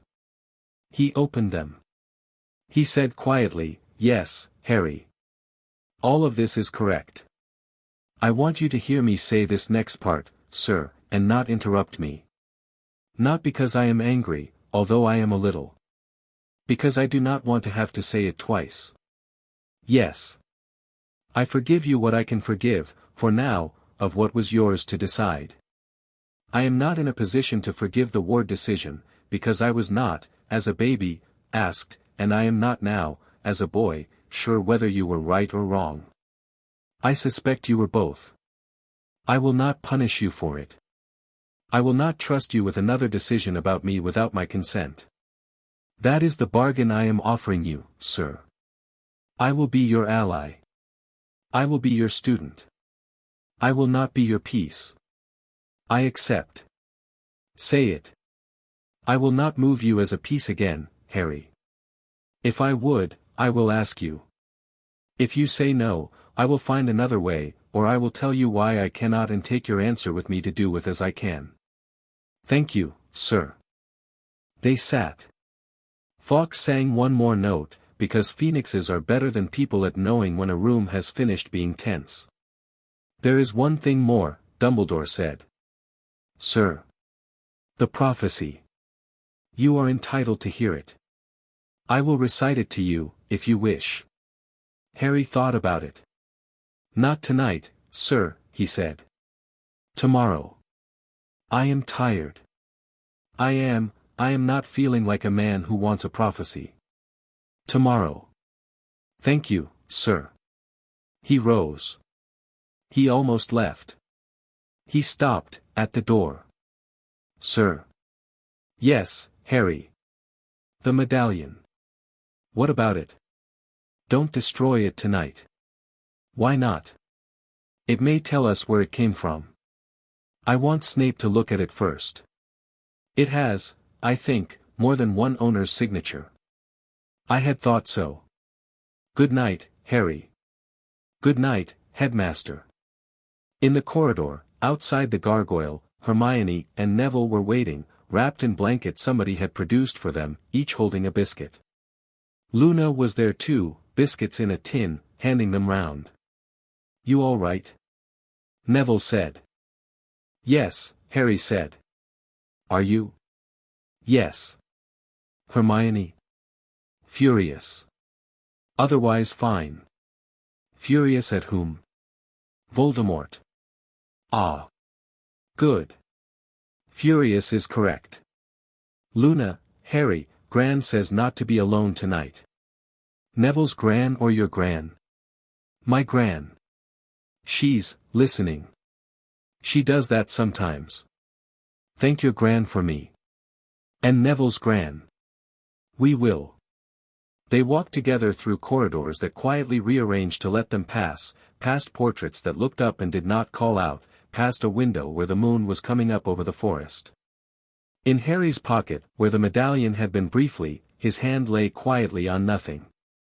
In his head, the panel was quiet. The castle had bandaged itself. The students in the great hall, who had been moved to a safer chamber while the troll was subdued, had been told, imperfectly, what had happened, and were coming out for the feast. Fred and George, spotting Harry in the entrance hall, went up on a bench and began to lead an entire table in a slow, approving slow clap. Harry blushed. Neville beamed. Hermione rolled her eyes at the twins and snorted at the same time. Draco Malfoy, from the Slytherin table, rose, slightly, to nod at Harry across the hall. Harry, to his own surprise, walked over to him. He held out his hand. Thanks for not being a problem, Malfoy. Draco took it. Don't be a problem either, Potter. Deal. He walked back to the Gryffindor table, not because he had decided to sit there, but because Fred Weasley had made a space, and Neville was already eating, and Hermione was already underlining, and Luna, who was technically supposed to be at Ravenclaw, was there too. It was his dinner. He ate it. A chime, low and warm, at the very back of his head. Achievement unlocked, root access. Level up, admin rank 3. New ability, write major parameters with administrator approval. Cooldown applies. New ability, object quarantine, minor. New ability, corruption lift, major, 1 per 72 hours. Good, Harry thought. Subtask, sleep. Subtask, tomorrow, learn the prophecy. One step at a time, user. After the feast, Quirrell, pale and sweating and shaking in a new way, slipped up to the staff table and said, stammering, that he must, with the headmaster's permission, retire early to bed. Dumbledore granted it. Quirrell, Harry noted, did not look at Harry once. Quirrell's hand trembled on the staff table as he rose. Something at the back of Quirrell's head was angry and tired and afraid. Harry did not look.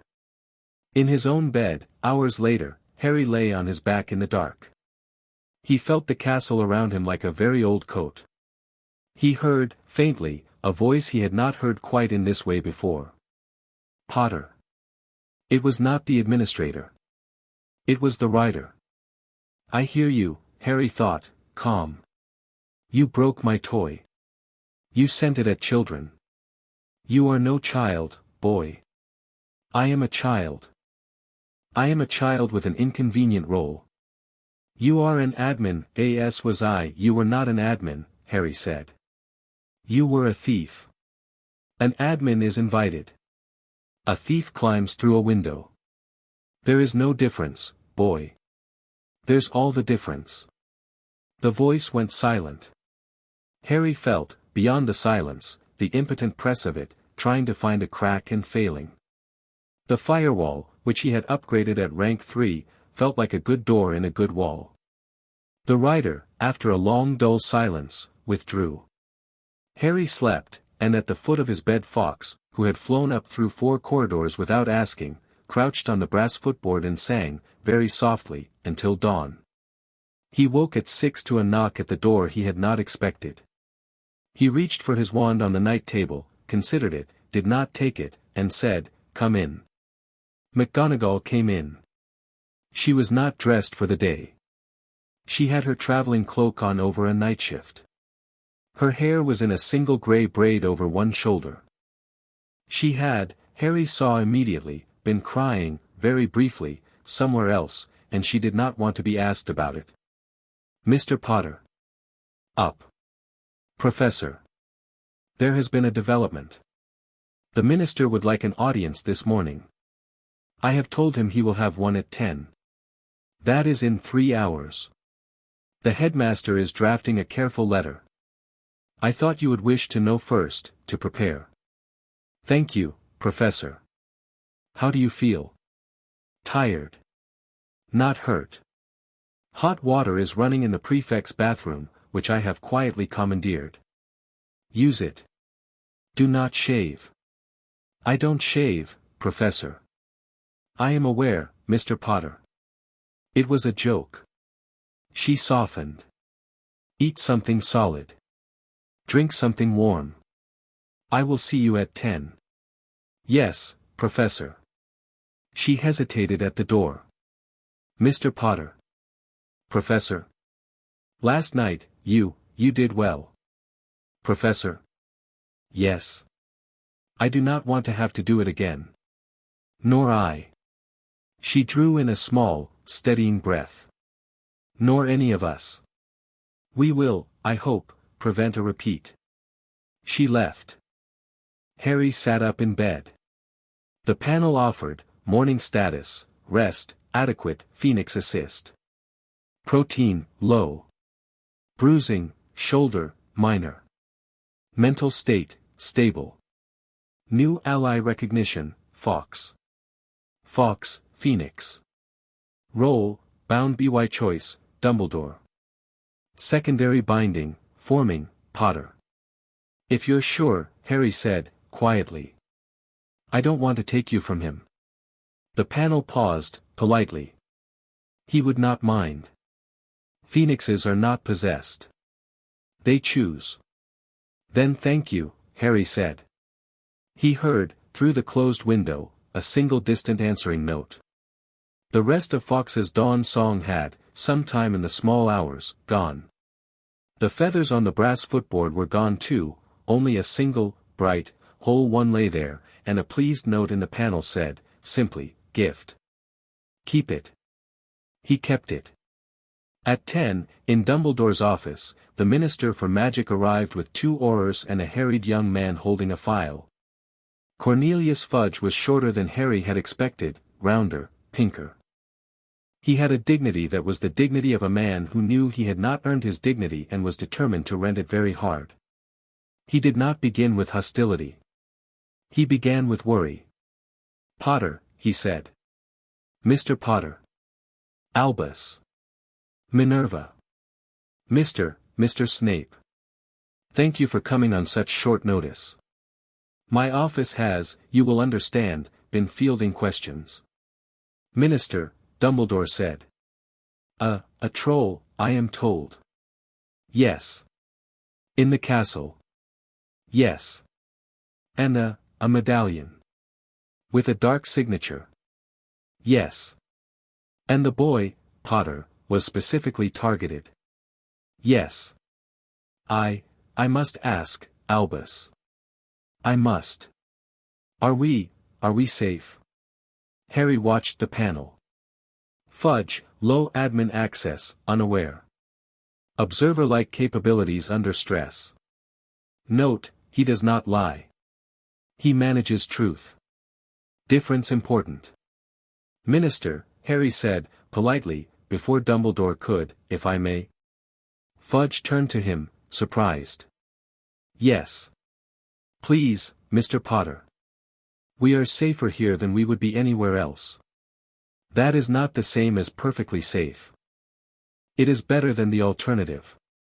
I will also tell you, sir, that the headmaster, the deputy headmistress, and the potions master, and myself, for what little I am, and my friends, are working on the problem. With respect, the single best thing you can do to help the school is to not print, tomorrow, a story in the Daily Prophet that forces panic out of the parents. Give us 3 weeks. We will come to you in a formal report when we have one." Fudge blinked. That is a reasonable request. "Thank you, Minister." 3 weeks. 3 weeks, sir." "Albus?" "I confirm," Dumbledore said, mildly. "Very well. I will defer any public statement. I will also, in return, ask for an understanding. No more trolls." "No more trolls," Harry agreed. "No more medallions." "No more medallions." And, no more," Fudge fumbled for the word.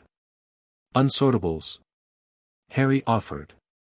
"Admints," the young assistant murmured, helpfully, and then blushed. Fudge's mouth twitched. "No more surprises, Mr. Potter. If there is a development, you will inform my office." "The headmaster will inform your office, sir," Harry said, "with my consent." "Yes. Yes. That is proper." They shook hands. The handshake was careful. Fudge left with his file and his young man and his 2 Aurors, looking much less haunted than when he had arrived. In the corridor, McGonagall leaned briefly on Harry's shoulder, a gesture so unlike her that Harry almost fell over, and said, "Well done, Mr. Potter." "Thank you, Professor." That afternoon, after the minister had gone and the castle had stopped holding its breath, Harry went back to Dumbledore's office. "I am ready," he said. Dumbledore did not ask what for. "Sit down, Harry." He sat. Dumbledore walked to a small cabinet and took from it a pensieve, which he set on the low table between them. He placed into it, carefully, a single silver thread drawn from his own temple. "This was the original telling," he said. "It was not spoken in my voice. It was spoken by a seer, who was herself little more than a conduit. I will not hide it from you. It is not long." He tapped the pensieve. A voice rose up out of the silver, a voice Harry had not heard in this life, high, strange, ragged, far older than the woman Dumbledore had said it came from. It said, "The one with the power to vanquish the Dark Lord approaches. Born to those who have thrice defied him, born as the 7th month dies. And the Dark Lord will mark him as his equal, but he will have power the Dark Lord knows not. And either must die at the hand of the other, for neither can live while the other survives. The voice sighed out of the pensive like steam out of a kettle and was gone. Harry sat. He thought. Sir, he said quietly, prophecies are systems, yes. That is an unusual way of putting it, Harry. They're rules, Harry said. They fire when their preconditions are met. They do not, by themselves, say which side fulfills them. They simply constrain outcomes. Admins, I have been learning, sometimes write rules too. The rules they write are called sanctions. Yes. This prophecy was written by somebody. Somebody with admin capabilities, or something like. Yes. A prophecy is a sanction. It marks a node, me, and a node, him, and it says, only one of you can exit the game alive. But it does not say which. And it does not, crucially, say we must kill each other ourselves. It says at the hand of the other. There are ways to interpret the hand. Instigation counts. Decision counts. You have been reading, Harry. I have been reading, Professor. And thinking. Go on.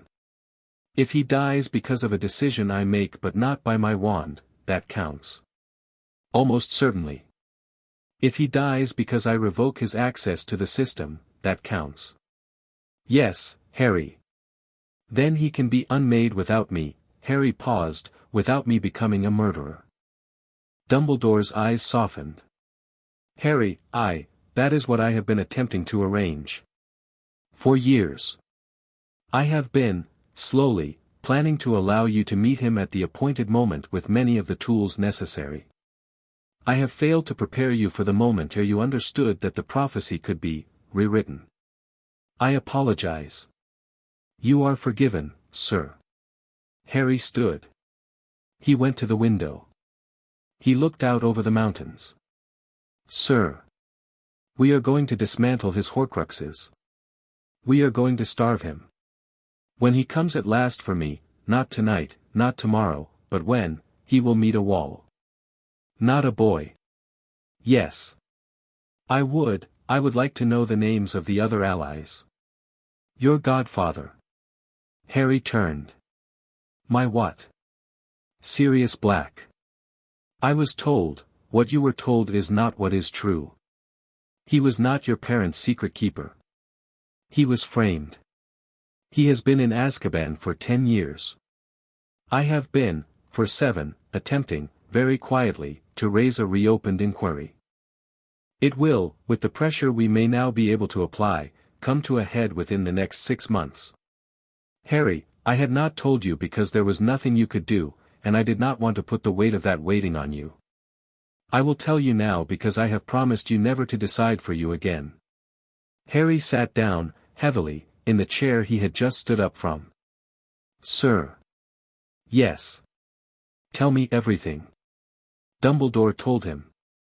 When Dumbledore had told him everything, which took 40 minutes and included the pertinent evidence on Peter Pettigrew, the Ministry's trial record, and the name of the witness Dumbledore had been cultivating inside the Wizengamot for 5 years, Harry said, quietly, I want to visit him, sir. When safe. Safe may be soon. The inquiry is close. Good.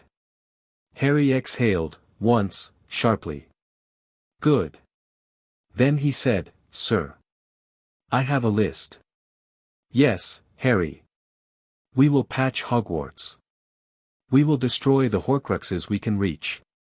We will prepare for Voldemort's attempt on the stone. We will free Sirius. We will review the Sorting Hat and, at my request, also review, discreetly, the Wizarding Ward on every currently enrolled Muggleborn student, because I suspect some of them are being watched in ways they should not be. I would like to audit the Ministry's use of Dementors. The last is ambitious. It is. It is year 4, perhaps. For now, I would like a note made. A note is made. Good. Harry. Sir. You are 11. I am nearly 12, sir. You are nearly 12. My point, is that I am in awe of you. I wish to say it. Thank you, sir. He smiled, a little. Please keep it to yourself. Why? I do not want to become insufferable. Dumbledore laughed, a real laugh, surprised out of him. It changed his face for a moment into a young man's face. Harry liked it. He left the office lighter than he had entered it. That evening, Snape sent a house elf for him. Harry, who had begun to notice that Snape only ever summoned people at night, walked down to the dungeons with Luna's biscuits in his pocket, because Luna had told him at breakfast that the biscuits would be useful. Snape was in his private workroom with the medallion, unhooked from its chain, floating above a shallow silver bowl. He did not look up. Potter. Sir. The medallion has 3 signatures. One is old, 15th century, a Lestrange ancestor, unpleasant but not relevant. One is the thing that currently rides your defense professor. One is, interestingly, the thing you now carry in your forehead. They're the same soul. They are the same soul. Split. Yes, sir. The dormant fragment in your scar recognized this medallion last night. Did it twitch? Harry thought. Yes. A little. I felt a small yank. As I thought. The scar fragment tried to report home. Your firewall blocked it. The firewall is sound. I would nonetheless like to reinforce your clemency. I will teach you next Sunday. Thank you, sir. I require that you not complain, not whine, not show off, not cry, and not mention it to Miss Granger. Understood, sir. Biscuit? I actually have biscuits, sir. I was going to offer you one. Luna made them. Luna Lovegood. A pause. Snape looked up. Of all the things he had ever seen on Snape's face, Harry had not expected to see the expression he saw now, something tired and fond. Miss Lovegood is a child I have a great deal of regard for, Snape said. Her mother was a considerable scholar. Yes. Give me a biscuit. Harry gave him a biscuit. Snape chewed. He swallowed. Edible. Tell her so.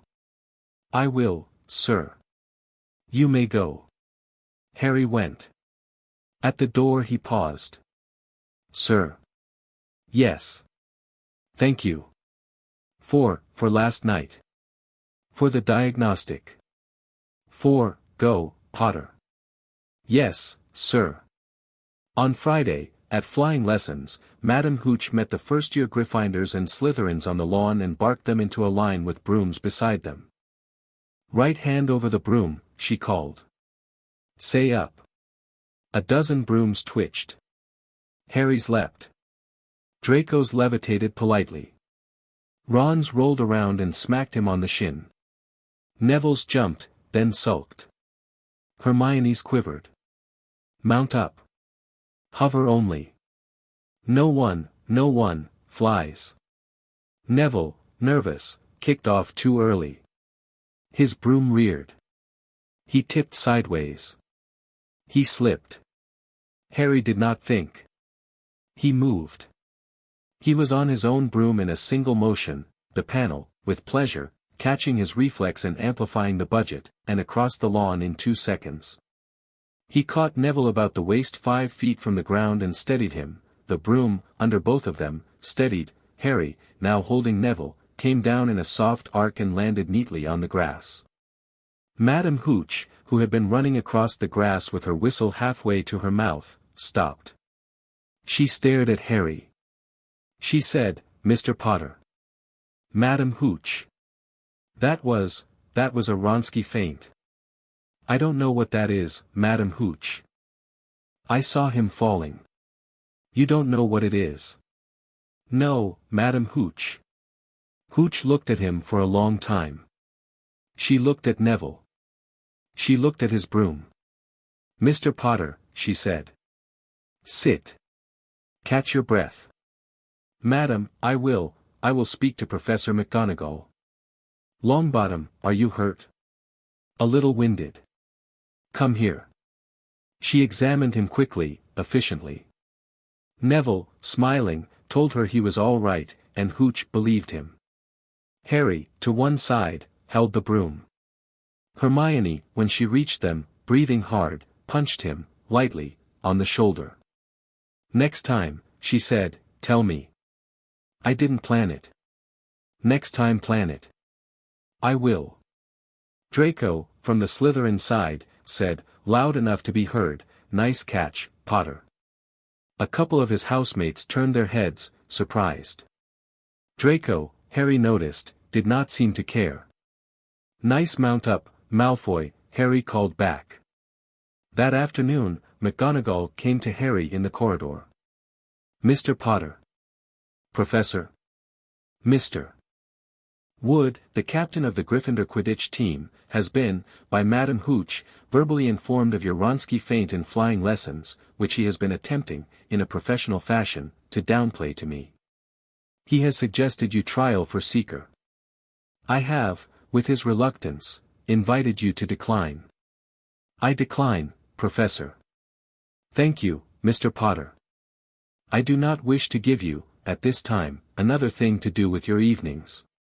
Understood. I am not saying never. I know, Professor. Good. She paused. Your father played. I have been told. He would be unbearable, Mr. Potter, if he heard you had turned down a team you could have played for out of responsibility. He would demand that next year you play. Next year, Professor. We will see. Before she left, she added, Mr. Wood, it should be noted, cried a little. For which I have mocked him. He will recover. Harry laughed despite himself. He realized, as she walked away, that he had laughed more this week than in any week since he had been 8 years old and Dudley had been ill with chickenpox and therefore ignored him for 3 days. It was a small, sharp thought. He filed it away with the others. At dinner, Hermione leaned in and whispered, Fred and George are betting each other how long before Oliver would propose his marriage to you. Fred's the optimist. George. Fred thinks Wood is holding out for Harry to grow 6 inches. Tell them the House of Potter does not marry Quidditch captains. The House of Potter has a sense of humor now, does it? The House of Potter has always had a sense of humor. It has only recently been available for public viewing. She wrote that down. He caught her doing it and laughed again. After dinner, he caught Draco in the corridor outside the Great Hall, and motioned for a word. Draco stepped over, with a quick glance back at Crabbe and Goyle, who carried on without him with the patience of furniture. Yes. I wanted to, officially, thank you for the compliment on the feint. It was warranted. It was kind. There's a difference. Draco hesitated. All right. You're welcome. Can I ask you a favor? Depends. If you hear anything, from your house, from Slytherin, about the 3rd floor corridor, or the defense professor, or anything odd happening in the castle at night, would you tell me? That's a lot of favor, Potter. It is. What's in it for me? I will owe you a favor. You already owe me a favor. I'll owe you too. Draco considered. All right. Thank you. Potter, Malfoy. My father wrote again. And? He said you spoke well. He would know. He also said you were dangerous. He would know that too. Draco's mouth quirked. I think that was a compliment, from him. I'll take it. All right. I'll tell you if I hear. Thanks, Malfoy. They parted. In his study, later, Harry noted on the blackboard, under truce, a new line that read, Informant, light. The week ended quietly. On Saturday night, in the auditor's study, Harry and his friends reviewed. Hermione's log had grown to 43 pages.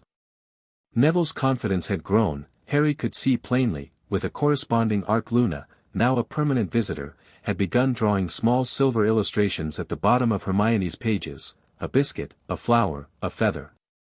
Fred and George had requested permission to install a biscuit drawer, which was refused, and a joke drawer, which was granted. At 10, Harry climbed the tower to his private quarters and found, on the small table by his bed, a letter in an unfamiliar hand. It had not been there that morning. The envelope was plain. The seal was a simple black wax dot, unsigilled. The letter inside was short. "Mr. Potter," it read. "I am an old friend of your parents. I will not sign this. I write to ask that you, when you can, find a way to pass a message to Remus J. Lupin, currently in receipt of ministry pension, address unknown to me but known to Madame Marchbanks. The message is this: I remember. I am trying. Please do not give up. There is work ahead. A." Harry read it twice. He did not know the handwriting. The panel did not recognize the signature A. But something about the tone, the spare discipline, the restraint, he thought, sat adjacent to Snape's tone in the workroom, and adjacent, in a way he could not quite name, to Dumbledore's. He folded the letter and put it in his cloak pocket. "Noted," he murmured. "New quests." Hermione said. "Horcrux hunt," Harry said. "Stone defense."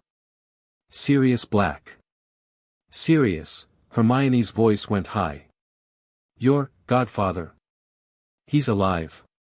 "Yes." Harry, tomorrow," he said. "I'll tell you everything." She hugged him, short and fierce, because Hermione hugged now when the weight of a thing demanded it. Neville put a hand, briefly, on his back, like a brother. "We are," Luna said, very serene, "going to help you get him out." "Are we?" "Oh yes. Biscuits and all." "Biscuits and all," Harry agreed.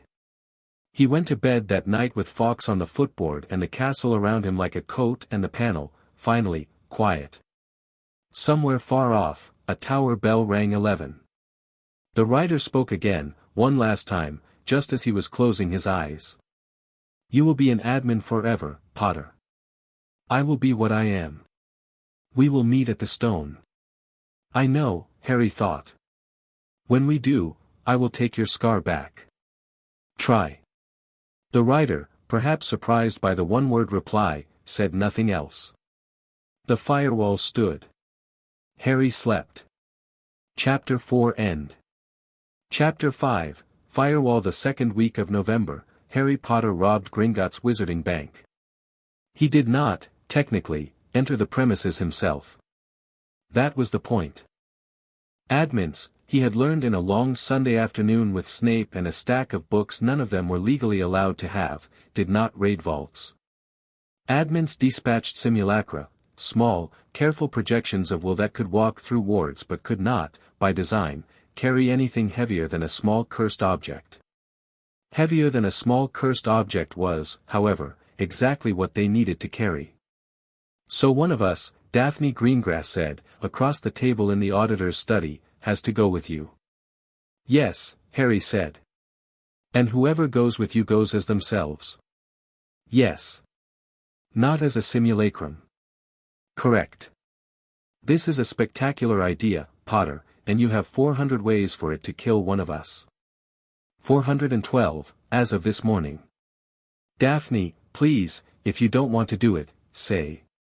Daphne looked at him for a long moment.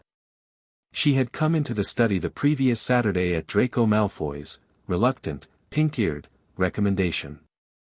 She was a tall, composed girl in a cream collar and a plaid skirt, with hair so blonde it was almost silver and eyes that read rooms the way Hermione read paragraphs. She had, within 10 minutes of arriving, identified 3 political levers the breakfast group had missed. She had stayed to tea. She had come back. "I'll go," she said. "Not for you. For my house." "Explain."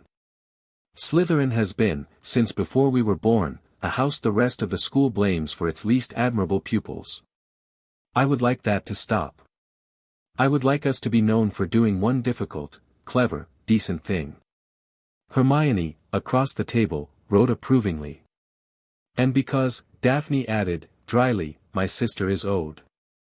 One of the objects in the Lestrange vault is a greengrass heirloom. The Lestranges stole it in 1971. I would like it back. You will have it, Harry said. I expect so. Plan. They planned. Harry laid out, on the table between them, a silver ghost map of the underground rivers of Gringotts, not the corridor layout, which was goblin-guarded and intentionally inconsistent, but the ley-line flow that ran beneath and through the vaults, which Hermione had, with a week of patient reading, learned to see. The Lestrange vault sat, like a heavy black knot, on one of the oldest cross-currents. Around it, like weather systems, were 7 wards, 3 goblin, 3 human, 1 older than either. This one, Hermione said, pointing at the oldest, is a blood repel. You will not get past it. It was installed by an Aegius Lestrange who was quite mad and quite inventive. I'll manage it, Harry said. Harry, admin override, he said, quietly. It's a rule. Rules can be overridden by a higher rule. For a short window, under sanction. Under, whose, sanction? The administrator's. Who still hasn't named himself. Who has promised me, in the meantime, that he will back me through this. Hermione didn't like it. Harry did not blame her. He had gone back, after he had first drafted the plan, and spoken with the voice at length, and the voice had been, not cheerful exactly, but clear. You have rank for this, if you concede one thing. Which is? You will not take gold. Never considered it. I know. Which is why you can. You will take 1 Horcrux, 1 heirloom, nothing else. The goblins will not like it. They will forgive it, because the object you take is also theirs to be angry at. What do I owe you? A promise. Name it. When you stand in front of my predecessor at the end, you will let him finish speaking. All right. A deal, user. A deal. In the auditor's study, Harry closed his eyes and opened them. Hermione was watching him. He's in. He's in. All right. When? Friday night. Friday night is a gala, Daphne said. The minister is holding a reception at the ministry. Half of London's pure-blood establishment will be there. Including, she glanced at Harry, including my parents, and Lucius Malfoy, and the Lestrange family's remaining cousins. Which is why Friday night, Harry said. The vault won't be unattended. It doesn't need to be unattended. We just need the high-ups elsewhere. Daphne nodded, slowly. I like you, Potter. You think like a woman I know. Your mother. My aunt, actually. She is at the reception. My aunt is a thief. By profession. The family doesn't talk about it. She mostly liberates portraits from collectors who shouldn't have them. I'd like to meet her. You will. Not this month. All right. On Wednesday, Harry had a second, longer conversation with Snape.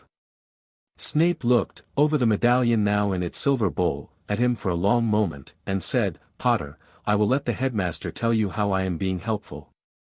I will tell you one thing of my own. The ritual to remove the fragment in your scar, the ordinary one, has a cost. If you use it, you will feel as though you have lost a small important thing. I can make the thing feel less small. I cannot make the loss vanish. I understand. Good. Sir. Yes. I want, before the ritual, to know what the loss is. You know what the loss is, Snape said, with unusual gentleness. You will lose your fluency in his head. Over time, you will not dream his dreams. You will not feel his anger in your own skull. That will be a very great relief.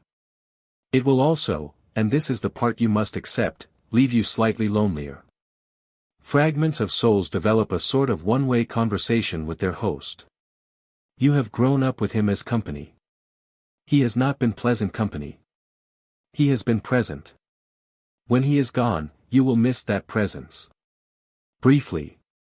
Then you will not. Harry thought about it. All right, sir. Do not, Potter, plan the ritual for Friday night.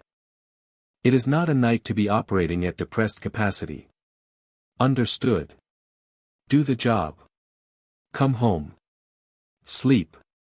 Next Sunday I will remove it. Next Sunday. Good. On Friday, at 4 in the afternoon, Harry, Daphne, and one other stood in the auditor's study. The other was not Hermione or Neville. It was, to Harry's own surprise, a small, precise, young second-year witch named Tracy Davis, also of Slytherin, whom Daphne had introduced that morning as, the only thief at Hogwarts younger than my aunt who I trust not to freeze. Tracy, who wore her braid very tight and had a scar on her chin that was too old for her, had nodded to Harry once and asked, "Fee?" A favor owed, Harry had said. Acceptable. She stood now in the study with one small black satchel and a very calm face. We enter through the old Auror service passage that runs under Diagon Alley, Harry said. The passage has a gate that will not open except to an Auror. The gate will open for me, because I am, at this moment, a temporary deputized Auror. Amelia Bones' office has quietly issued the badge. We go down. Hermione will observe from the study. Neville will be on standby in Diagon Alley with a portkey to the castle, in case we must extract in a hurry. Good, Daphne said. Tracy, you are the hands. You have done the hands before. I have. Daphne, you are the voice. You will speak to any goblin we encounter. You will show them the signed token Madame Marchbanks has given us. You will not lie to them. You will tell them we are taking one object that is Greengrass property, and one object that is corrupted and will be destroyed, and that we will leave no gold, no silver, no jewels. You will thank them. If they refuse us passage, we turn back. Yes, Potter. I am the admin. I will handle the wards. I will handle the rider, if he finds us. Tracy, he'll find us. He will try to. He is attentive, these days. Good to know. Breakfast in an hour, Hermione said, firmly. You cannot rob a bank on an empty stomach. Everyone eat. They ate. Neville had brought shepherd's pie up to the study, he had made it himself, he said, in the kitchens, under Yoke's supervision. It was, in fact, good. Daphne ate neatly. Tracy ate efficiently. Hermione ate with a book in her lap. Harry ate because Hermione had said to. At 6, they moved. They took the castle's lower passageways, ones which, at Harry's request, had rearranged in the last week to shave 11 minutes off any walk from the auditor's study to the boundary where a castle-approved portkey could be used. They walked in silence. Hermione, on the way down, squeezed Harry's hand once. Be careful. I will. Come home. I will. At the boundary, Harry, Daphne, and Tracy picked up a portkey, a small, cheap pewter spoon, and vanished from Scotland to London in the soft blue pull of a licensed transit. They arrived in a disused storeroom off the Leaky Cauldron. One Tom the barman had, for a small sum, agreed not to notice. They stepped out into the alley. Neville met them at the end, holding his own backup portkey, a wooden pocket watch with the Longbottom crest carved into its case, and he nodded to Harry, who nodded to him. 3 hours, Neville, Harry said. If I'm not out in 3 hours, you leave. 4. 3. 3.5, Harry. Don't argue with me about this. 3.5. Good. Go. They went. The service passage under Diagon Alley was a long, low, brick-vaulted tunnel with iron gas lamps still burning in brass sconces. It smelt of oil and old water. The gate at the far end, a sheet of black iron older than Hogwarts, was painted with a small official seal that said, very quietly, Aurors only. Harry placed his hand on the seal. His badge, pinned inside his coat, warmed. The gate sighed open. "Good," Daphne said. "That worked." They descended. The tunnel narrowed.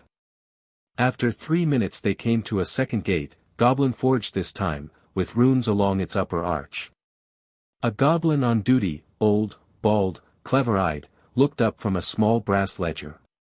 "Business." Daphne stepped forward. She bowed, properly, low, with the left hand open. The goblin inclined his head half an inch, which was the equivalent of a full bow in return, and Harry could see, in the panel, the surprised small glow of a goblin's goodwill. "Esteemed Ragnarok II," Daphne said in fluent gobbledygook. "The family of Greengrass begs leave to recover a stolen heirloom, and the administrator begs leave to quarantine a corrupted artifact. We come by signed token of Madame Marchbanks of the Wizarding Examinations Authority and by consent of Chief Curator Griphook of the Lestrange account. We will leave no gold, no silver, no jewel. We thank the Goblin Nation for this courtesy." The goblin read the token. He examined it through a small brass monocle. He considered the 3 children in front of him. He read the token again. "You are Greengrass. I am, esteemed one. The heirloom is known to me. It was wrongfully taken. Proceed. Do not, Greengrass, shame me. Never. Potter. Esteemed one. You are the one they are talking about. I am, esteemed one. I will not ask. Take the corrupted object. Do not take more than you have said.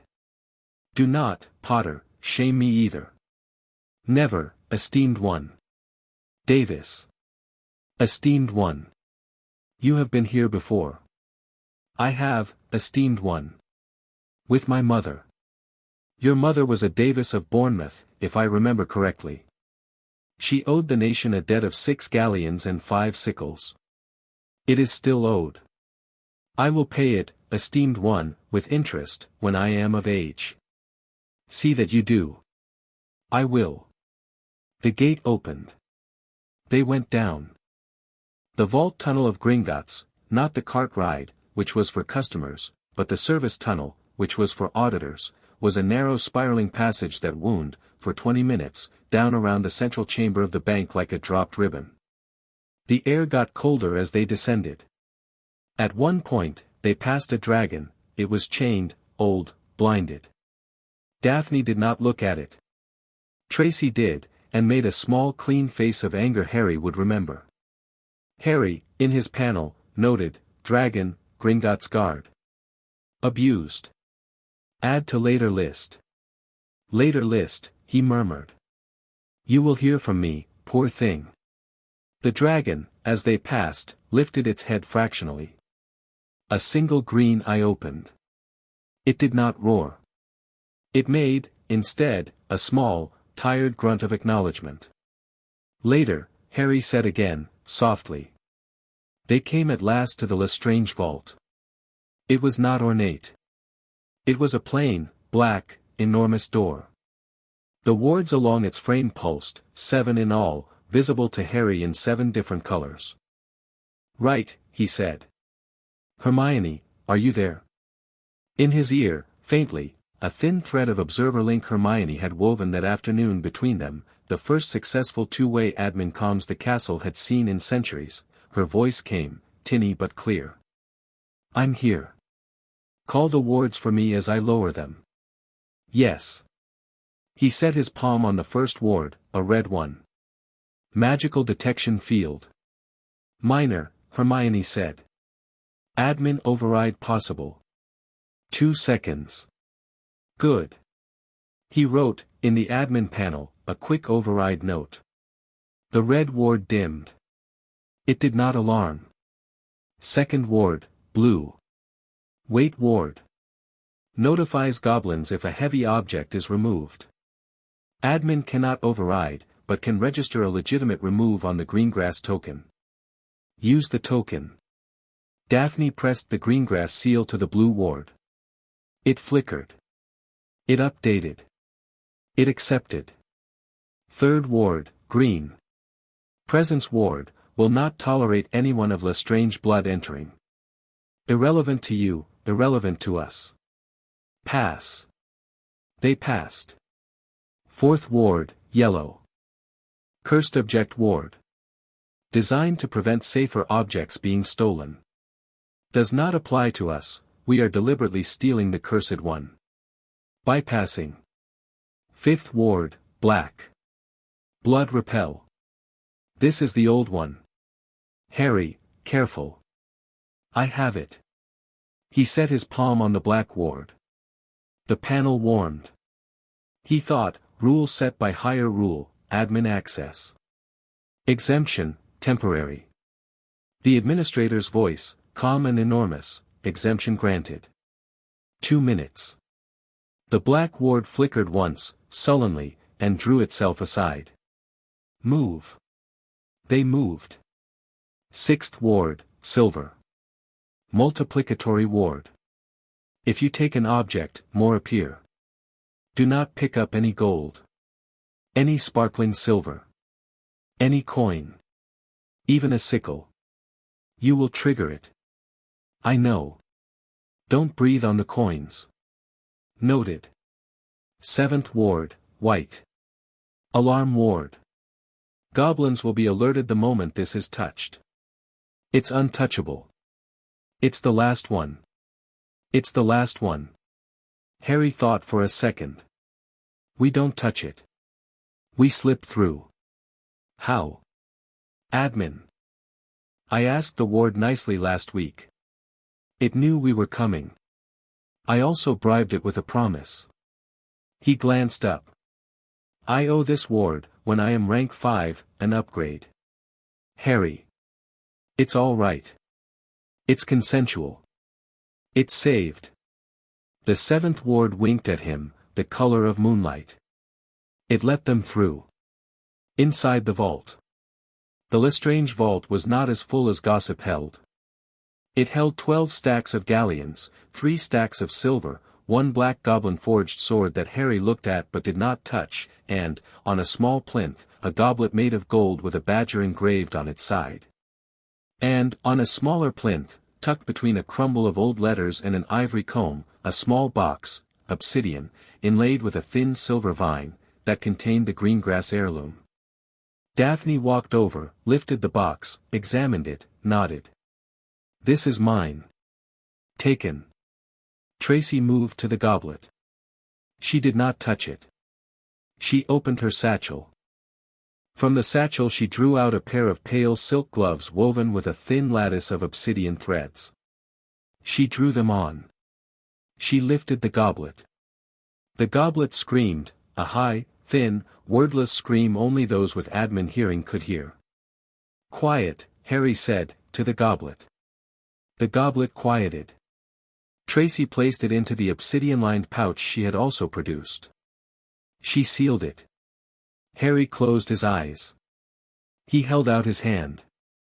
He whispered. Horcrux detected. Owner, Riddle. Within my quarantine. Do you wish to destroy? Yes. Admin rank sufficient. Cost, moderate. He wrote the sanction. The sanction took. In his hand, inside the pouch, the goblet burst apart, not physically, the goblet remained, would later be placed with the goblin curators for return to Helga Hufflepuff's descendants, but soul-wise. The fragment of Voldemort that had lived in the goblet for 50 years gave a short sharp thwarted shriek and was gone. The silver thread in Harry's panel that had tied the goblet to the rider simply snapped. Horcrux, Hufflepuff's cup. Status, neutralized. Horcruxes remaining, 5, including your scar fragment. Daphne was watching him. So was Tracy. Did you just do what I think you did? Daphne said. Yes. Gods, Potter. Let's go. They went. The wards lifted for them in reverse order. The seventh winked again. The black ward bowed aside. The green, the blue, the yellow, the red. The goblin at the gate read their bag, their faces, their word. He found them honest. He let them out. In the tunnel, Harry stumbled. Tracy caught him. Daphne caught his other arm. "I'm all right." "You're not." "That was a sanction." "Yes." "You're going to sleep for a long time." "Yes." "Tracy, carry the bag." "Daphne, carry him." I'll take point." Tracy took point.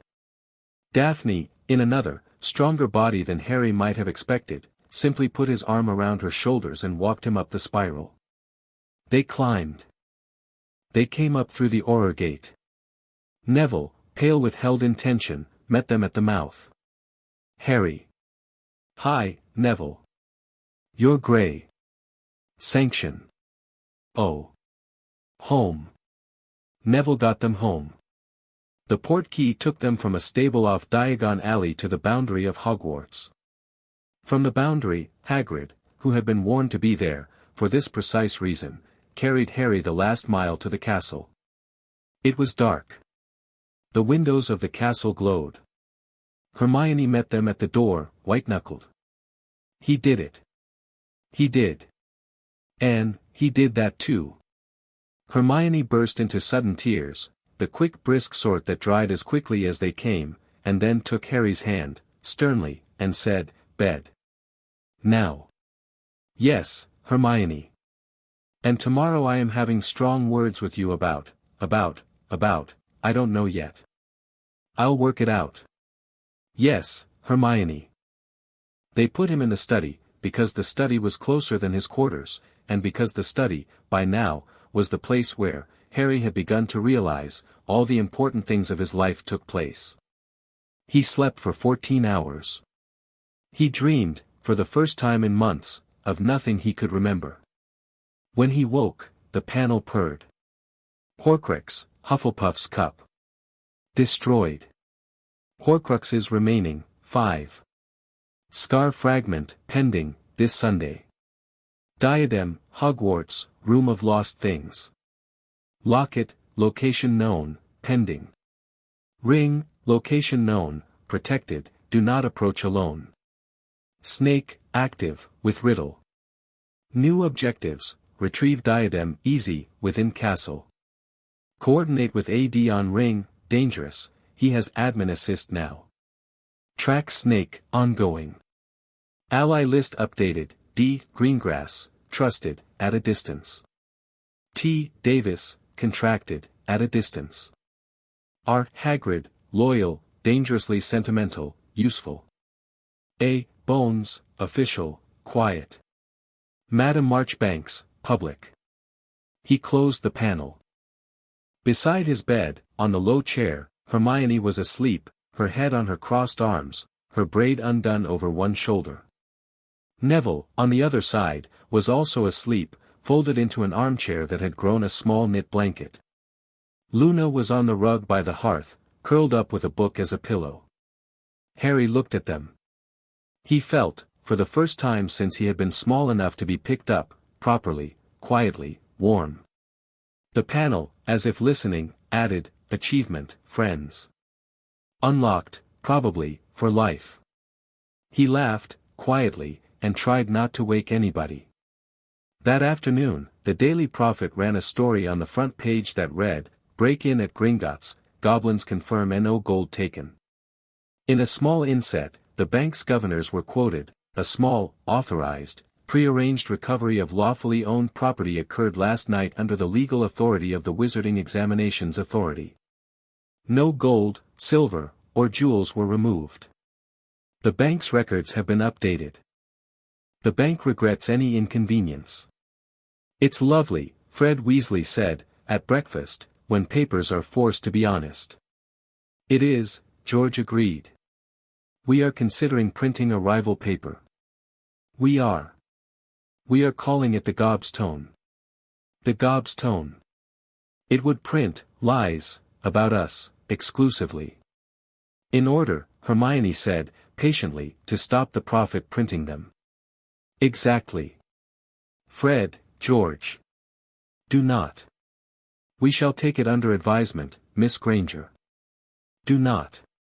On Sunday afternoon, Snape removed the scar fragment. It took him 11 minutes.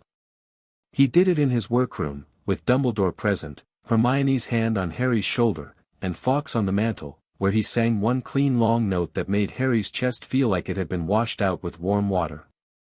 The ritual was not dramatic. Snape murmured, in a language that Harry recognized as older than Latin, a set of careful syllables. Harry held very still. The black root, as it came free, did not claw.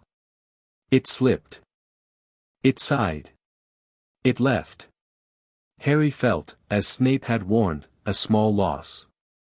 A one-way radio that had been on his whole life had been turned off. He had not known he had been listening to it. He closed his eyes. He breathed. Gone, Snape said. Gone, Dumbledore agreed. Thank you, sir, Harry said. You are welcome. Sir. Yes. 4 Horcruxes remaining. I have the ring this Wednesday. With me.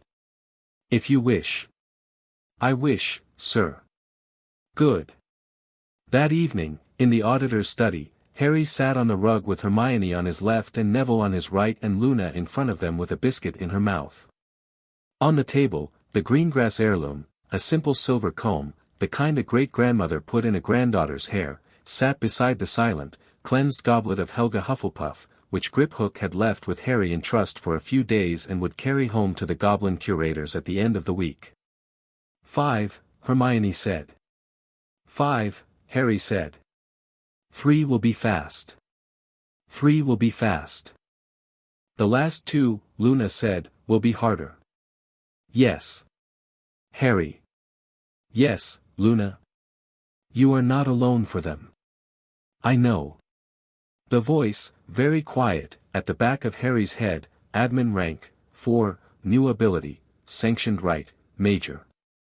No administrator approval required for 6 usages per week. New ability, object quarantine, major. New ability, castle request, deep, within reason. A pause. Then, softer, almost shy, good work, user. Your parents would be proud. Harry did not cry. He lifted his friend's hand, on his left, and he squeezed it, once, and he said, quietly, thank you. On Wednesday, Dumbledore took Harry with him to the ruined hovel of Marvolo Gaunt. They did not portkey. They opérat, at least, Dumbledore did, with Harry tucked tight under one arm and a side along that felt, briefly, like being forced through a wet brass tube. They landed in a clearing edged by dying trees. The hovel stood at the center of it. It had a door that leaned on its hinges and a thatch that had been a thatch only at some previous century. The air was thick and wrong. Harry had been warned. He had prepared. He pulled up the panel. Ring, Horcrux, with secondary curse, resurrection stone, rooted. Trap, hand curse, backed by desire.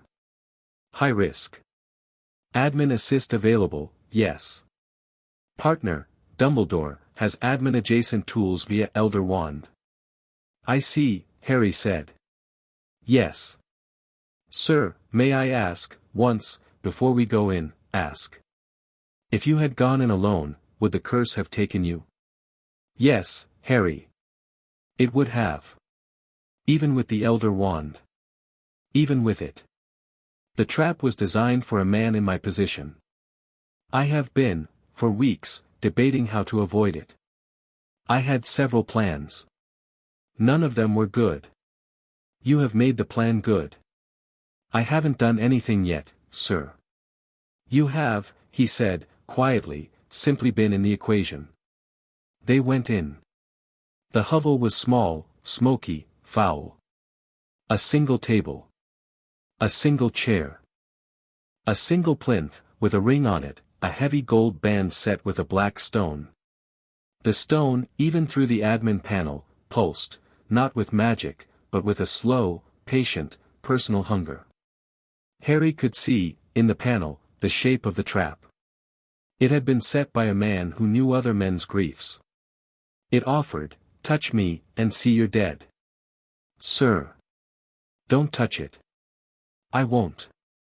Let me. Harry, I am the admin. The trap is for a man who grieves. I grieve. I know I grieve. I also know how the trap works. Knowing disarms it. Watch. Harry stepped up to the plinth. He did not reach for the ring. He held out his hand above it. He closed his eyes. Grandfather, he said, politely, to the object. I understand you contain two things. One is a fragment of a bad man. One is a stone that is older than both of us, which is not his to carry. I will carry the stone home with me. I will lay it quietly on a shelf in my study. I will not use it to call the dead. I will keep it sane. Do you consent to this? The ring, startled, did nothing. Harry continued. In exchange, I will take the bad man out of your silver. The bad man has been using you as a door. I will close the door. Your stone will be quiet. I promise. The ring, very slowly, unclenched. Harry reached. He lifted it. The trap, designed to grasp the hand of a grieving wizard who wished to see his mother or his sister or his lost friend, could not find the grief it had been built to catch. It was not that Harry had no grief. It was that Harry had named it. He had named it kindly. The trap, misaligned, uncurled and tried to reorient. It missed. He lowered the ring into the obsidian pouch. He closed the pouch. Quarantined. Horcrux, ring, detected. Destroy. Later, here, Harry said aloud. Not in the hovel. Not where he can see. Dumbledore, who had been watching with a still, careful face, exhaled. Yes, Harry. Sir. The stone. Yes.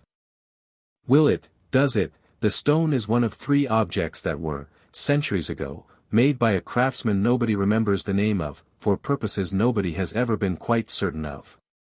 I have carried another of the objects for many years. I will tell you of them, all 3, when you are older.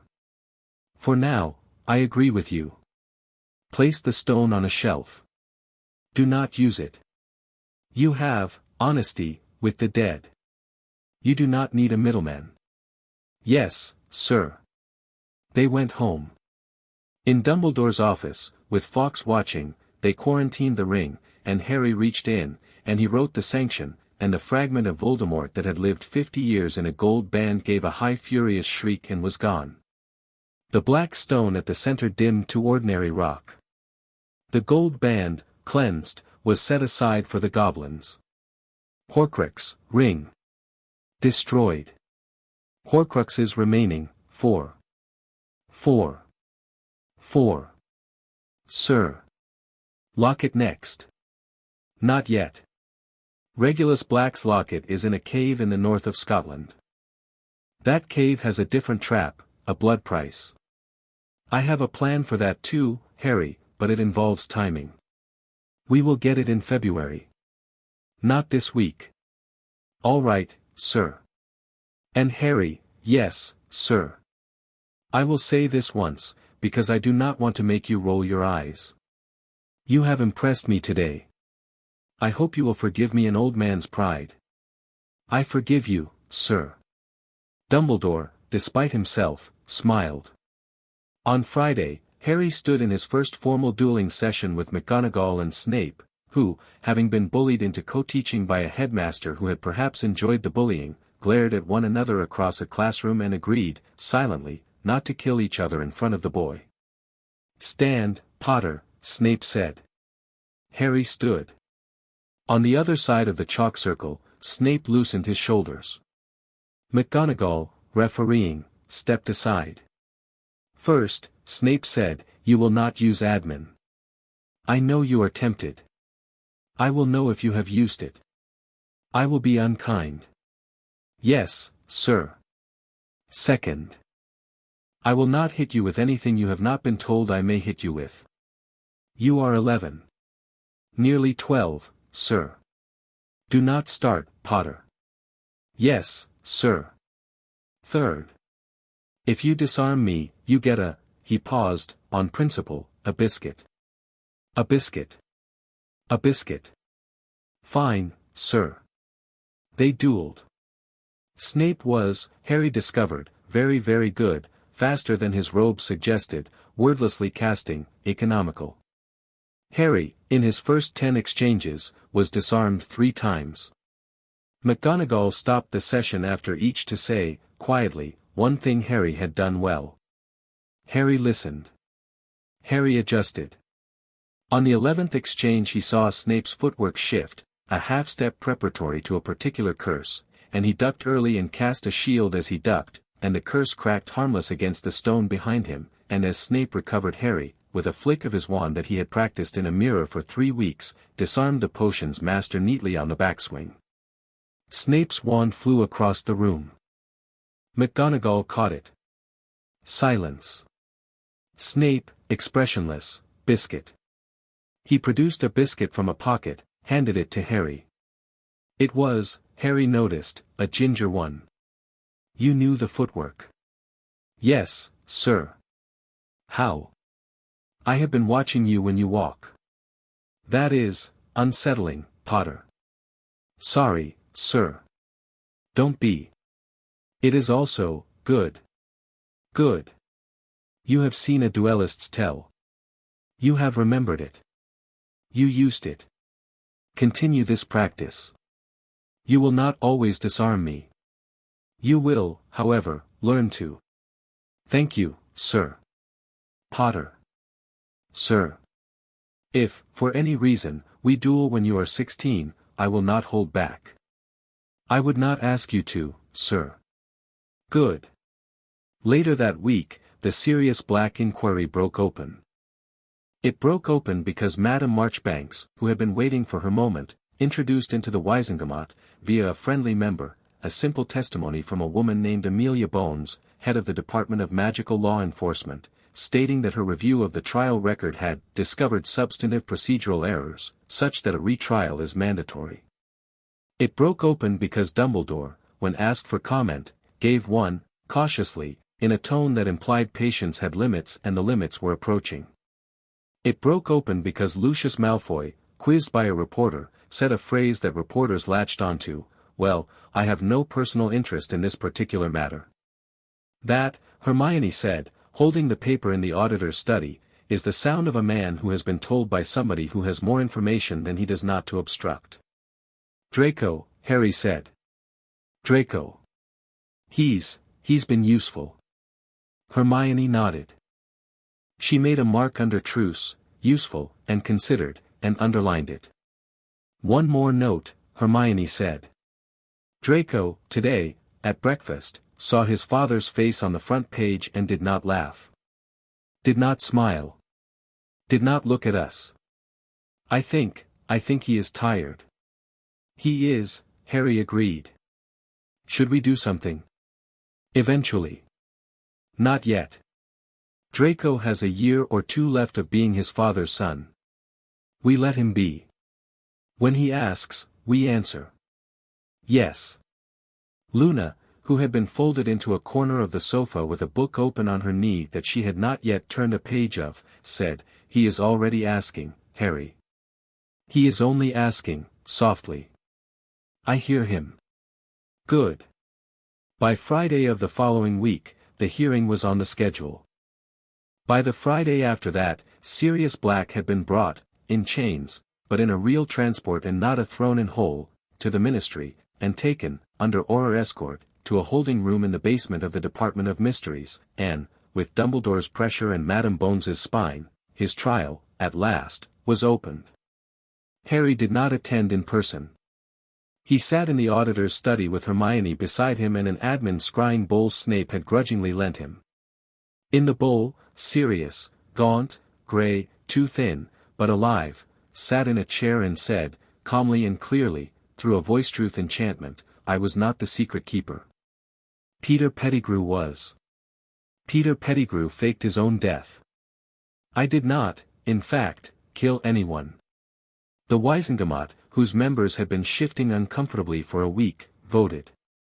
The vote was not unanimous. It did not need to be. Sirius Black was released, with a public apology, and a small pension, and, at his stated request, a single precious thing, his wand. Harry watched him walk out of the chamber. The panel flickered. Sirius Black, Godfather. Free. Emotional state, raw. Good instinct, keep him near you for a month before letting him do anything big. I will, Harry said. Hermione hugged him. He had thought he was going to be clever and tidy about the moment. He was neither. He cried, into Hermione's shoulder, for 2 minutes. She said nothing. She patted his back. She was, at this, very good. Breathe, Harry. I am. Good. The next Sunday, Sirius came to the castle. Dumbledore arranged it quietly. He was thin. His hair had come back, unevenly, in the 2 weeks since his release. He came into the auditor's study with a battered leather satchel and 2 cups of tea one of the elves had pressed upon him. He stopped at the door. Harry stood up. You look, Sirius said, voice rough, like your father and your mother at the same time. You look, Harry said, like a man who needs a real dinner. Sirius laughed. It was not a young laugh, but it was a laugh. He crossed the room in 3 strides and pulled Harry into a hug that Harry did not, at first, know how to receive, then, without deciding to, he returned. They stood like that for a long time. Hermione, at the door, quietly left. Neville, who had come in to see, quietly followed. I am, Sirius said, into Harry's hair, so sorry, pup. I know. I will be, Sirius said, better at this than I know how, I promise. Take your time. Yes. Sirius sat down. Harry sat down. They drank their tea. Tell me everything, Sirius said. It's a lot. I have nothing else to do. Harry told him. He started with the sort and worked forward. He did not rush. He left in the hard parts. He left in the medallion. He left in the cup. He left in the ring. He left in Dumbledore's admissions. Sirius listened without interrupting, only stopping once, at Snape's name, and saying, Snape. Really? Him. Helping. Him, helping. Seriously. Sorry. Sir. I mean. He's been useful. I will, refrain, from having feelings about this. For 3 months. At 3 months I will, re-examine. Thank you. Thank me later. When Harry had told him everything, Sirius sat back in his chair and whistled. All right, he said. Well. I have, plans. I have, a list of people I wish to throttle. I will not throttle any of them tonight. I will, with your permission, pup, take a very long bath, eat an entire roast chicken, and sleep for a week in whatever bed you can spare me. After that I will be, if you will have me, a member of your breakfast group. I'll have you, Harry said.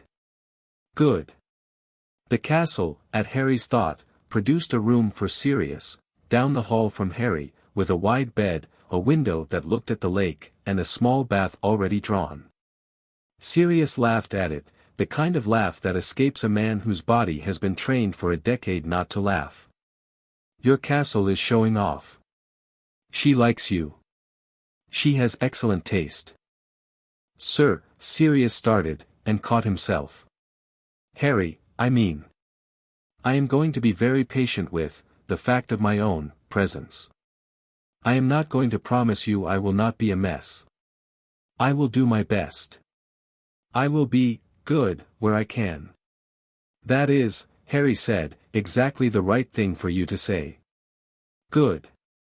Sirius smiled. Go be a child somewhere for an hour. I am going to go sit in the bath and cry. Yes, sir. Harry did. He walked out into the corridor and was immediately, ambushed is the right word, by Neville and Hermione, who had been waiting outside. Hermione had, on her face, the expression of a girl who had spent 20 minutes not listening. Neville, behind her, had the expression of a boy who had listened anyway and did not know what to do with what he had heard. "All right?" Hermione said. "All right," Harry said. "We are," she said, firmly, "going to go eat cake." Fred and George acquired cake. "I do not know how." "I am not asking." "Cake. Cake." They went and ate cake. It was a very good cake. By Friday the next week, the papers had caught up. "Sirius Black, Innocent / was the prophet's headline. Wisingamot acts with unusual haste. Boy who lived's godfather reunited at Hogwarts. A photograph, which Harry had not given permission for, showed him walking with Sirius on the lawn in front of the lake. He looked, he would later admit, more at peace than he ever had in a photograph. Fudge, conveniently, claimed credit. Madame Marchbanks, discreetly, did not correct him. Dumbledore, at the following week's board meeting, thanked Madame Bones for her careful review of a long-standing error. Lucius Malfoy did not attend the meeting. He sent his regrets. At the end of the first week after his release, Sirius met Snape in the corridor outside the potions classroom.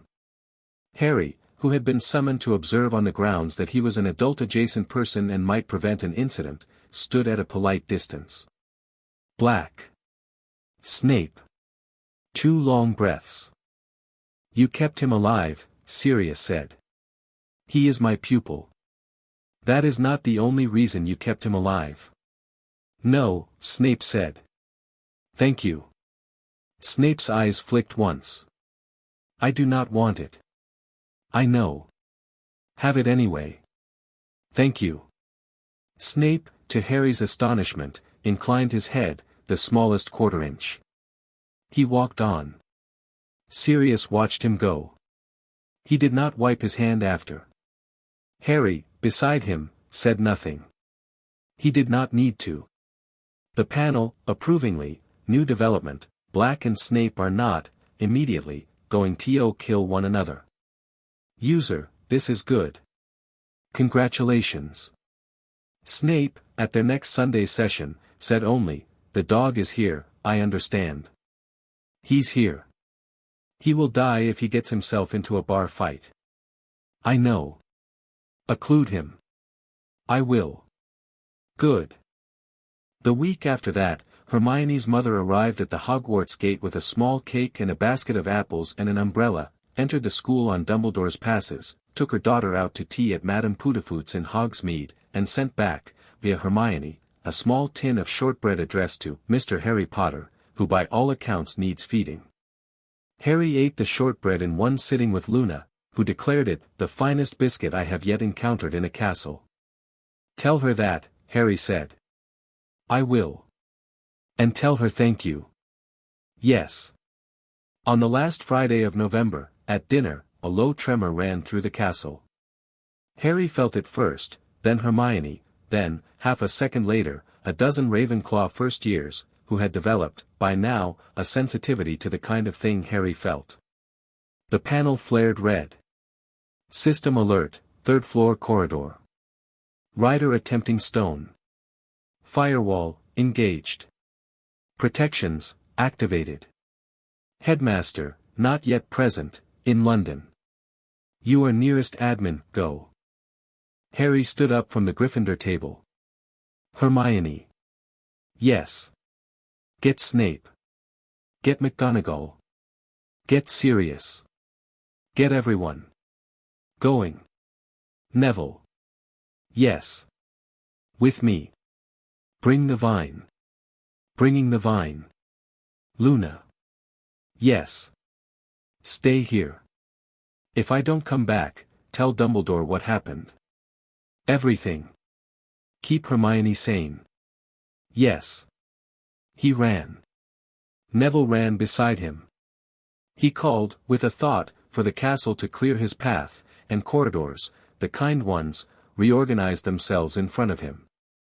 He reached the third-floor corridor in 40 seconds. The door he had firewalled a month ago stood blown half off its hinges. On the other side of it, a dog with 3 heads was roaring at a small, pale, trembling figure who had forced it, by Fluffy's clear reluctance, into a corner. Quirrell was in the passage. He was alone. He had his wand drawn. His turban was half unwound. The thing behind him was, through the unwinding, beginning, horribly, to be visible. "Potter," Quirrell said, and he was Quirrell, briefly. "Run. Please. Please. I can't," and then the thing behind him said, in its cold small voice, which Harry had heard only in dreams, "Too late." Chapter 5 End. Chapter 6, Administrator, "Too late," said the thing on the back of Quirrell's head, and the world, for Harry Potter, narrowed to a corridor, a dog, a man, a parasite, and a choice. The Cerberus, Fluffy, Hagrid had named him, with the optimism Hagrid had for all his dangerous pets, crouched in his corner. 3 heads. 6 yellow eyes. A trembling low growl. He had, Harry saw at once, a music box on the floor at his feet. It had been playing. It had stopped. Quirrell had silenced it. Fluffy, with no sleep to guide him, had cornered Quirrell, which had, apparently, not stopped him from opening the trapdoor at his feet. Through the open trapdoor, in a patient silver curl, Harry could see the topology of the rest of the stone's protections. Devil's Snare, still healthy, despite its brief recent brush with whip duty. A keyed flight puzzle. A chess game.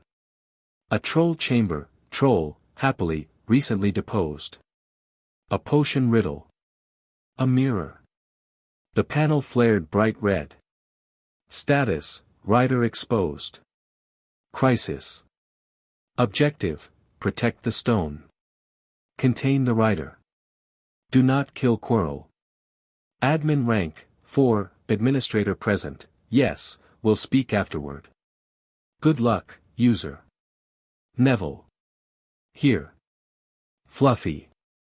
Play the music box. Neville knelt. He lifted the music box. He wound it. A thin tune crept out of it, not a lullaby, Harry noted, but a simple march, with a burr of old copper in the tone. Fluffy, all 3 heads, flopped. The growl became a snore. The corner, of a sudden, was full of sleeping dog. Move. With me. They moved. Quirrell was still in the passage, a half-raised wand, half-unraveled turban, half himself. His eyes found Harry. Run, Potter. No, Professor. He will, I know. Enough, said the thing behind. The turban fell away. Harry had prepared, he thought, for this. Had he prepared, his stomach told him, briefly, he had not.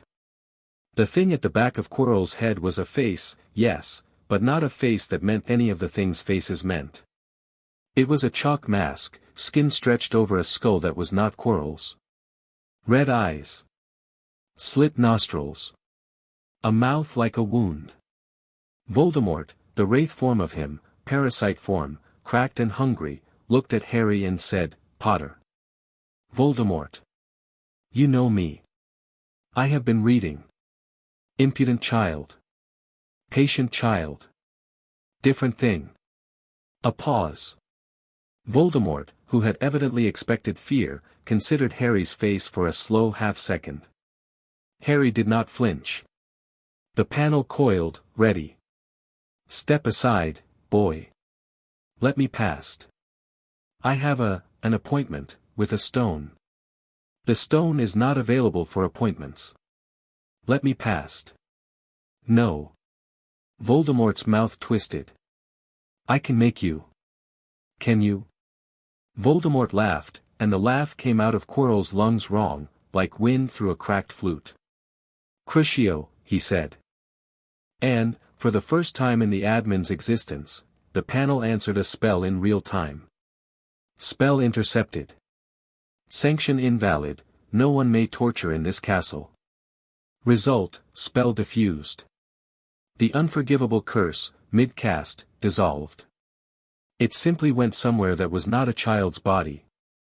Voldemort's red eyes widened, fractionally. What, he said. Admin rank 4, Harry said, calm. I rewrote a rule. You rewrote, you cannot, I can. I will. Leave this castle, Tom Riddle. Voldemort's rage, when it came in a shudder. He ripped Quirrell's arm up. He flung a curse, an ordinary curse, Bonebreaker, at Harry. The curse met Harry's shield, which flared, the castle itself added to it, which Harry felt at his back, and the Bonebreaker shattered against the shield like glass. Neville stepped up beside him. He had his devil's snare whip in his hand. His jaw was set. Harry. Hold him, Neville. Right. The vine shot. It hit Quirrell in the wand wrist. It wrapped. It tightened. It pulled. Quirrell screamed. Voldemort, behind, hissed. He did not scream, he hissed. The wand spun out of Quirrell's hand, skittered across the floor, came, at Harry's thought, to Harry's palm. Harry caught it. He did not use it. He pulled up the admin panel. He centered himself. He said, aloud, to the castle, lock this corridor. No one in, no one out, except those I name. Hermione Granger. Neville Longbottom. Luna Lovegood. Sirius Black. Albus Dumbledore. Severus Snape. Minerva McGonagall. Pomona Sprout. Rubeus Hagrid. The castle, with a satisfied hum that Harry felt in his spine, did. Voldemort looked, for the first time, afraid. You have not made yourself a king yet, boy. I have not. I have made myself an admin. Those are different. I will, you will what, Tom Riddle? You are riding a man. The man is tired. The man wants to leave. The man is my teacher. You do not own this castle. You do not own me. You have nothing, here, except what you have stolen. The stone is not yours. You will step out of him. What? I'm telling you to step out of him. If you comply, I will, with reluctance, let you leave this castle a wraith. You will have no body, no bank, no host. You will go into the forest. You will hide. You will try, I imagine, to find a new host. I will be waiting for the next Horcrux. I will find them all. I will end you. But you will leave Quirinus Quirrell with his life. And if I do not comply, then I remove you. Forcibly. It will hurt you. I am not asking. Voldemort's red eyes flickered. His rage, magnificent to him, was not, at this moment, persuading the boy in front of him. He reached, Harry felt it, for admin-like access through the scar, through the old fragment. But the scar fragment was gone. Snape had removed it the Sunday before. The port Voldemort had been counting on was closed. He hissed. You cut out my door. I closed it. Professor Snape did me the favor. Snape, leave him out of your rage, Tom. This was my decision. Quirrell, still held by Neville's vine, whispered, please. I am not, Voldemort began, and then, in a motion too fast for the eye to track, hurled himself, the wraith of himself, out of the back of Quirrell's head. A black smoke shape detached itself, shrieking, from the professor. Quirrell dropped. Neville caught him. The smoke shape, ragged and shrieking, tried to escape through the corridor wall. The admin panel flashed. He is trying to exit your jurisdiction. Decision. Harry, without lowering his hand, stop him. The castle, without any comment but obvious pleasure, snapped the corridor shut around the wraith. He could not pass the wall. He coiled in the air. He writhed. He tried, from mid-air, to cast something through Harry, and found, as the Cruciatus had found, that the air around the boy refused the sanction. A figure stepped out of the shadows behind Harry. It was not Dumbledore. It was not anyone Harry had seen before. He was an old man, old in the way mountains were old, with grey robes the colour of winter clouds, and a beard not quite Dumbledore's and not quite any man Harry had known, and eyes that were older than the beard. He had a staff. He had no wand. Above his head, the panel said, Merlin. Administrator, previous. Well, the old man said, easily, that's about enough of that. He raised his staff. He did not speak. He drew one small gentle sigil in the air with the top of the staff, and the smoke shape of Voldemort, still shrieking, was drawn, not destroyed, into a cramped, patient, silver cage that had not, a moment earlier, existed, and that hung now like a lantern at Merlin's elbow. Ah, Merlin said, and smiled. Cousin. I am not your cousin, Voldemort hissed, muffled. No. My mistake. Probably you are. Harry, slowly, lowered his hand. Administrator. Harry, Merlin said. You are, I am the voice. I am not Merlin, not the Merlin of the books, though I was once, for a time, called that. I am the previous administrator of this system. I am, as you have felt, tired. I am approximately as old as I feel. I have been waiting for you. I have been listening to you. You have done, please do me a favor and do not make me say this twice, a very good job, at a very young age, with very little help, and I am, in the old-fashioned sense, proud of you. Oh. Yes. You are dying. I am, Merlin said. Thankfully. At last. I have been awake for, let us say, longer than is healthful. I would like, soon, to sleep. Before I do, I must transfer full administrator privileges to a successor. You have proven yourself ready. I would like to make you the next administrator. Harry was quiet. Sir, yes. I am 11. You are, Merlin agreed, not ready to be alone. Yes. I propose, therefore, that we make the transfer gradual.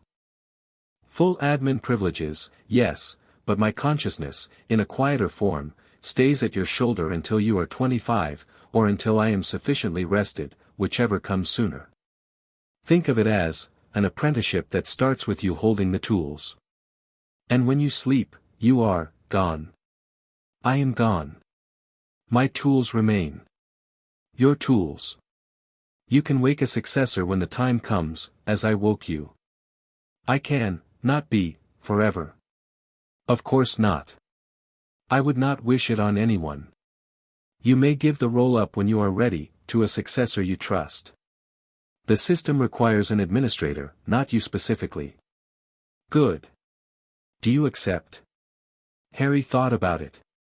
He thought about his parents, who had died for him. He thought about the Sorting Hat, who had been right. He was, in an ordinary way, unsortable, not because he was broken, but because he was needed for a different role. He thought about Hermione, Neville, Luna, Sirius, Snape, privately, McGonagall, Sprout, Hagrid, Fawkes, a centaur who liked plants, a house elf named Yoke, and a portrait of Sir Cadogan who might, once Harry got around to it, have his memory corruption patched and remember, at last, who he had been. I accept. Good. Merlin raised his staff. The air in the corridor brightened. A warm wind moved, Harry did not know from where. The panel above Harry's head, the small white rectangle that had said admin, apprentice, since the Sorting Hat, flickered, once, and then, with the slow grandeur of a ship docking, changed. Admin, full. Apprentice tier retired. Apprenticeship assigned, Merlin, advisory. And now, Merlin said, and he did not sound tired for a moment, I have to, clean up. Don't watch. It's undignified. Harry turned his back. Behind him, for 10 seconds, the corridor glowed a soft white. When he turned back, Merlin was gone. The silver cage, with the wraith in it, was smaller and tidier. It had a handle. A small pleasant panel, old man's last instruction, do not destroy the wraith tonight. He is in a cage. He cannot escape. Bring in AD tomorrow. Destroy at your leisure. The snake must still be tracked. The diadem is 4 corridors to your left. Behind him, Quirrell stirred. Neville was still holding him. Harry knelt. Professor. I am alive. You are alive. I cannot teach after this. You do not have to teach, Professor. You have to rest. I am sorry, Potter. I know, Professor. He took me, I know. Don't try to explain. The details will come later. You need a bed and a Medowitch.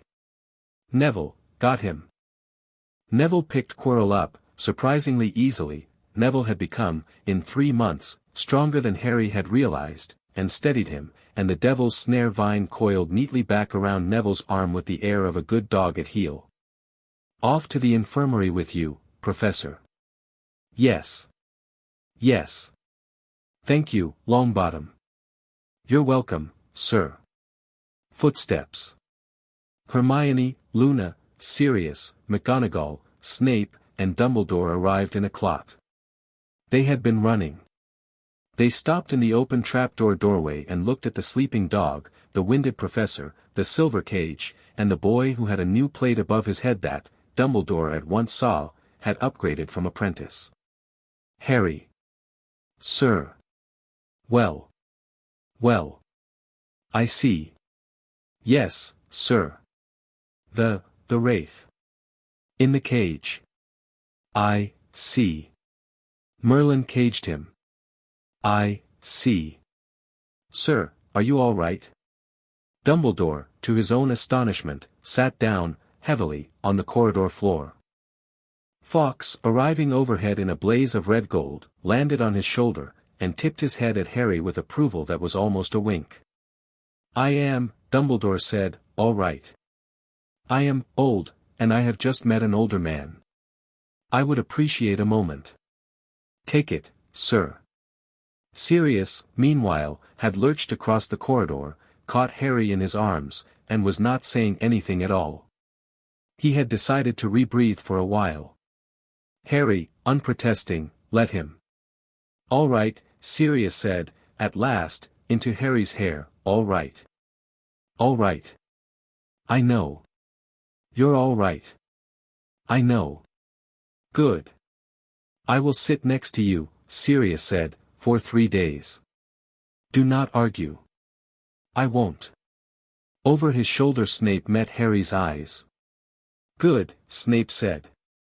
Only the one word. Thank you, sir. Hermione, because somebody had to, said, the stone. Harry turned. Yes. Hermione, take the others. Go down the protections. The chess will be easy, Neville and I cleared it in a rehearsal Tuesday night.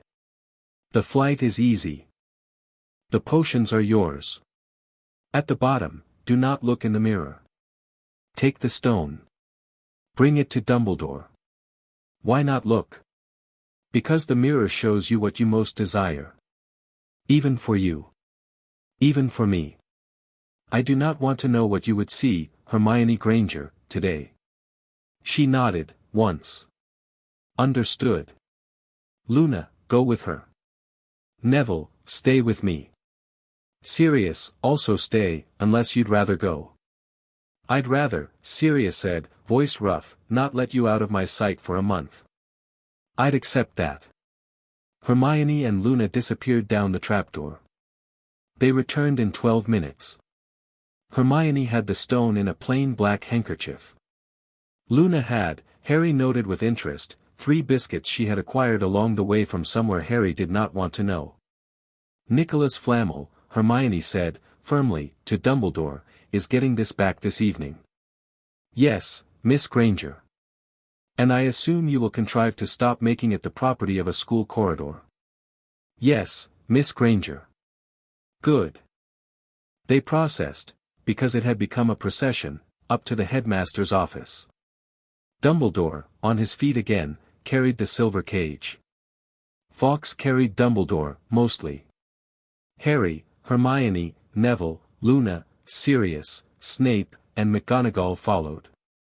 Sprout, summoned up from the greenhouses on her way, joined halfway, took one look at Neville, clapped him on the back, and said, "Atta boy, Longbottom." Hagrid, who had run up breathless from his hut and arrived in time only to weep at Harry from the corridor, was ushered in as well. In Dumbledore's office, Fawkes on his perch, Merlin's silver cage on the desk, they destroyed the wraith. Harry did it. Dumbledore had offered. Harry had declined, politely. "He's mine, sir," he said. "Yes, Harry. Not out of appetite. I know. You have earned the right to close the story. Close it." Harry approached the cage. The wraith, inside, had run out of shriek. It said, at last, in something very small, "Potter. Tom. Don't, it is not a death. It is an, asleep. Do not let them, it is a death, Tom. The one you should have had, before you were willing to kill. I am sorry you were a boy who decided to do what you did. I am sorrier for the mother who died of you. I am sorry for the children. I am going to close you now." He wrote the sanction. The admin, fully, did what the apprentice had learned. The wraith, in the cage, fell quietly apart into silver threads that dispersed, neatly, into the castle's silver threads. It did not scream. It did not cling. It simply was unwove. Horcrux remaining, 3. Diadem, within castle. Locket, Scotland cave. Snake, with Pettigrew, currently, location known. 3, Harry said aloud. 3, Dumbledore agreed. The diadem tonight. The diadem tonight. The locket next week. The locket next week. The snake, by spring. We will have him, Harry. We will have all of it. He will not rise. He will not rise. They sat. They drank tea. Sprout produced shortbread. McGonagall, softly, cried without apology. Snape, facing a wall, did the same. Hagrid wept openly, into an enormous handkerchief. Sirius laughed at himself, weeping, and could not quite stop laughing. Hermione held Harry's hand under the table. Neville sat quietly with his vine curled around his wrist. Luna ate a biscuit with great dignity. Fawkes sang. It was not a triumphant song. It was a small, peaceful, going-to-sleep song. It was the song Harry's mother had hummed in a kitchen. In the corridor, the castle side, the whole thing, the whole enormous old breathing body of it, and the silver threads in the walls glowed not a little more but to full brilliance for one long peaceful minute, and then settled into a gentle, steady warm light that, from then on, they would always have. Later that night, very late, when the office was empty and only Harry and Dumbledore remained, Dumbledore set a new sorting hat, one he had fetched from a cupboard that he had, apparently, been preparing for some weeks, on the desk between them, and said, "One thing more, Harry, if you will." "Sir." "The hat would like, if you will allow him, a second attempt." Harry looked at the hat. The hat, on the desk, wriggled. It said, in a voice that was small and young and eager, "If you would." "All right." Harry put the hat on his head. The hat said, warmly. "Oh, good. Oh, well now. You are, Harry Potter, a great deal more than you were. Mind if I have a proper look? Please. Gryffindor courage. Hufflepuff kindness. Ravenclaw curiosity. Slytherin, yes, still, Slytherin, shrewdness. Well. There. What? A fifth, the hat said, with the pleased tone of a good librarian who had just found an uncatalogued book. Not a house. A roll. Which is what you are, isn't it? Shall I sort you into all four? Or into none? You decide. Oh, please. The hat laughed. It's your decision. Not mine. Sort yourself. Harry thought about it. None, he said. None. I am, not of a house. I am of the castle. Oh. Oh. The hat sounded, briefly, choked. That's a very old idea. We had founders who were of the castle. Yes. Yes. All right.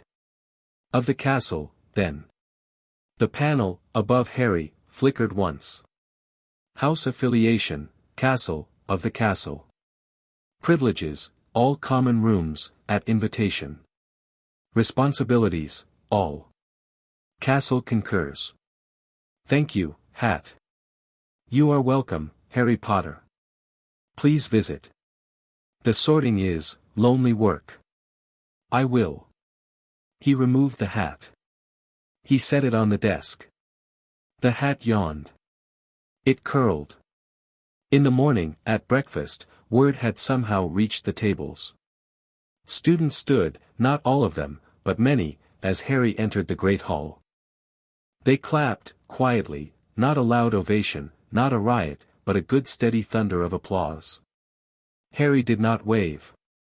He put his hands up briefly, palms out, and sat down at, to the school's bewildered delight, the staff table, between McGonagall and Sprout, because Dumbledore had saved him a place. You'll be ours, will you, Mr. Potter, Sprout said, buttering his toast. At every meal, he said. With your permission. Not permission, child. Invitation. Thank you. He ate. Fred, from the Gryffindor table, put up a cartoon on the notice board that read of the castle with a little crest of a phoenix, a lion, a badger, an eagle, and a serpent all wearing aprons and holding a biscuit. Hermione copied it down. Luna took a photograph for her father.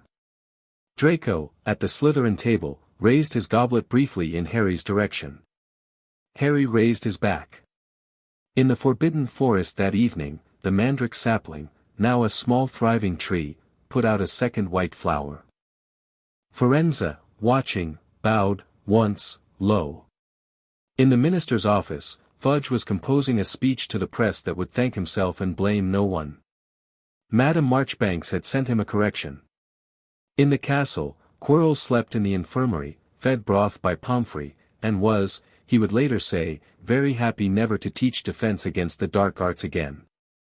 Snape, privately, began to prepare his application. In the lake, the giant squid surfaced twice, waved a single tentacle at an empty shore, and went back down. In Harry's study, on the small shelf, in a plain wooden box, a black stone that had once been the cap of a ring, and a silver comb, and a tin of shortbread from Hermione's mother, and an unsigned letter whose author he had, through Madame Marchbanks, eventually written back to, and thanked, and a single red gold feather from Fawkes, sat waiting for him. At 9, Harry wrote a letter. It was addressed to Nicholas Flamel. It read, Dear Mr. Flamel, the stone is returned to your care. I thank you for the loan, and for the danger you accepted for my school and for my friends. I do not think you are likely to need my help, but if you ever do, I am available.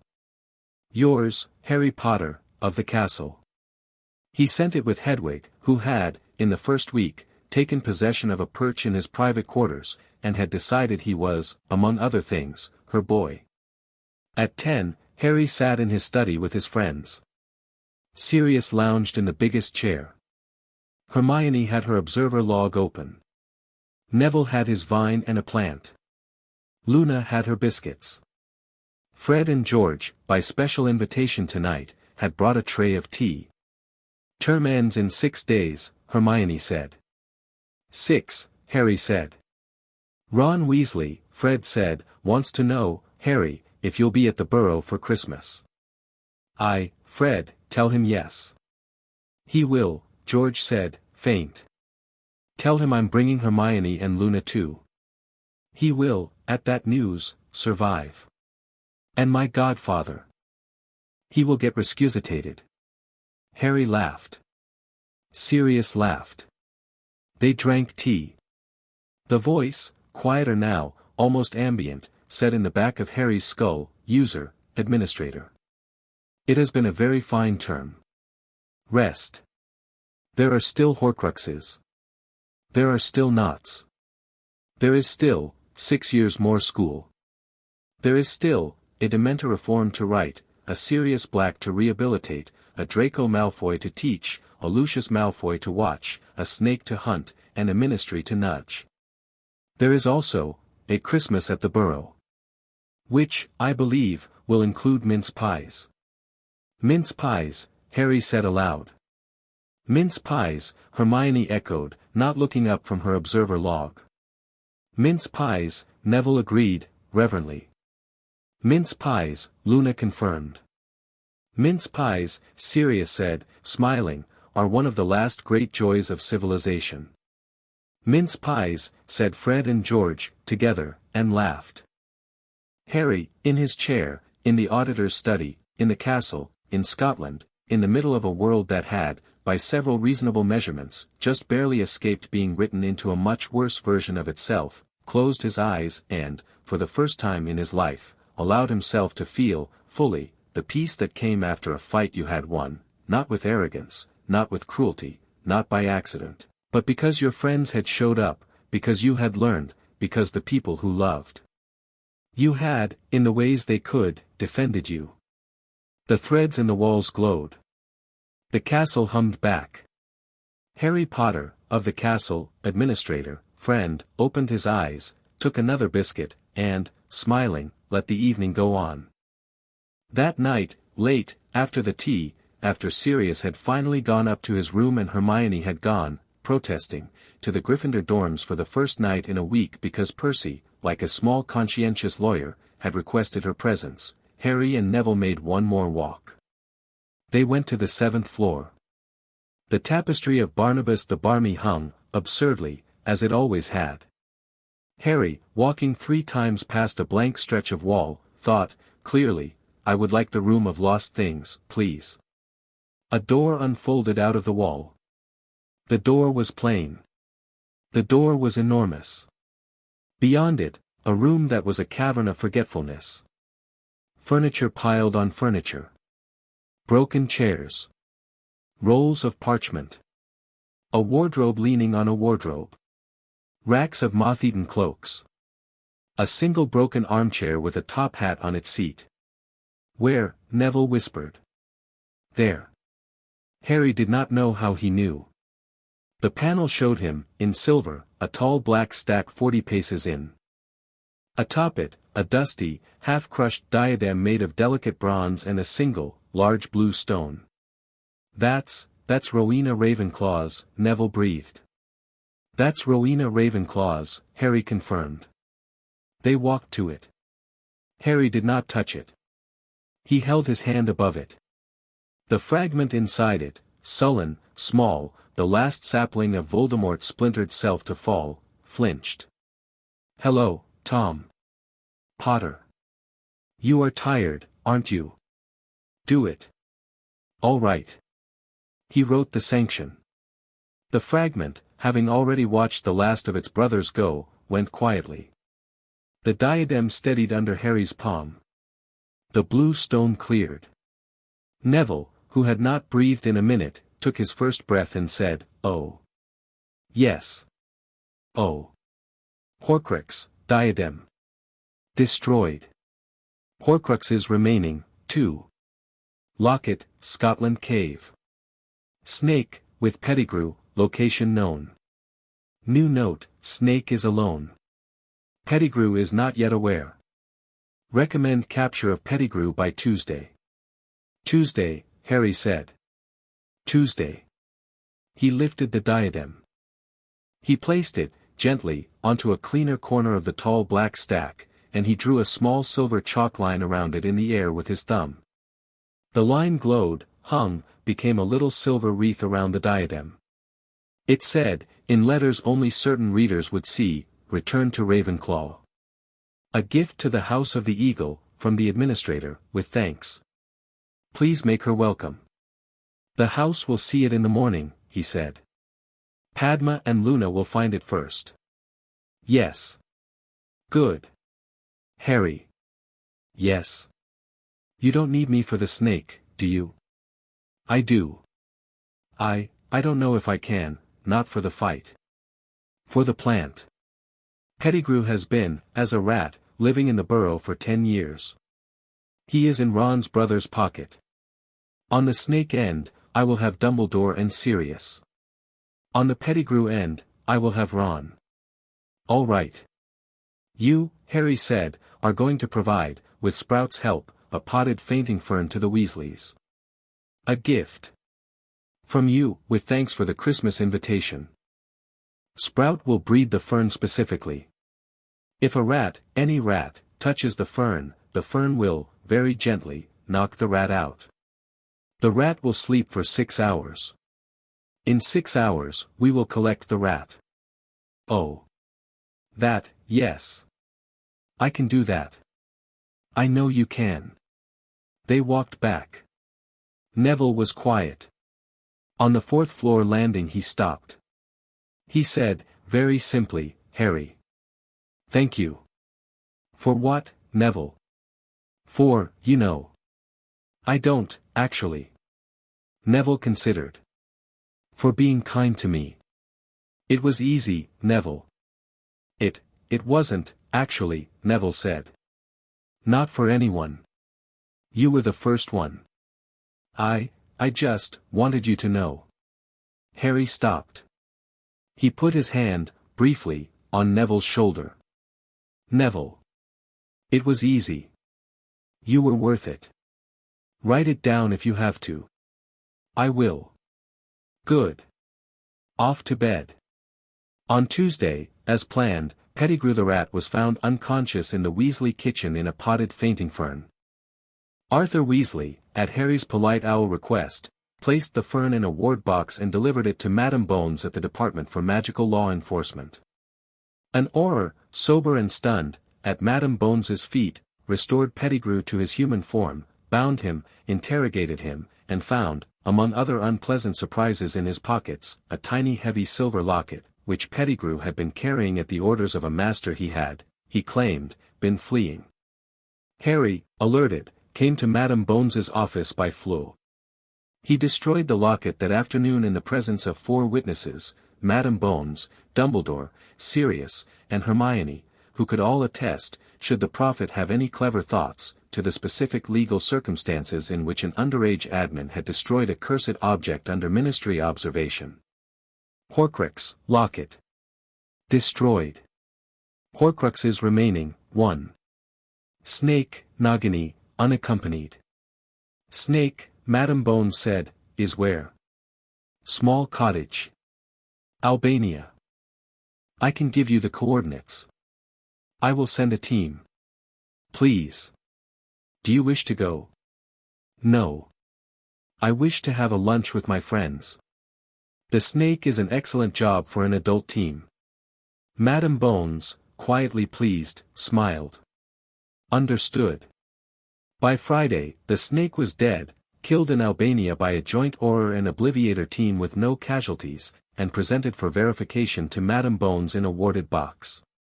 Harry, at his lunch, Chicken, Hermione, Neville, Luna, Sirius, McGonagall briefly, Sprout briefly, Snape not at all, heard of it when a small ministry owl landed in the butter and announced it. Horcrux remaining, 0. 0, Hermione said, reading over his shoulder.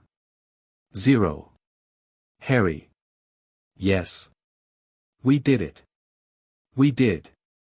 Oh. She hugged him again. Sirius, helpfully, put a biscuit in both their hands before they could split apart. Luna, beatifically, mince pies. Mince pies, Harry agreed. 2 days later, on the afternoon of the last day of term, Harry stood in McGonagall's office and signed, with his left hand on McGonagall's right shoulder to steady himself, the legal papers that made Sirius Black his guardian. Dumbledore, as headmaster, witnessed. A small ministry clerk, bored, stamped the papers. McGonagall, who had cried 3 times that week at random intervals, cried once more. Sirius, with his eyes bright, signed as the guardian and, with his other hand, Harry's shoulder. Merlin's beard, pup, he said. I'm going to be terrible at this. You'll be great. I will be terrible. I believe in you. That's because you have hope, which I will not take from you. Thanks. They left for the Burrow the next morning. The Burrow was chaos in the best sense. It was Mrs. Weasley, who cried at the sight of Harry for 2 full minutes, then fed him.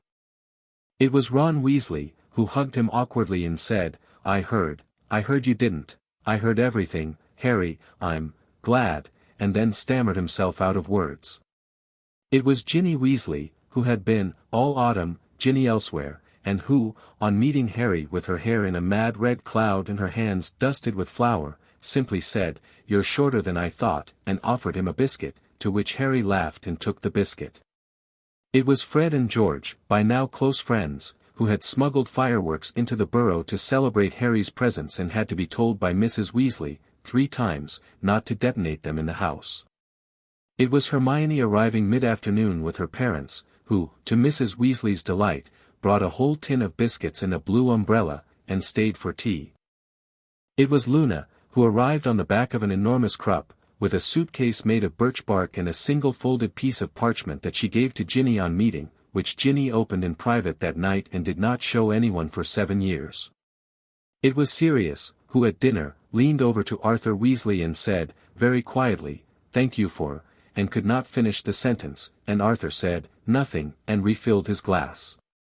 It was, at 11 the night before Christmas, the Weasley family, augmented by Sirius, Harry, Hermione, Luna, and an 8-year-old girl neighbor Mrs. Weasley had been secretly minding, gathering in the small front room around the fire with mince pies and a small wooden angel on top of the tree that did not, magically, fly. It was Harry, who did not know, until he was in the Weasleys' kitchen with a tea towel over his shoulder, that he had been, in the previous week, for the first time in his life, full. It was the admin, quietly, in the back of his head, User, if you wish, I will not speak for a week. You are on holiday. Yes, please, he said, and the voice laughed, a low, warm, old man's laugh, and was quiet. It was, on the morning of the last day of the holiday, a conversation with Sirius over a cold kitchen, that Harry had rehearsed for 6 weeks in his head and had never written down. Sirius. Pop. About the house. Grimmauld. I was going to, don't go back to it alone. Don't go back to it at all, for a while. I know it is yours. I know the tree is there. I know, your brother's name. I know. Give it a year. Live with me. We'll find a place. I have a room for you in the castle. I will buy us a cottage with the small pension the ministry gave you. We will, in the summer, go sit near the sea. I do not want you to go back to that house yet. Harry. Please. Sirius looked at him. His eyes were red. All right, pup. Good. I don't deserve, shut up. Yes, pup. The cottage, it turned out, found them, because a small kind-faced landlady in Hogsmeade had been looking for a tenant and Madame Marchbanks had been looking for a cottage for a friend. Sirius moved in January. Harry visited him on weekends. They painted a bedroom yellow. Sirius, who had been thin, started to be less thin. When they went back to the castle for second term, a number of quiet changes had occurred. A defense against the dark arts professor had been hired, a younger, less pale one, who was not riddled with anyone. Quirrell had retired to a small farm in Kent. Snape, who had been quietly appointed as a special consultant to the Aurors, was in the castle on Sundays and in London the rest of the week, He would, however, continue to brew Harry's Sunday file, because it was a small tradition he had come, against his will, to value. Sirius, once settled, came up to the castle twice a week as a cultural affairs advisor, which was a title Dumbledore had invented, and which consisted, mostly, of sitting in the auditor's study drinking tea and teaching Harry, Hermione, Neville, and Luna slowly, one lesson at a time, how his generation had, and had not, gone wrong. The stone was safely back with Nicholas Flamel, who had sent Harry a note that read, "Dear Mr. Potter, please call me Nicholas. Thank you. I am, at long last, ready to conclude my affairs. My wife is ready, too. We go to rest this spring.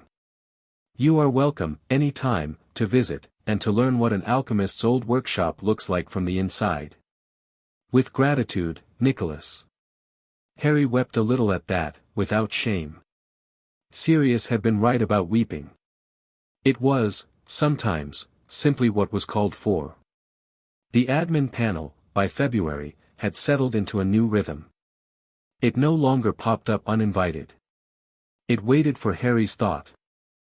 It gave him, each morning, a gentle 3-line summary of anything the system had observed in the night that needed his attention.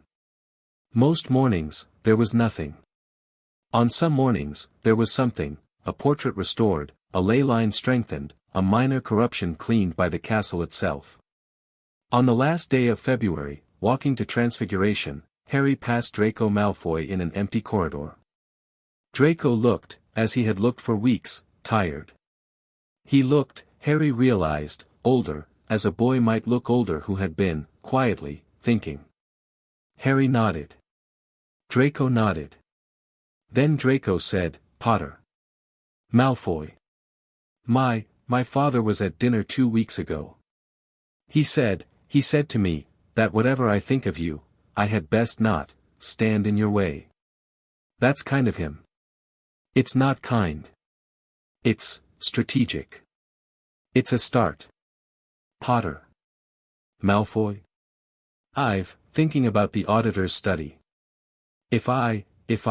Yes. If I asked. Yes. You'd, let me. Yes." Draco let out, for the first time since Harry had known him, a real, young, uncontrolled sigh. The sort of sigh a boy might make when he had been, for a long time, carrying something. "Thank you. We meet Saturday, at 8. Bring biscuits." "I can't, my mother doesn't, buy biscuits in Hogsmeade." "Yes. I will." "Good." Draco walked on. Harry walked on. Above them, the ceiling of the corridor, which had, for years, had a small crack in it, knitted itself, quietly, shut. A year passed. 2 years passed. Harry Potter turned 14 in a castle he had come to be called, affectionately, the son of. He turned 15 in a small wooden house in Cornwall where Sirius Black cooked a birthday dinner on a wood stove with Remus Lupin, who had, at last, been found and brought back into the breakfast group. He turned 16 in the rebuilt ministry atrium at the invitation of Minister Bones, who had quietly replaced Fudge after the ministry's reform, and who had made, as one of her early acts, a new department, Ministry of Magic, Office of Administrative Audit, under the direction, of course, of Miss Hermione Granger, Observer, Senior, Emerita. He turned 17 in a classroom he himself taught in, at Hogwarts, in a class he had created called Practical Kindness Under Pressure, which was universally mocked, universally mandatory for 6 years, and universally loved by the time students had finished it. He became, at 20, headmaster after Dumbledore retired with a slow, good, grateful smile. Hermione, at 20, became the minister's chief of staff. Neville, at 20, became head of herbology at Hogwarts and was, at 21, kissed for the first time by Luna Lovegood, behind Greenhouse 3, on a Wednesday in April, to their mutual delight.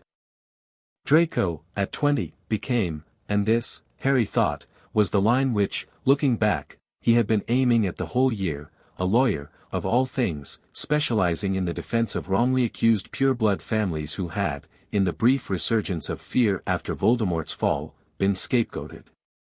He was, in court, very good. But this is getting ahead of ourselves. Back in the castle, in the week after they had come home from the burrow, in the middle of the coldest January Scotland had had in years, Harry Potter sat in the auditor's study with his friends and looked out at the lake. The lake was frozen. A single thestral had been seen on the far shore that morning, grazing on invisible grass. Fawkes, who had, to Dumbledore's half-hearted protest and full-hearted approval, taken up residence in Harry's window, was asleep on his perch. Hermione was writing. Neville was repotting a small white flower. Luna was humming. Sirius, in the biggest armchair, was asleep. The voice said nothing. The voice, in fact, would not say another word, not as a directive, not as a quest prompt, not as a summon, for several months. Harry had noticed. Harry had not asked. He understood, instinctively, that Merlin was resting.